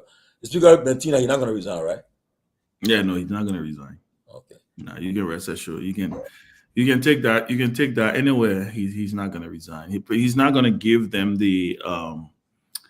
He's not going to give them the leverage and the soft landing that they're looking for.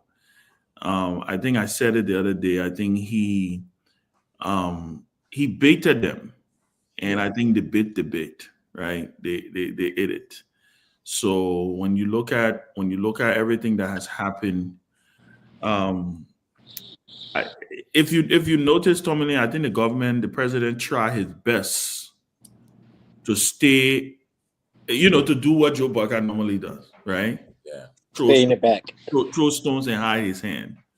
And if you even go back to the CPP, that's why you saw when they fall out with the ALP, you heard them say clearly that he was the one who encouraged them to take Cummings to court.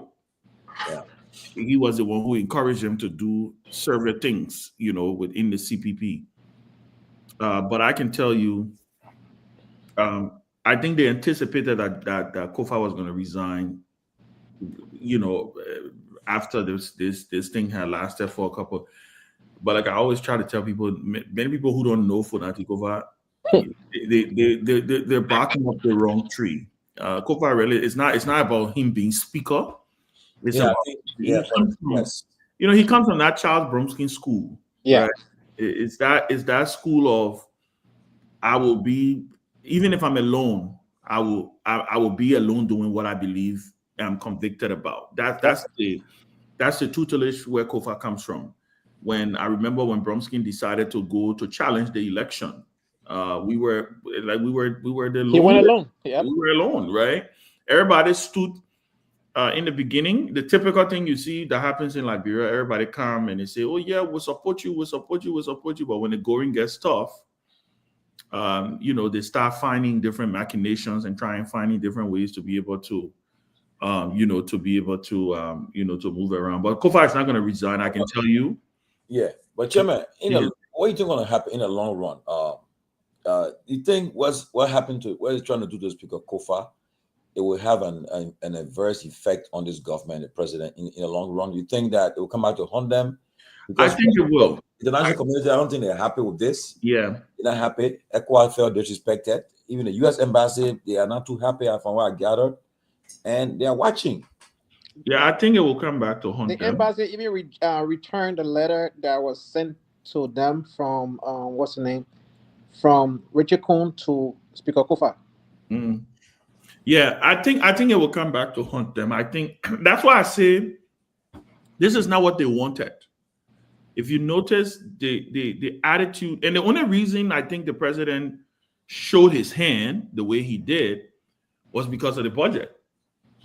I think if we didn't have a budget, knowing JMB, trust me, the thing would go on for 3, 4, 5, 6, 7 months. He would keep saying, you heard what he said to the Liberians in Freetown. He said his normal legislative thing, we will handle it, right? But I think it has to do with the budget. But even the budget, the risk passing an illegal budget, because the thing is, Kofa is saying that he's not going to resign. And as long as he doesn't resign, you can take the security from him. You can take the job is not how many security you got running behind you. The title is not that, right?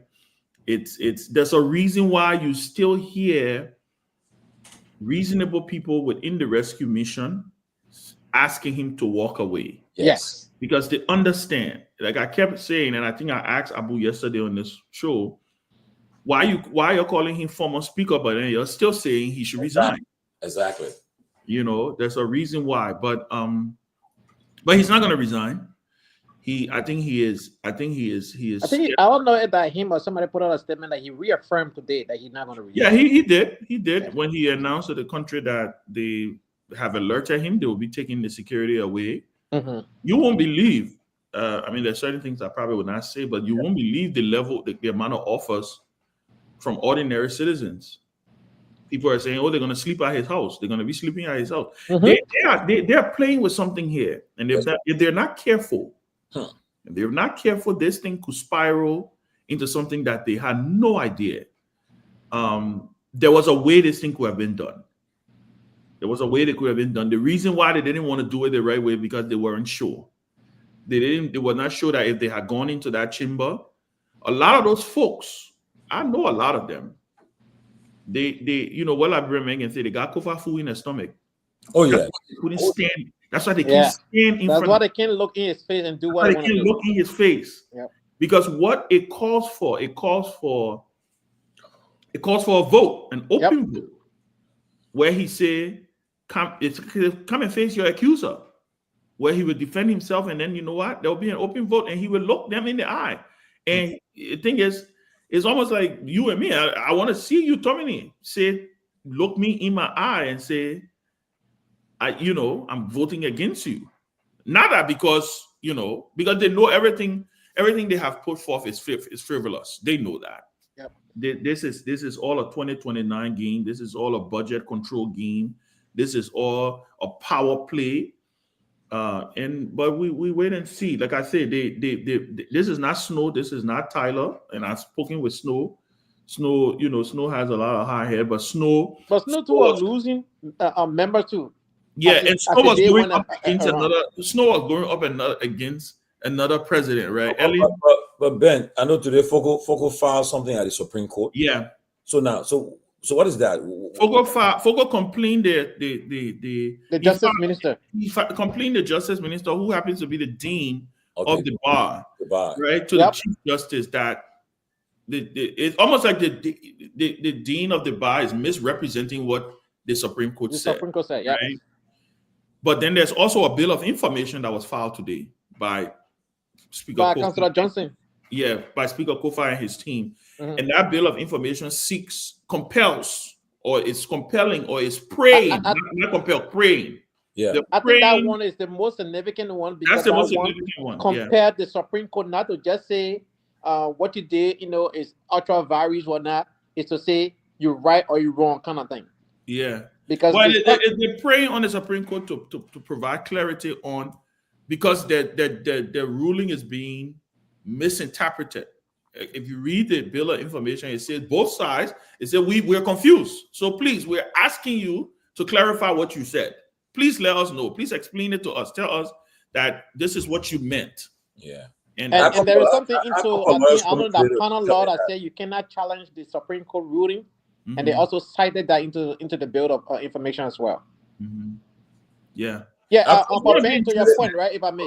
Today was saying that was the most powerful thing they saw Fonati did with that what he filed the Supreme Court. Yes, that bill of information. It's clear. Very powerful. So it's clear. So as a result, but you see the president, when I see the president, I think somebody said to me the president is in a situation where he praying that if Fonati can resign, it'll be fine for him. Mm-hmm. If Fonati hold on to it, he's not comfortable with that, because it's like, very delicate situation now. Yeah, because now will you go forcibly take him from the office? You cannot do that. And for me, let me tell you something, and that's what let me tell you one of the things that I'm extremely proud, but I wouldn't say shocked, but I'm a little surprised of how the minority bloc is holding on. But then I'm not too surprised, because the majority, the folks on the other side, have not given those guys, they've put those guys in a position where they will hold their ground. Mm-hmm. First of all, you have an election, quote unquote, you have an election to elect a speaker, and almost 30 of your members don't participate in that election, and you think they're going to sit down and just say, oh yeah. If you listen to OKFM today, Richard Kuhn, no, not Kuhn, what's the guy from the one who are dancing? Togar, yeah. Togar actually called, virtually almost threatened Julius J. Really? You should listen to that show today. It was very interesting. Julius J actually was stating what we're talking about here, right? That the reason Edwin Snow resigned, the reason Tyler resigned, was because in all of those cases, no one elected a speaker while the thing was happening. So if it's easier, because that was the other thing that that was the other thing that I think they were hoping on, that part of Kofa group are going to go to him and say, my man, they think the way they think looking, I think let's just give it up, right? The blunder was them electing Kuhn as speaker. Yes. Because I can guarantee you, if there was no election, if they had not done what they did in that joint chamber, there may be some kind of crack right now in Kofa's in Kofa's camp, because when the president came out, when the Senate comes out, there may have been and say, you know what I mean? His folks may have gone to him and said, and let me say this. There was a moment where he almost resigned. I remember There that. was a moment, you know. Yeah. There was a moment where he almost resigned. And I was going to be so you know what saved him? When they did that stuff with They went and said they had an election. Yes. That's what saved him. Yes. Because his folks started reaching out to him and saying, maybe we need to find an exit strategy. Maybe we especially when DJ Blue went over to the other side. When DJ Blue went over, that broke him. I know that. Because I know the relationship Blue and Kofa share. I will listen to that thing. He said because he was saying a lot of stuff. Oh yeah, he did. You should listen to it. Wow. You know, when Blue made that pivot, when Zena Norman made the pivot, there you go. Now the other me about trying to Kofa was between a rock and a hard place, and he went to his team and he said to them, I think I'm going to throw in the towel. And they said, no. He said, but how can I not throw in the towel when every one of your guys are leaving? When you're leaving. And then the conversation was, you know what, maybe go sleep. Y'all go sleep on this thing, right? We got to do it. And then boom, the guys went and said they had an election. Yep. Gave Kofa. Just saved Kofa.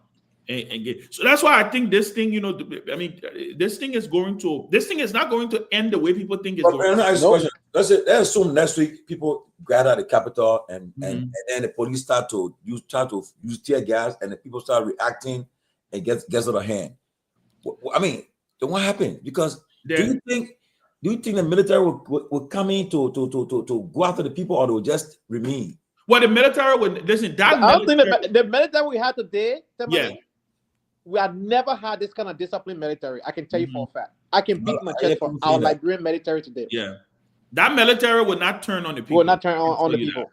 And we hope that it don't get to that point, right? I'm hoping the police will understand. The police, the but the police have not had training for almost 17 years.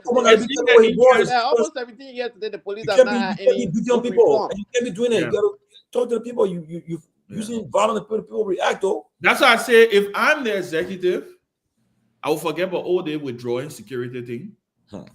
I will forget about all this grandstanding thing they're trying to do. Because imagine Kofa going to work next week Tuesday with thousands of Liberians saying he will gather a lot of people on Tuesday. I can just imagine him going to work and they say, you know what, saying they'll talk your security. We will provide security. Listening to A.B. Williams' show today. Exactly. And that was the calls I was hearing. The people were providing security. People were saying that we will provide security for him. They are turning him into an icon of rule of law. And if they're not careful, look, these are when moments in history don't happen because they're written. There's no script. No, it happens spontaneously. It's spontaneous. Yeah. Yes. The Arab Spring started because that kid set himself on fire. And set himself on fire because the police went and took his Willa Market from him. Like we call it Willa Market, right? The police just went and took his Willa Market, and you saw the ripple effect of that. Absolutely. Swept across. In fact, that's what ended Bashar al-Assad's reign today. Egypt. It's the ripple effect from 8-9 years ago. Yep. Yes. So nobody was planning to challenge Bashar al-Assad in Syria until that thing happened. But you know what I mean, Ben? Look, the country, right? People are not happy. People are struggling, and people are looking for a moment. Just an opportunity. Just happy. Yeah. People. Don't forget, you got people who are laid off. Former security people are laid off. They are not happy, and you last thing you see happen for something to happen, and people take advantage of it, and it go out of hand. And Timothy and Ben, to both of your point, right? Here's what I was telling somebody yesterday. In the last 2 months, there's no platform, whether on radio or via social media, that does not talk about Kofa. Oh, he's now a national. So he's now now, a national brand. He's bigger than ever. There is a man today, and this has never happened in the history of Liberia. Mm-hmm. We are accustomed to our Liberian thing, what we say, oh, your leader thing, your leader thing, your leader thing. So for this to have, on stay this long, worrying this guy is taking every legal steps. He's trying to apply everything in the law in his favor, and people trying to overlook it. I can get look at it loud. Look at what John Lobo did tonight, citing Executive Law 22. Are you telling me that the Executive Law is above the Constitution? Then have you forgotten Article 2, Paragraph 2 of the Constitution of Liberia that speaks about any statute, any resolution, any act that does not conform with the Constitution is null and void? So, I mean, how can you cite an executive law above the decision of the Supreme Court? But he come here and talk about, oh, we read, you got to read. You don't have common sense to know that the executive law does not supersede the Supreme Court decision. The Supreme Court decision is binding. Any lawyer who said they are confused, then they need some kind of divine intervention because Supreme Court have already made a decision. The only one thing the Supreme Court can do is to come back and rescind that decision. Until then, we have to abide by that decision. That's what the law is. And so, I mean, he tried to, distract with that whole betting thing with this, so he didn't give me a chance. My phone started going up. People started calling me and, all of that different thing. But I can tell you for a fact this. And Ben, thank you for that question you asked, about, the follow-up on the MCC thing. That was brilliant. I know Robert and Lobo, getting into personal stuff, but that was brilliant. They fell flat. Rule of law. Your arrest agenda is rule of law. And you fell flat in rule of law. That should make you ashamed. Yeah. Look, it's we're in some interesting times. I'm telling you this. I just have the feeling something gonna happen. I don't know what will happen. Something gonna happen. Tomalin, our country gonna be delivered, rescue, not in the rescue administration term, but something that Liberia has been yearning for a long time. It will happen in the way that people will turn to respect the rule of law in Liberia.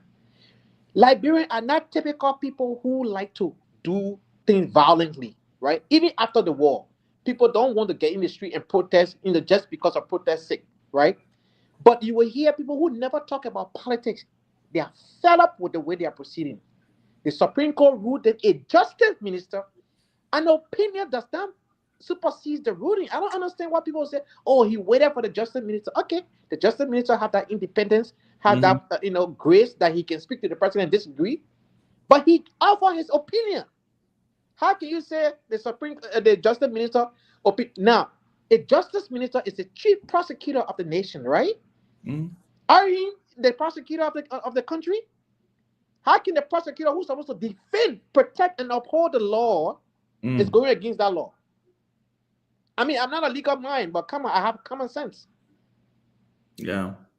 But Ben, bro, before we go, there are some parties, other people are just like the Liberian Council of Churches, the Liberian happening. Nobody saying nothing. They just wanted it. I mean, because these people like money, they all they're getting a little cut. Then they want to go for it. They will say, oh, they want to talk peace talk, they want to do they want. They will say tomorrow. Yeah, it's I like the way profile is proceeding. I love that. But honestly, I don't statement. I think they say the ANC is going to be issuing a statement tomorrow. But where my brother, you see my piece? Somebody you saw my piece, right? Yeah, but that piece in the ANC chat. Yeah, but we want the ANC just want to give me some people. Okay, I'll keep it up because I know a lot of people disagree with me and say my Libya. I said no. This moment, if we the ANC try to play, I want to be on record. If we try to play safe and say, you know what, Jaya plays safe in the private sector, you just say that we will not have a say 2029. We must take a stand and defend the Constitution. There are critical moments, Anthony. There are certain critical moments in a country's history when leaders are born. When people, and sometimes maybe we can say leaders are reintroduced. People remember those moments, right? People remember like Barack Obama voting against the Iraq War. Exactly. Just that singular action is what Barack Obama beat Hillary Clinton on in the Democratic Party, in the Democratic primary, when he kept saying we should never have fought a war that war should have never been fought, neither it should have been authorized. So he was hitting at Bush. That was his direct quote. All of them. You can remember. Yeah. So I can tell you there are people, and people are watching. People are paying attention. People are paying attention to the leaders that are saying things, the leaders that are making moves, the leaders that are speaking, and sometimes people don't like leaders to always play it safe. In fact, it's something that turns a lot of people off because it turns people off. Yeah. You know, they did at Taylor King of Monrovia when he made that triumphant entry to Monrovia. Robin was asking that evening. Robin was saying, "So Taylor, how do you feel?" He said, "Robin, today marks a great moment in time and in history." look, hey, you're not lying. He said, "Today's a great moment in time and in history." Look, that guy was look, you take your leave it. That boy. I think we have not seen the end of this yet. Yes, I think so. No, that is true. I think there's going to be another twist next week. I think they're going to try to push the envelope again. If I was the government, I would leave Kofi alone. You don't want the scene of, because you definitely know people will go live when Kofi's security is being withdrawn. You are governing a country in the 21st century. You're governing a country in the internet age, in the social media age. Absolutely. Things that could fly 20, 15 years ago, it can't fly anymore. You don't want that image of Kofi office being forcibly taken away from him. You don't want that, right? You don't want, there's just certain things you don't want. So if I'm the government, you made it. Be careful. They say, be careful what you wish for. Be careful what you wish for, because you just might get it. And this president, I think, by the way, I never thought, and I've always said I never had hope for the president. Any day, never any day, because I've always felt that his style of leadership is not one that a president exhibits. Right? You make your decision, own it. If it's a bad decision, you own it. If it's a bad decision, you accept it. You own it. But Ben, as we can say in a sport sense, right? In a sporting analogy, he is a role player. I love basketball and I follow basketball very closely. JMB is a role player. He's not that lead. He's not the guy on the team. He's that guy. You give me a little, a piece of job to do. He does it. He executed very well. That's it. You put him at the ministry, he would do a thing. At the agency, he would do a thing. But to be president of the republic, it's not a thing. You saw Madame Sirleaf did not, endorse him. If there's anything, she saw his performance as a VP for 12 years. He represented Liberia the United Nations twice. He went to Japan, the Japanese African Summit, represented Liberia twice. What did he bring from there? This man did not tap into Ellen's network. American and other people tapped into Ellen's network. He did not. The Americans are going to introduce you to Washington, D.C., or the other way around. Bad thing about it. But let me ask you a question, right? What's happening now? I'm looking ahead. Then coupled with the death of Prince Johnson. What do you think?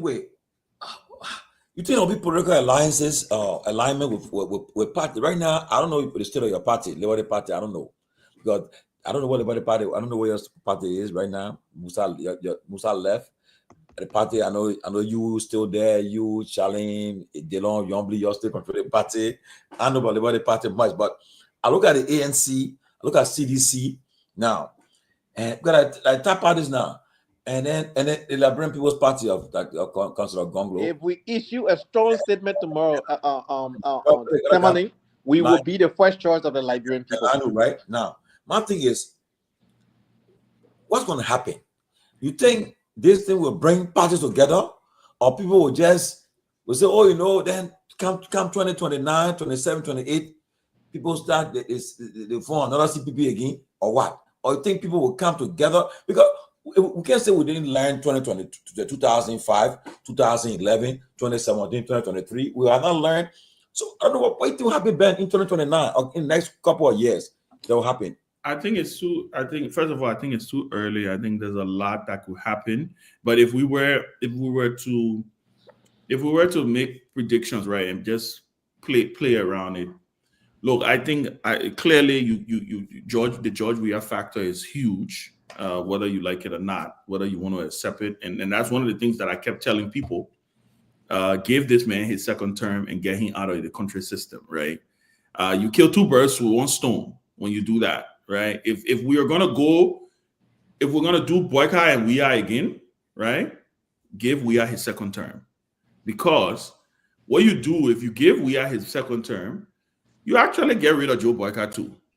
You do. You kill two birds with one stone, right? You get Weah to get his head out of it because one, Weah is younger, right? So if you get him a second term, he's done. He's not coming back. He's young, but he's still not coming back. The other thing with Joe Boycott is older. Be 86. Joe Boycott will be 86 in 2029. So he definitely not running for no presidency. Decline help. Right? So you got those two people out of the country system. Then you give way for a potential Cummings, right? Depending on how he plays his card. How is Cummings? Cummings is 64, 65, if I'm not mistaken. 65, 60 something, right? Yeah. But Ben, I have a different twist to that. Mm-hmm. Go ahead. My twist.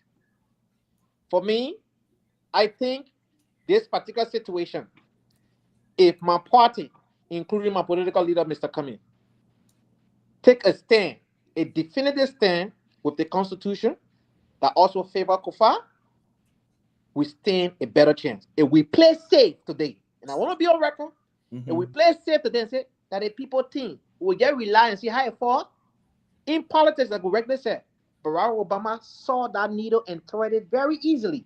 Mm-hmm. He took it. I always tell people, politics is a calculated risk. Just I mean, in the Senate. Not everything you commercialize that the people can purchase. Mm-hmm. But in certain circumstances, your decision that you make, people remember it. Today, we reference Ms. So rest in peace and Councillor Bromsky about the decision he took, even though he did not win, but he took a stand that people will remember. Where our democracy is under attack, we cannot play safe. There's not no middle ground, be neutral here. This is, you stand for the rule of law, you stand for with the Constitution, or you are on the other side. If you play safe, you are automatically implied that you're on the other side. Those people who don't want to accept the result of the Supreme Court, they'll come out and say, oh, the result, or the ruling was ambiguous, it's confusing. But those lawyers who understand that, yes, the law is the law, they took a side. And I want to encourage the ANC. I want to encourage the ANC. Take this risk, and this risk will pay off by standing with the Constitution. You can never, ever go wrong when you're on the side of the law. Mm-hmm. Yeah, but well, first of all, you see, and Letty is wrong. Let me tell you why I say she's wrong, right? I never supported President Weah in the first round. President Weah has never been my first choice in any election. Never. In fact, I ran against him for the Senate. So, and why do I say, and this is the mistake people make. When I'm talking about the choice of Weah, giving Weah his second term, I'm talking about in a runoff. I continue to say that if it's Weah versus Bokai, right?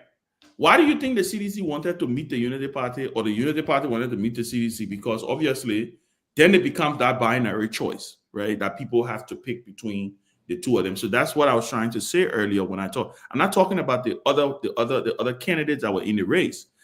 Cummings was in the race. Gongloe was in the race. All of those other candidates was in the race.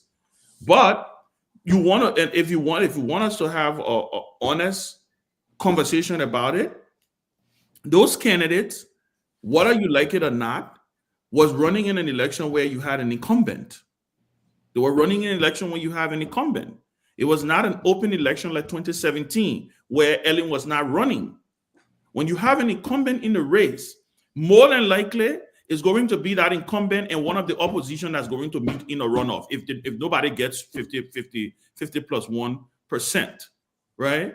So, and you can clearly see one of, and I can say it, Anthony is here. I said this to a lot of my friends in the ANC. I think one of the most almost lethal decision that Mr. Cummings made in 2023 was not to endorse Weah.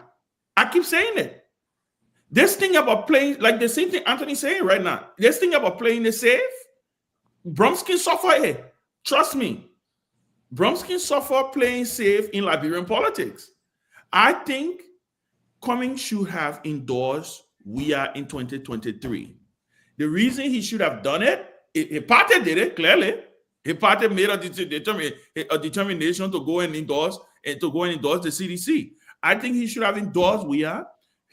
I know one of the arguments he made was, I've been saying we gave him red card. I've been saying he can't win a second. Listen, that like nobody remember that you gave Weah red card when it came to the second round. At that point, do you know what you see? And that's the thing, seditions.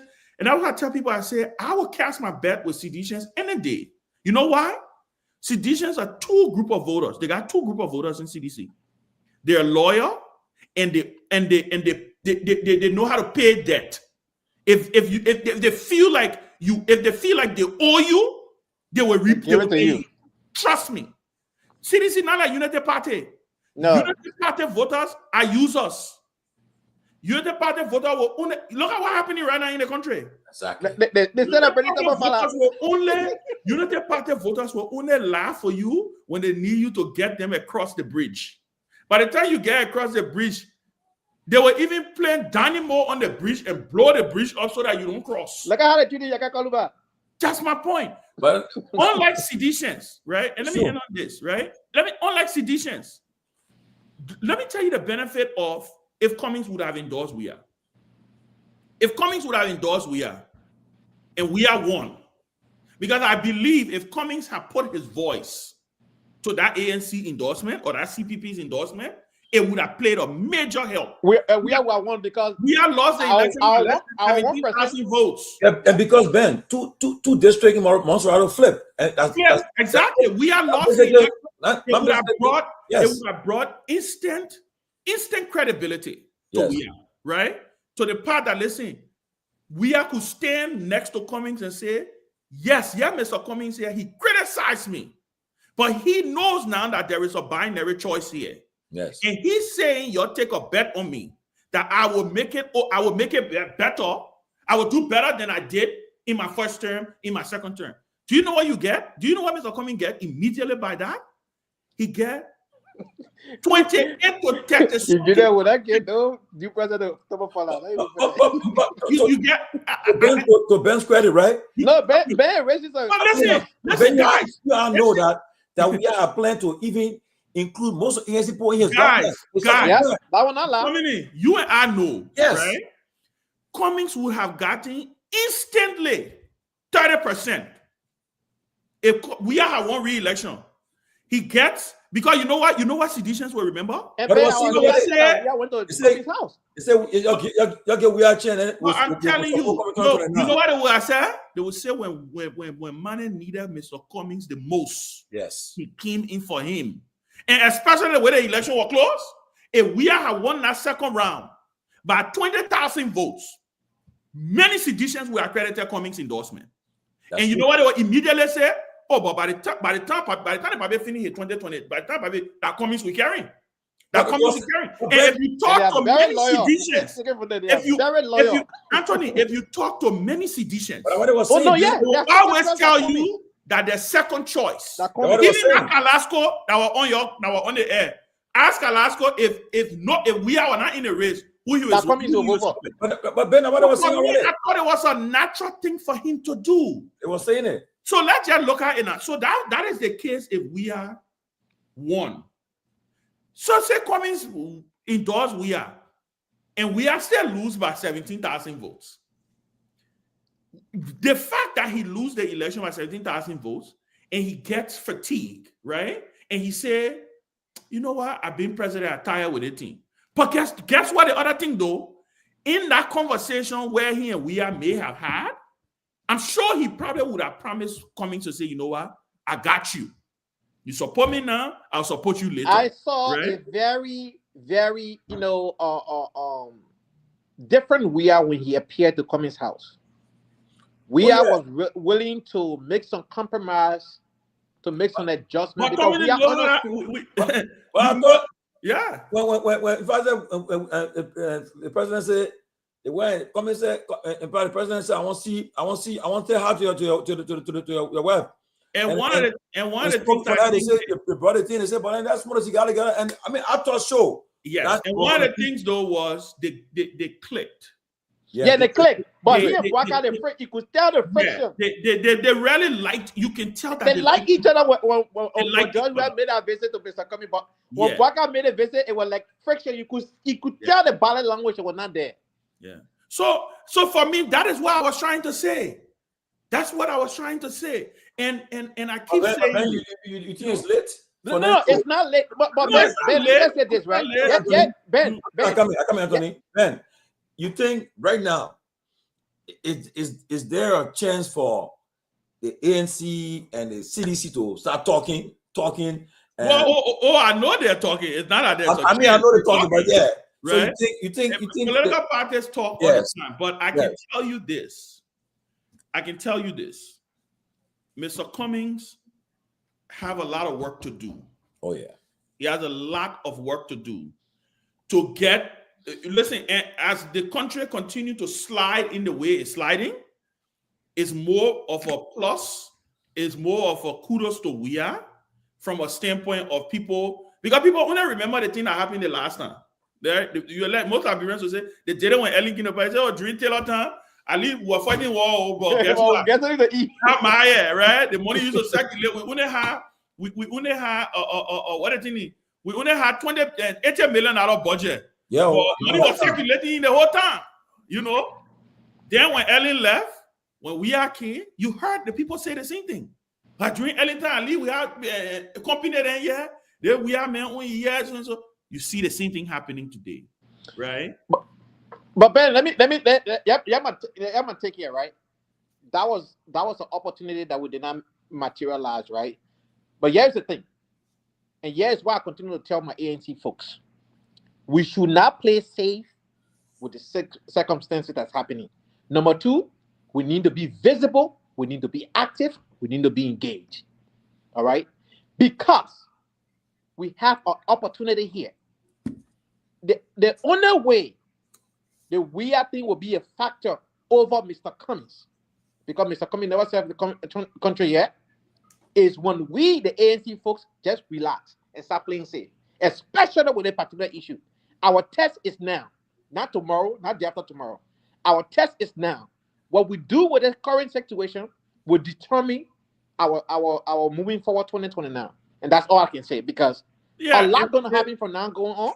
Yeah, that's what I was about to say. But Chairman Ben, look, when I saw, I was monitoring election on Saturday in Ghana. When I saw Buamia, when he conceded, I talked about George Weah Street. I said, I told my Ghanaian friend, I said, George Weah now starts something. But the people, you see the men following George Weah footstep. He conceded right away after before he get the final result. But I secondly too, then I said to myself, the guy said, but listen now, you see that John Mahama, he was vice president before to John Atta Mills, right? Mm-hmm. When Atta Mills died, he took over. Then he became a one term. He came back. So now, with his win, he finished Atta Mills' term and he ran won his term. But then he lost. He lost the second term. So now, when he win now, he promote appropriate. We are saying, but Trump also the Trump factor too. We are saying, but then look, I think I got a chance still. I think I can make it. But let me don't forget now. You got the Ben said earlier. But you see the other thing though. Ben, you got about 18 that you said was about sedition. 20% of seditions. I don't care what happened. They are for George Weah. Then you got a Weah shares, right? 50%. So But Tommy, let me say this. The other thing, and maybe Anthony can speak to this, is that Mr. Cummings has to come out clean on what he wants to do. That's all I'm telling you guys. Mr. Cummings, nobody knows right now Mr. Cummings is intending to run. No, ANC people say, me what happened. ANC people are saying they plan to raise $5 million. Yeah, but listen. What are they raising money for now? Planning to raise $5 million is one thing. Yeah. It's one thing. Being definitive and saying that I'm going to run for president is another thing. You see, George, we are right now. It is almost all but certain he'll run. That he is the CDC candidate. And whether you like it or not, you can go up, you can come down. Trust me. If George Manneh Weah, former president of Liberia, is on that ballot, it's a problem for any other person in the candidate. Any other candidate. So Ben, here's my take here. And I like to be on record at the early stage because for me, as much as I support and love Mr. Cummings, I will also be that type of person who will not shy away from telling the truth. I am not seeking no favor. I don't need no political appointed job in Liberia. If I want to work in government, I will be an elected senator of my county. I always told them that. But here's what I have to say to my party and my political leader. You must take a stand as a politician. Mm-hmm. There is no place safe in politics. No place safe. It's not possible. You understand? All these people who have been advising you, telling you, "Oh, Mr. President, don't do that." Oh, but you see, Anthony, let Tommy Ray.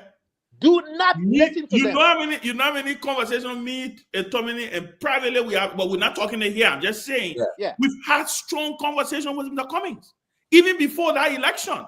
You know, strong conversations. Let me finish that point, Ben. Mm-hmm. So here is the thing: Liberia today is yearning for that leader. Mm-hmm. Liberia will only turn to George Weah if they don't see an assertive leader. Liberia will only return to George Weah to say, "Can't say, oh, at least you are not too bad, but we can deal with you." If we don't see that, this is the opportunity now. We are not UP, we are not CDC.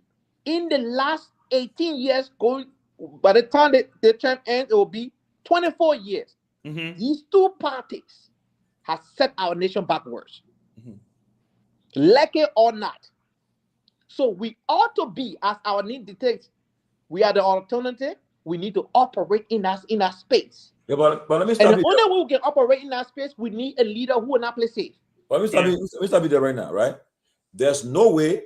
I'm telling you now. Say what you want to say. There's no way anyone will emerge. They'll say, "Okay, we agree. CDC and UP now mess up, right?"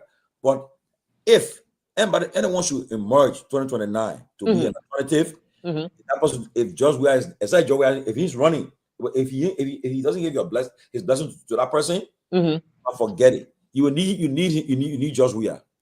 You will need him. I want to respect for now because here's what I have to say. How come in? George Weah Ben said it earlier, right? Yeah. Ben said earlier. Weah is I think he's the only politician like bro now. I can tell you with Elena on the scene again that he got what they call Weah share. That people who that 30% is solid, that's true. But he needs other people to go. But because of that 30%, Anthony. Yes. But Ben, let me just say this, right? Not because you have Messi on your team. So I should not train. Oh, no. You got a point. Listen, let me say this. And the ANC has a chance here, but the only way people will respect us is for us to start taking decisions that is independent, that is decisive, that is forceful. Me and you on the same page when it comes to that. I've always thought that the ANC's problem was that the ANC wanted to govern before she won. Correct. Said this over and over. I was there when you said it. Tell you why I say that from experience. That was the same problem Bromsky had. When 2017, when we attempted to rebrand Bromskin, which by the way, I think we did a heck of a job, right? And in the end,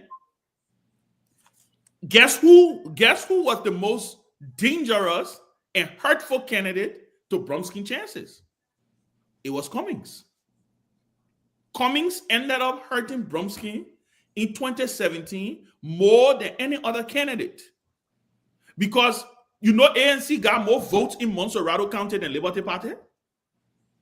Because when Cummings came into the Liberian political scene, and this is where your argument may gain some traction, Anthony, because when Cummings came into the political scene, Cummings reminded people of what they wanted Bromskin to be.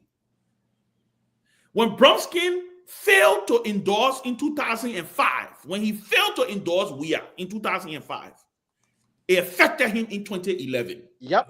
Because when he attempted to form an alliance with WEA, that's why I said to you, seditians are loyal voters, and they pay you back when you do something for them. Seditians supported WEA going as vice president to Winston Totman because Winston Totman has supported WEA in 2005 against all odds. Yes. Bromsky said he was playing it safe. He said, I don't believe in both Ellen. I don't believe in WEA. The two of them, any one of them, I win, they will mess the country up. 2011, I will have a chance to come and save the country, right? When he made that decision, Totman supported WEA. Prince Johnson supported WEA. Bacchus Matthew supported WEA.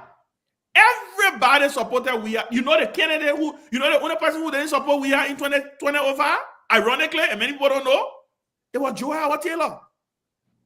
Joy Howard Taylor had just won her seat at Bond County, and she went and supported Ellen Johnson Sirleaf. And you know that's where the friction between Joy and Ellen came out, because Ellen had made the promise to Joy that she would not turn Taylor over, because the MPP said, you know, they kind of made that. I bring that up to say that even though we had lost the 2005 election, seditians remember who stood with them in 2005. So when Bromsky started his overture to WEA to form the quote-unquote dream ticket, which, by the way, if that ticket had held together, Ellen would have been a one-term president. But Ellen destroyed that ticket. Right? So what did Ellen do? What did the United Party do? They infiltrated the CDC and reminded CDC people. Yes. They said, well, there's the mayor who can get presidency to. They see, man, he ain't gay, he ain't even support you. Y'all know what I need to do? Y'all support, y'all don't put the two people together. Let Ellen win her second term, 2017, we will win the election. Yes. I say this all to come back to say, sometimes the decision you make can come back to haunt you. Now, fast forward to 2029, right? Fast forward to 2029, where we are. Like Tomalin said, look, and straight shot, straight shooter, Mr. Cummings, the time is running out. We already 1 year into this process. Trust me. Election. By the time you load next year, we'll be 2 years. You remember coming my group chat today? I told him listen, Cummings don't have a lot of time on his side. They don't. I said campaign has started already. And guess what? He's not WEA.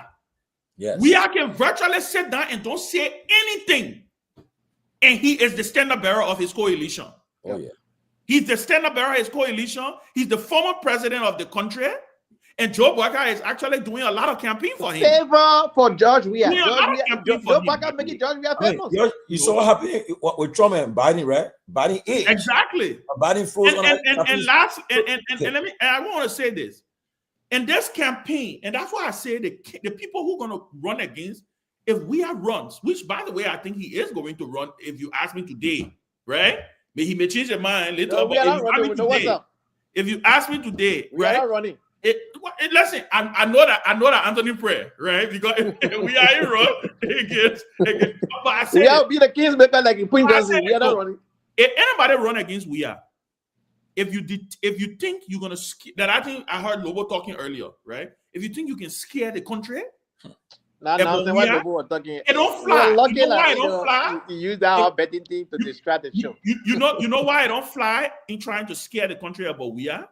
Because WEA has already been president. Yeah. Liberians have lived under a WEA presidency. They know the country didn't come to an end. But John Weah, they were first year. John Weah launched a policy. But that's what I'm saying. They don't even have a policy. It's the same problem the Americans have here. When the Democrats try to scare the country about Trump, the people said, "But listen, apart from COVID, apart from them men botching COVID and not doing, listen, we had a pretty good life here with him. Yeah, we survived. Right? Groceries were low. But when you you think know, about it, Trump was fortunate. The Obama, first 2 years, our Obama economy, you're right. But that's what I'm saying now. So, but guess what? They remember it being that Trump economy. So, when apart from Trump waking up every day and tweeting, the boy said, "But we get up, but I think we got to." I heard I was watching TV, and most voters were saying, right? Tommy, you got mute yourself. I know you. Sorry. And most voters were saying, "We don't like the guy. We don't like the way he do things." But hey, I don't have to like my president. As long as he do what he needs to do, I don't have to like my president, right? So I said that to say, time is not on Mr. Cummings' side. If Mr. And Cummings, I agree with you, Ben. That's the reason why Cummings wants to run I for got things to president, do. I'm here.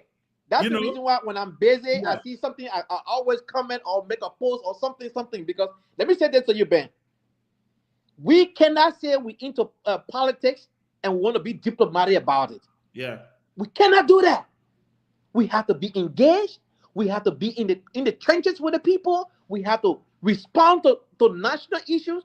I mean, the most important one, and not everything that happened now, but the most important one, that this particular circumstance with Fanatic Kofa, who's supposed to be going to the Capitol building, supporting the Kofa, standing up. We're not supporting Kofa, the person per se.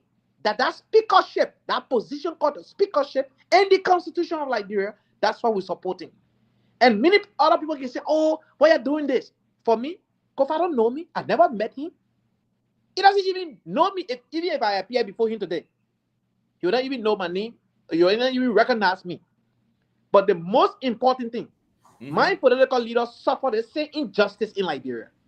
Mr. Cummings was dragged to court on a false pretense that he fingered document by the same United Party folks. You understand? Yeah. These are the very same folks that fingered our first national budget. These are the same folks also disrespecting the Constitution of Liberia, disobeying the Supreme Court decision. So the Liberian people ought to be informed about these things. You know the United States Embassy has issued a statement, right? Yeah, you see the embassy. Oh, I see it. Yeah, please share it. You ought to put on the scene. You ought to put on it. No, I know. You know, I know. Yeah. The headline from front page tomorrow is: as House impasse lingers, U.S. embassies weigh in, calls on both sides to respect the rule of law. The United States wants to see Liberia political processes play out peacefully and with respect to the rule of law. Liberians expect their leaders to uphold democracy and its practices, to include one that allows for open and transparent political processes and peaceful debate. We urge all parties to maintain peace. It is important that leaders need to show unity. Violence is never the answer, and it seems it serves no one interest. We strongly urge both sides to reach a compromise so the important work of the legislature can continue for the Liberian people. And this is very strong statement. It's very important because the only guardrails that can protect our democracy is the rule of law, the judiciary. And now the U.S. government they're concerned about this. And mind you, I keep telling people, the men are coming in power in the next 38 days. They may get time for African nations. He's an isolationist. He don't even care for too much Africa business. That's your thing you're doing. That direct investment through USAID. I mean, you're trying to cut it in the first term. They may try to cut down. And we're taking it for a joke. And we're taking it for. I keep saying it. If we're not serious, Liberia will struggle, will suffer. They will take it for a joke. They're telling you the rule of law. Because right now, the ECOWAS came here and the so-called protocol said a majority black, they snub the people. And when ECOWAS came here, all the things they said, Kofa agreed to it. I agree. I will go to session. I will not preside. I will recuse myself. The only thing I want to do, let me be heard. Let me be getting my due process. Let me be heard. Let me face my accuser. If I speak and the arguments over put it to vote, if they vote me, I'm out. They refuse it because they refuse. So he has done everything he has to do. And why you think Boga called Kofa on Monday? Call the man on Monday and tell the man say the man said, but that's what the Supreme Court said. Then he said we see it differently. Boga, you lawyer to say you see it differently? Then he called Justice Minister who support the whole thing. And the man who's supposed to defend the law, the man going against the law. This guy, he's a good lawyer, but also too has ruined his, like I say, his career for what he's done. what he did on Tuesday, because it will go down to affect him, because he plunged this country into a complete mess by the interpretation he gave to Amika. It's a serious thing. U.S. government issuing a statement, don't take it for a joke. And they're gonna have repercussions. They have repercussions. It's clear. You have lawyers out of Liberia talking today that what the Supreme Court says is clear. What the guys are doing, they are acting unconstitutional. It's illegal. And now when interpreting the article, they say majority. They refer to majority. We get quorum. The Constitution, the framers of the Constitution was fully cognizant. They were fully aware of there's something also called the tyranny of the majority. The majority. The majority is not necessarily right all the time. So there's a reason why the Constitution was structured and framed in the way it was framed. That it recognizes the voices of the minority also. Absolutely. They know that there will come a time where the majority, that it's the same reason why you in this country, and many people don't understand it. It's the same reason why in this country you have an electoral college. Yes. The reason you have an electoral college is to guard against the tyranny of the majority, because there are states in this country that are more populated 300 times more than other states. Yeah, California and Texas. If you didn't have an electoral college, potentially a Democrat will always be winning the election just by the time you win California, right? Maybe seldom you may see low flips here and there, but the electoral college is in place, which is proportionally, which is done in a proportional basis to be able to give everybody a voice. Why you think Iowa is always the first to pick a presidential nominees, right? Because Iowa is a small state. So when you see somebody in Iowa win, it was because Obama won Iowa. That's the reason why Obama was. In land size it's bigger than Pennsylvania, but in population it's small. People are gonna say, they give me loud. He said every government suppressed me. Togar gave me a job to make him look good. To legitimize him, early to make red people a job. We ain't giving shit. She ain't even talk to me. I survived on God. What Uncle said? You're looking for JMV to call you. In a JMV looking for but Uncle said God really bless you. He saw a lot of presidents too. But the man was radical. No, I just this time. Look, maybe from you. Look, the progressive, right? The guys were serious people. Just like they don't have plan to do when they get power. What they're gonna do? You boys, when they took our cause an issue, and nowadays by the time people take us on it, probably money right infiltrate. That's why you see they train from Linsu and LU there. When they say they have money, don't take it serious because the simple that their godfather then were in Linsu when they call and job rank, they give you small thing, then they backfire. But somebody the news article on the street is that they promised the justice minister, a Supreme Court justice position. That's how old is Oswald Toy? I think I mean he insisted. He probably late 60s. He only stay there for a few years. He only stay there for a few years because you got to retire when you turn 70. Yeah.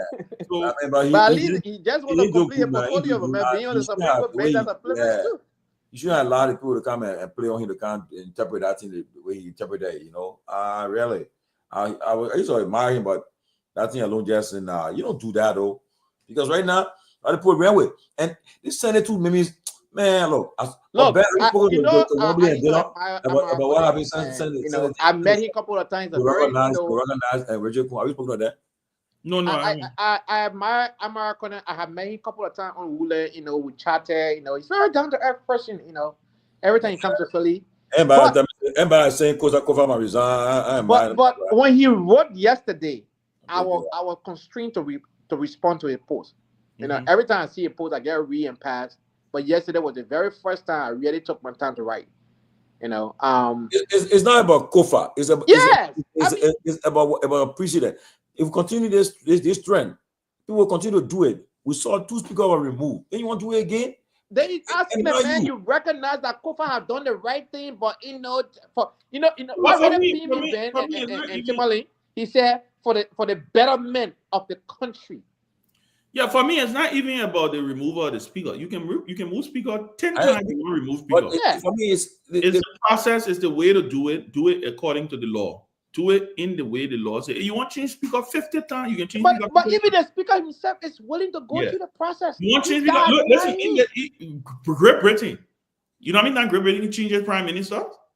They can get things that leader get. Yeah, you gotta do it within the law. You gotta do it within the confines of the law. You know, for me, I think that's what it comes down to. So until that's all, but that's the reason why we are here talking, Ben. Yeah. The speaker himself, it just removed McCarthy from here. Exactly. Yeah.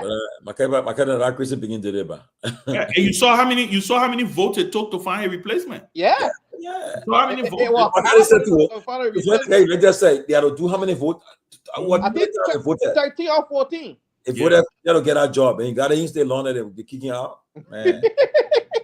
Come on, man. It's a serious thing though. But the country, man, I'm afraid. But again, Liberia, we know how it will happen. But Timothy, it's happening for the right reason. I think now, with all the good laws on the books in Liberia, this is the first time we have seen our democracy being tested like that. You know, so for me, yeah, look, for me, you're right, Anthony. Listen, I love this. I think when these things happen, we have to test our system. We have to push our system. There's a reason. Look, when January 6th happened in this country, things they found loopholes and they closed it. Yep. It took 9/11 to happen in this country, as tragic as it was. Oh yeah. For them to create the Department of Homeland Security. Yes. There was nothing called Department of Homeland Security in this country. Absolutely. Yeah. So when these things happen, it gave us an opportunity to be able to. The only problem with Liberia is when it happened, we don't correct. We don't self-correct. But I used to be back then. We used to be with a passenger to go all the way inside. To be with the passenger and see them going. Yeah, you can cross through security and carry your family. The family all the way to the plane. To the plane gate. You know. Oh, yeah. Before we also go through all that check now. No, who I beg you? Who will go through that check? But I want to Ben and do that thing now. Ben don't be allowed also. Oh, Ben, you get that pre-check stuff? Yeah, I got global entry. I didn't register for that. I chilling. You better go checking. I chilling. I will checking in, but I now making also do all the thing there. All the thing, but the TSA pre-check. Even the business club. I in my head before. But you think my head when I wrote a business club, I said, no, I'm a business club around. One guy now said, but the thing I joke, I just got out before we got in the plane, we were somewhere else chilling. By the time I got in the plane, I said, you're not women for time for to eat. But the people kept bringing the food and the drinks. And when you in that place, you think you in your living room. You gone. When you fly business class international, you can have fun. When I went to Spain in April, I flew business class with American Airlines. It was nice. Yeah, you in business class and you in another plane. it's night and day. You go. What they say when you go in the front of the plane, you won't go in the back. Yeah. Oh yeah. But guys, it was a fascinating conversation. I think we need to do this more. I think, look, the country is at a very critical juncture. Yes. The Unity Party government, President Joe Buckeye has to exert some leadership here and be wise. This is where his 40 years of experience should be playing heavily. And I'm very shocked that that he's making some of these rookie mistakes. Because look, I told somebody the other day, you either call the speaker like he did recently and tell him, I can't work with you, resign, or he said no, or guess what? You go and you now that you know that you want him, you go, you lobby all the people, and you say, you know what, I'm going to do whatever I can do to get my 49 votes. You're with a man. But Ben, the one I can't understand, they were able to get 47. Yeah. That two more person they cannot convince. Yeah, but because they know how they got out 47. Yeah. And they didn't expect that he was going to be, they thought he was going to be out of the country to do it. That's why I told you, a lot of those people who cannot sit and look in Kofa faith. A lot of the people told them. A lot of people. But Ben, everything they want the man ready to do it. The committee they want to do the message. Where did he come back? So Kofa in Italy. So you tell me, her prince, had open that door. That's it. Yeah. That's the plan. That's why you didn't Fala went there to go and preside. They would have put the resolution. Melvin Cole took a drastic decision that day. I know he took a absence. We have done it in absence. They can do it in absence, because at that point in time, there's a complaint. They would have still done the kangaroo thing with they're doing due process. Who knows what they would have done? Look at what the men are doing right now. Look at what they're doing right now. Imagine what they would have done. I want to ask you think Boca invited the men to go here in Italy? So Boca, you think Boca will wear that thing? If you ask me honestly, I don't think he was. I don't think at that time he was aware, but now he's aware. I think he was convinced after he came back. When they came back, I think they told him, "Look, I genuinely believe he didn't know. Which again is a dangerous thing, right? It's a dangerous thing that people playing a legislative coup behind your back, and you're the president, you have no idea about it, right? And they come back and they convince you. I think they convinced him and told him, say, listen, if you don't side with these guys will be a problem, right? There will be a problem for your presidency. Especially the yellow machine.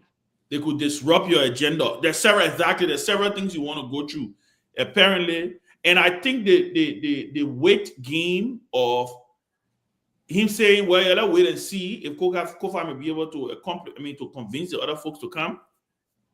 I think that also played a lot into it. And once he was not able to convince a lot of people to come over because there was a lot of horse trading going on, the fact that he kept his 30, they kept their 40, whatever, 43, or whatever the number was, it just think we are just going on perpetually. And then I think we gotta give it the Kofa to be able to keep 30 members of this time. Yeah, and I think at some point it also has to do with interest. I think at some point them doing that sham election, I think also hurt them. I think if they had not done that election, if they had not done the election, the Supreme Court would not come in. Yeah, they did that same election. Fala say that try to vote. They said no. They said no. He asked for the resolution. Fala said, he got an want me to be speaker either because because they did ask, they said because he won't run speaker, you gotta step down. He will resign. They asked him to step down. He said, okay, then forget it. I don't want to lose both ways. But when Father asked for the resolution, where I knew that he got it off a real scam that day when Father asked for it, they said no resolution. But technically, the resolution was supposed to be getting to the presiding, and then that they constitute a committee, and that committee preside over the hearing, right? And they get everything. Said no, the people already saw the thing. Will go with the resolution. Blah blah blah. I'm like, what? This is a real kangaroo behavior. So So at that particular moment, I knew then that this guy was they were get charade. Your man Kunwa so hard to take the oath of office. The men there raising 11 off, putting it right. Tell your ANC people, they put marching on next week. They might call the post, they might join the marshal. The manager issue statement.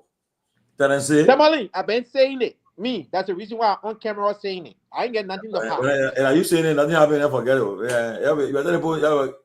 I have said, look, somebody, I can only do what is in my purview, right? Come on here. Because I already written. Let me tell you something, right? And I outline the reason why it's important that we do this. 2023, before election, you tell the citizens what Ben was saying. Citizens will say, no, they're coming way. 2029 are coming stand. We'll put 2029. That we are finished. So now, most citizens will tell you, the second show were coming. But like right now, if look, yes, you play a role in this thing. You're getting involved in this thing. It's not about Kufa, it's about the country now. You're getting involved. Be actively involved. If they say, oh, you should be saying, look, we're not stand for this, the lawlessness or for the breakdown of the rule of law. Because you are being backed by the Constitution, by the Supreme Court ruling. Even our traditional partners, the Americans, they are saying you should respect the rule of law. So that you guys got a lot of backing.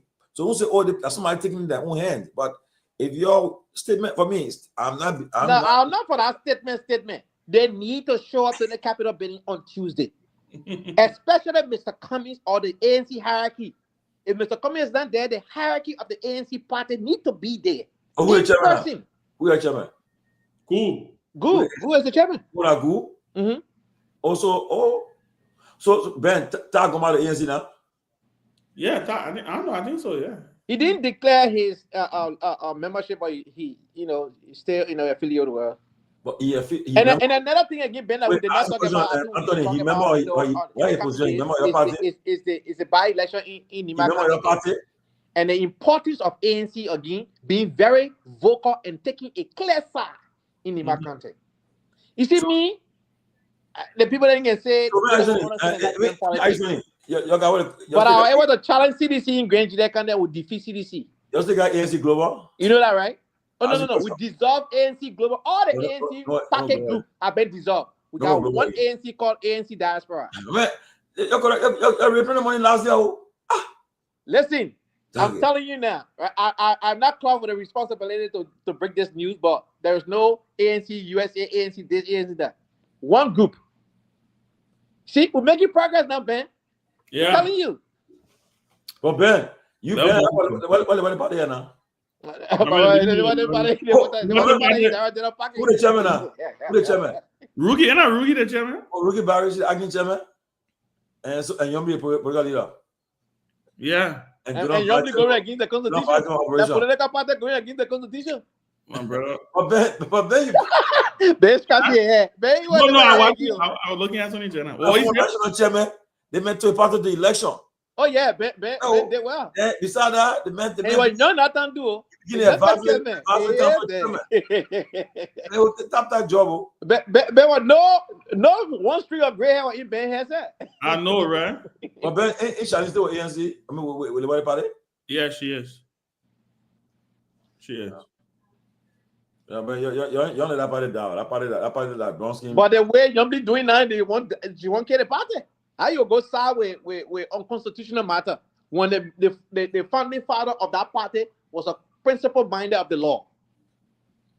I mean, we'll watch and see what happened. I see. Then something happened now. You see it? But ANC, man, look, y'all do better. Let me tell you. I mean, I voted for your first round. I voted first round in 2023 in Abel. I voted for McGill. I voted for Ava June. I voted for Cummings. For my vote in McGibby there first round. But when then, I mean, that I want to say is the 1%. I believe it because there's a place, a spot. I was having lunch to Social Security, and then one of the ladies said, "Oh, in this era." That when the Cummings officer, everybody that working there, then they say they beat a man in a particular constituent precinct. Don't mind that. So tell me to put that voted for all the people around there. So who did it cheating? Ben, well, found out who did that cheating because there's no way Appleton will have been tear place in Montreal all the time. Yeah, that's what I'm saying. That'd be frank. Appleton, he did. He in Japan now as ambassador. Oh yeah. He forgot about that. I was telling you that brother. I said that man, brother. Yeah, I think look, that's what I say. But you know, the foreign minister and Cummings said they're gonna investigate what happened, but I don't know whether they're still investigating it. No, Cummings pulled out because Oh, he pulled out? Yeah. I mean, for me, I respected the fact that he even pulled out. Look, Tomalin sometimes just less. But you still found out what happened. That's not correct. No, it was not correct, but it was just Cyril using that thing to bargain to get what number she got to what Anthony, if you don't say I shouldn't pull up before you know what? I 1% people it will affect you. People will keep on saying that they will say that your portion there. You gotta keep back on it. That your portion. Because there's no portion. Everybody knows that. I mean, you are the most. We are the most first of all, Tomalin, before the election, every polling, every radio station, it was we are Bwaka Cummings. We are Bwaka Cummings. Or sometimes Bwaka, we are Cummings. It was always in that order. All of a sudden, the man that we never saw campaigning came third place. Can you imagine that? Yeah, man. Yeah, that's the reason why Lobo today night he questioned me for $1,000 now. You can't even let me speak on it. I mean, you said, man, every friend, look at you. You go on the show, tell the man, say, the man tell you, say, hey, you go, you're separate too. Hey, man, though, you should not even go that route with that man. Man, say, you won't get more than 7%. You go sit down there. And then, even though the election, I just see it wasn't just the right election because there's no way Cummings got 1%. I would not believe it. You know, I got 1%. I want him to believe it. That one I joke. The man, how can you say the man here, the place where he working here, the people that voted against him, the people where he paying every month? Man, give me a break, man. But no, Ben, I want to go voting her, right? Who are there? No one's ever there. When the European young people there, I asked, I said, who are you guys? They said they posted there observer from the civil society at all. But I said, so ANC don't have observer there. CC don't have observer there. UP don't have observer there. And with Love Liberia, you made a very salient point, right? After that, we tired suffering Liberia. I knew that our people, were really doing something to Mr. Kamina because the way we publicize that thing. Is organized that protest. And then what the guy that's kid? What the guy? The deceiver people in our country, they get too much, man. That guy, the man was in free time chilling. No, let me friend, man. I mean, I hope they can do better job next time and get a right people to be as political strategists, because they had the money, but not had the right people to really give them the strategy, and that affected them. I mean, I see you, then we can go. Get ready. I know, right? Oh, tomorrow Friday? Yeah, tomorrow Friday.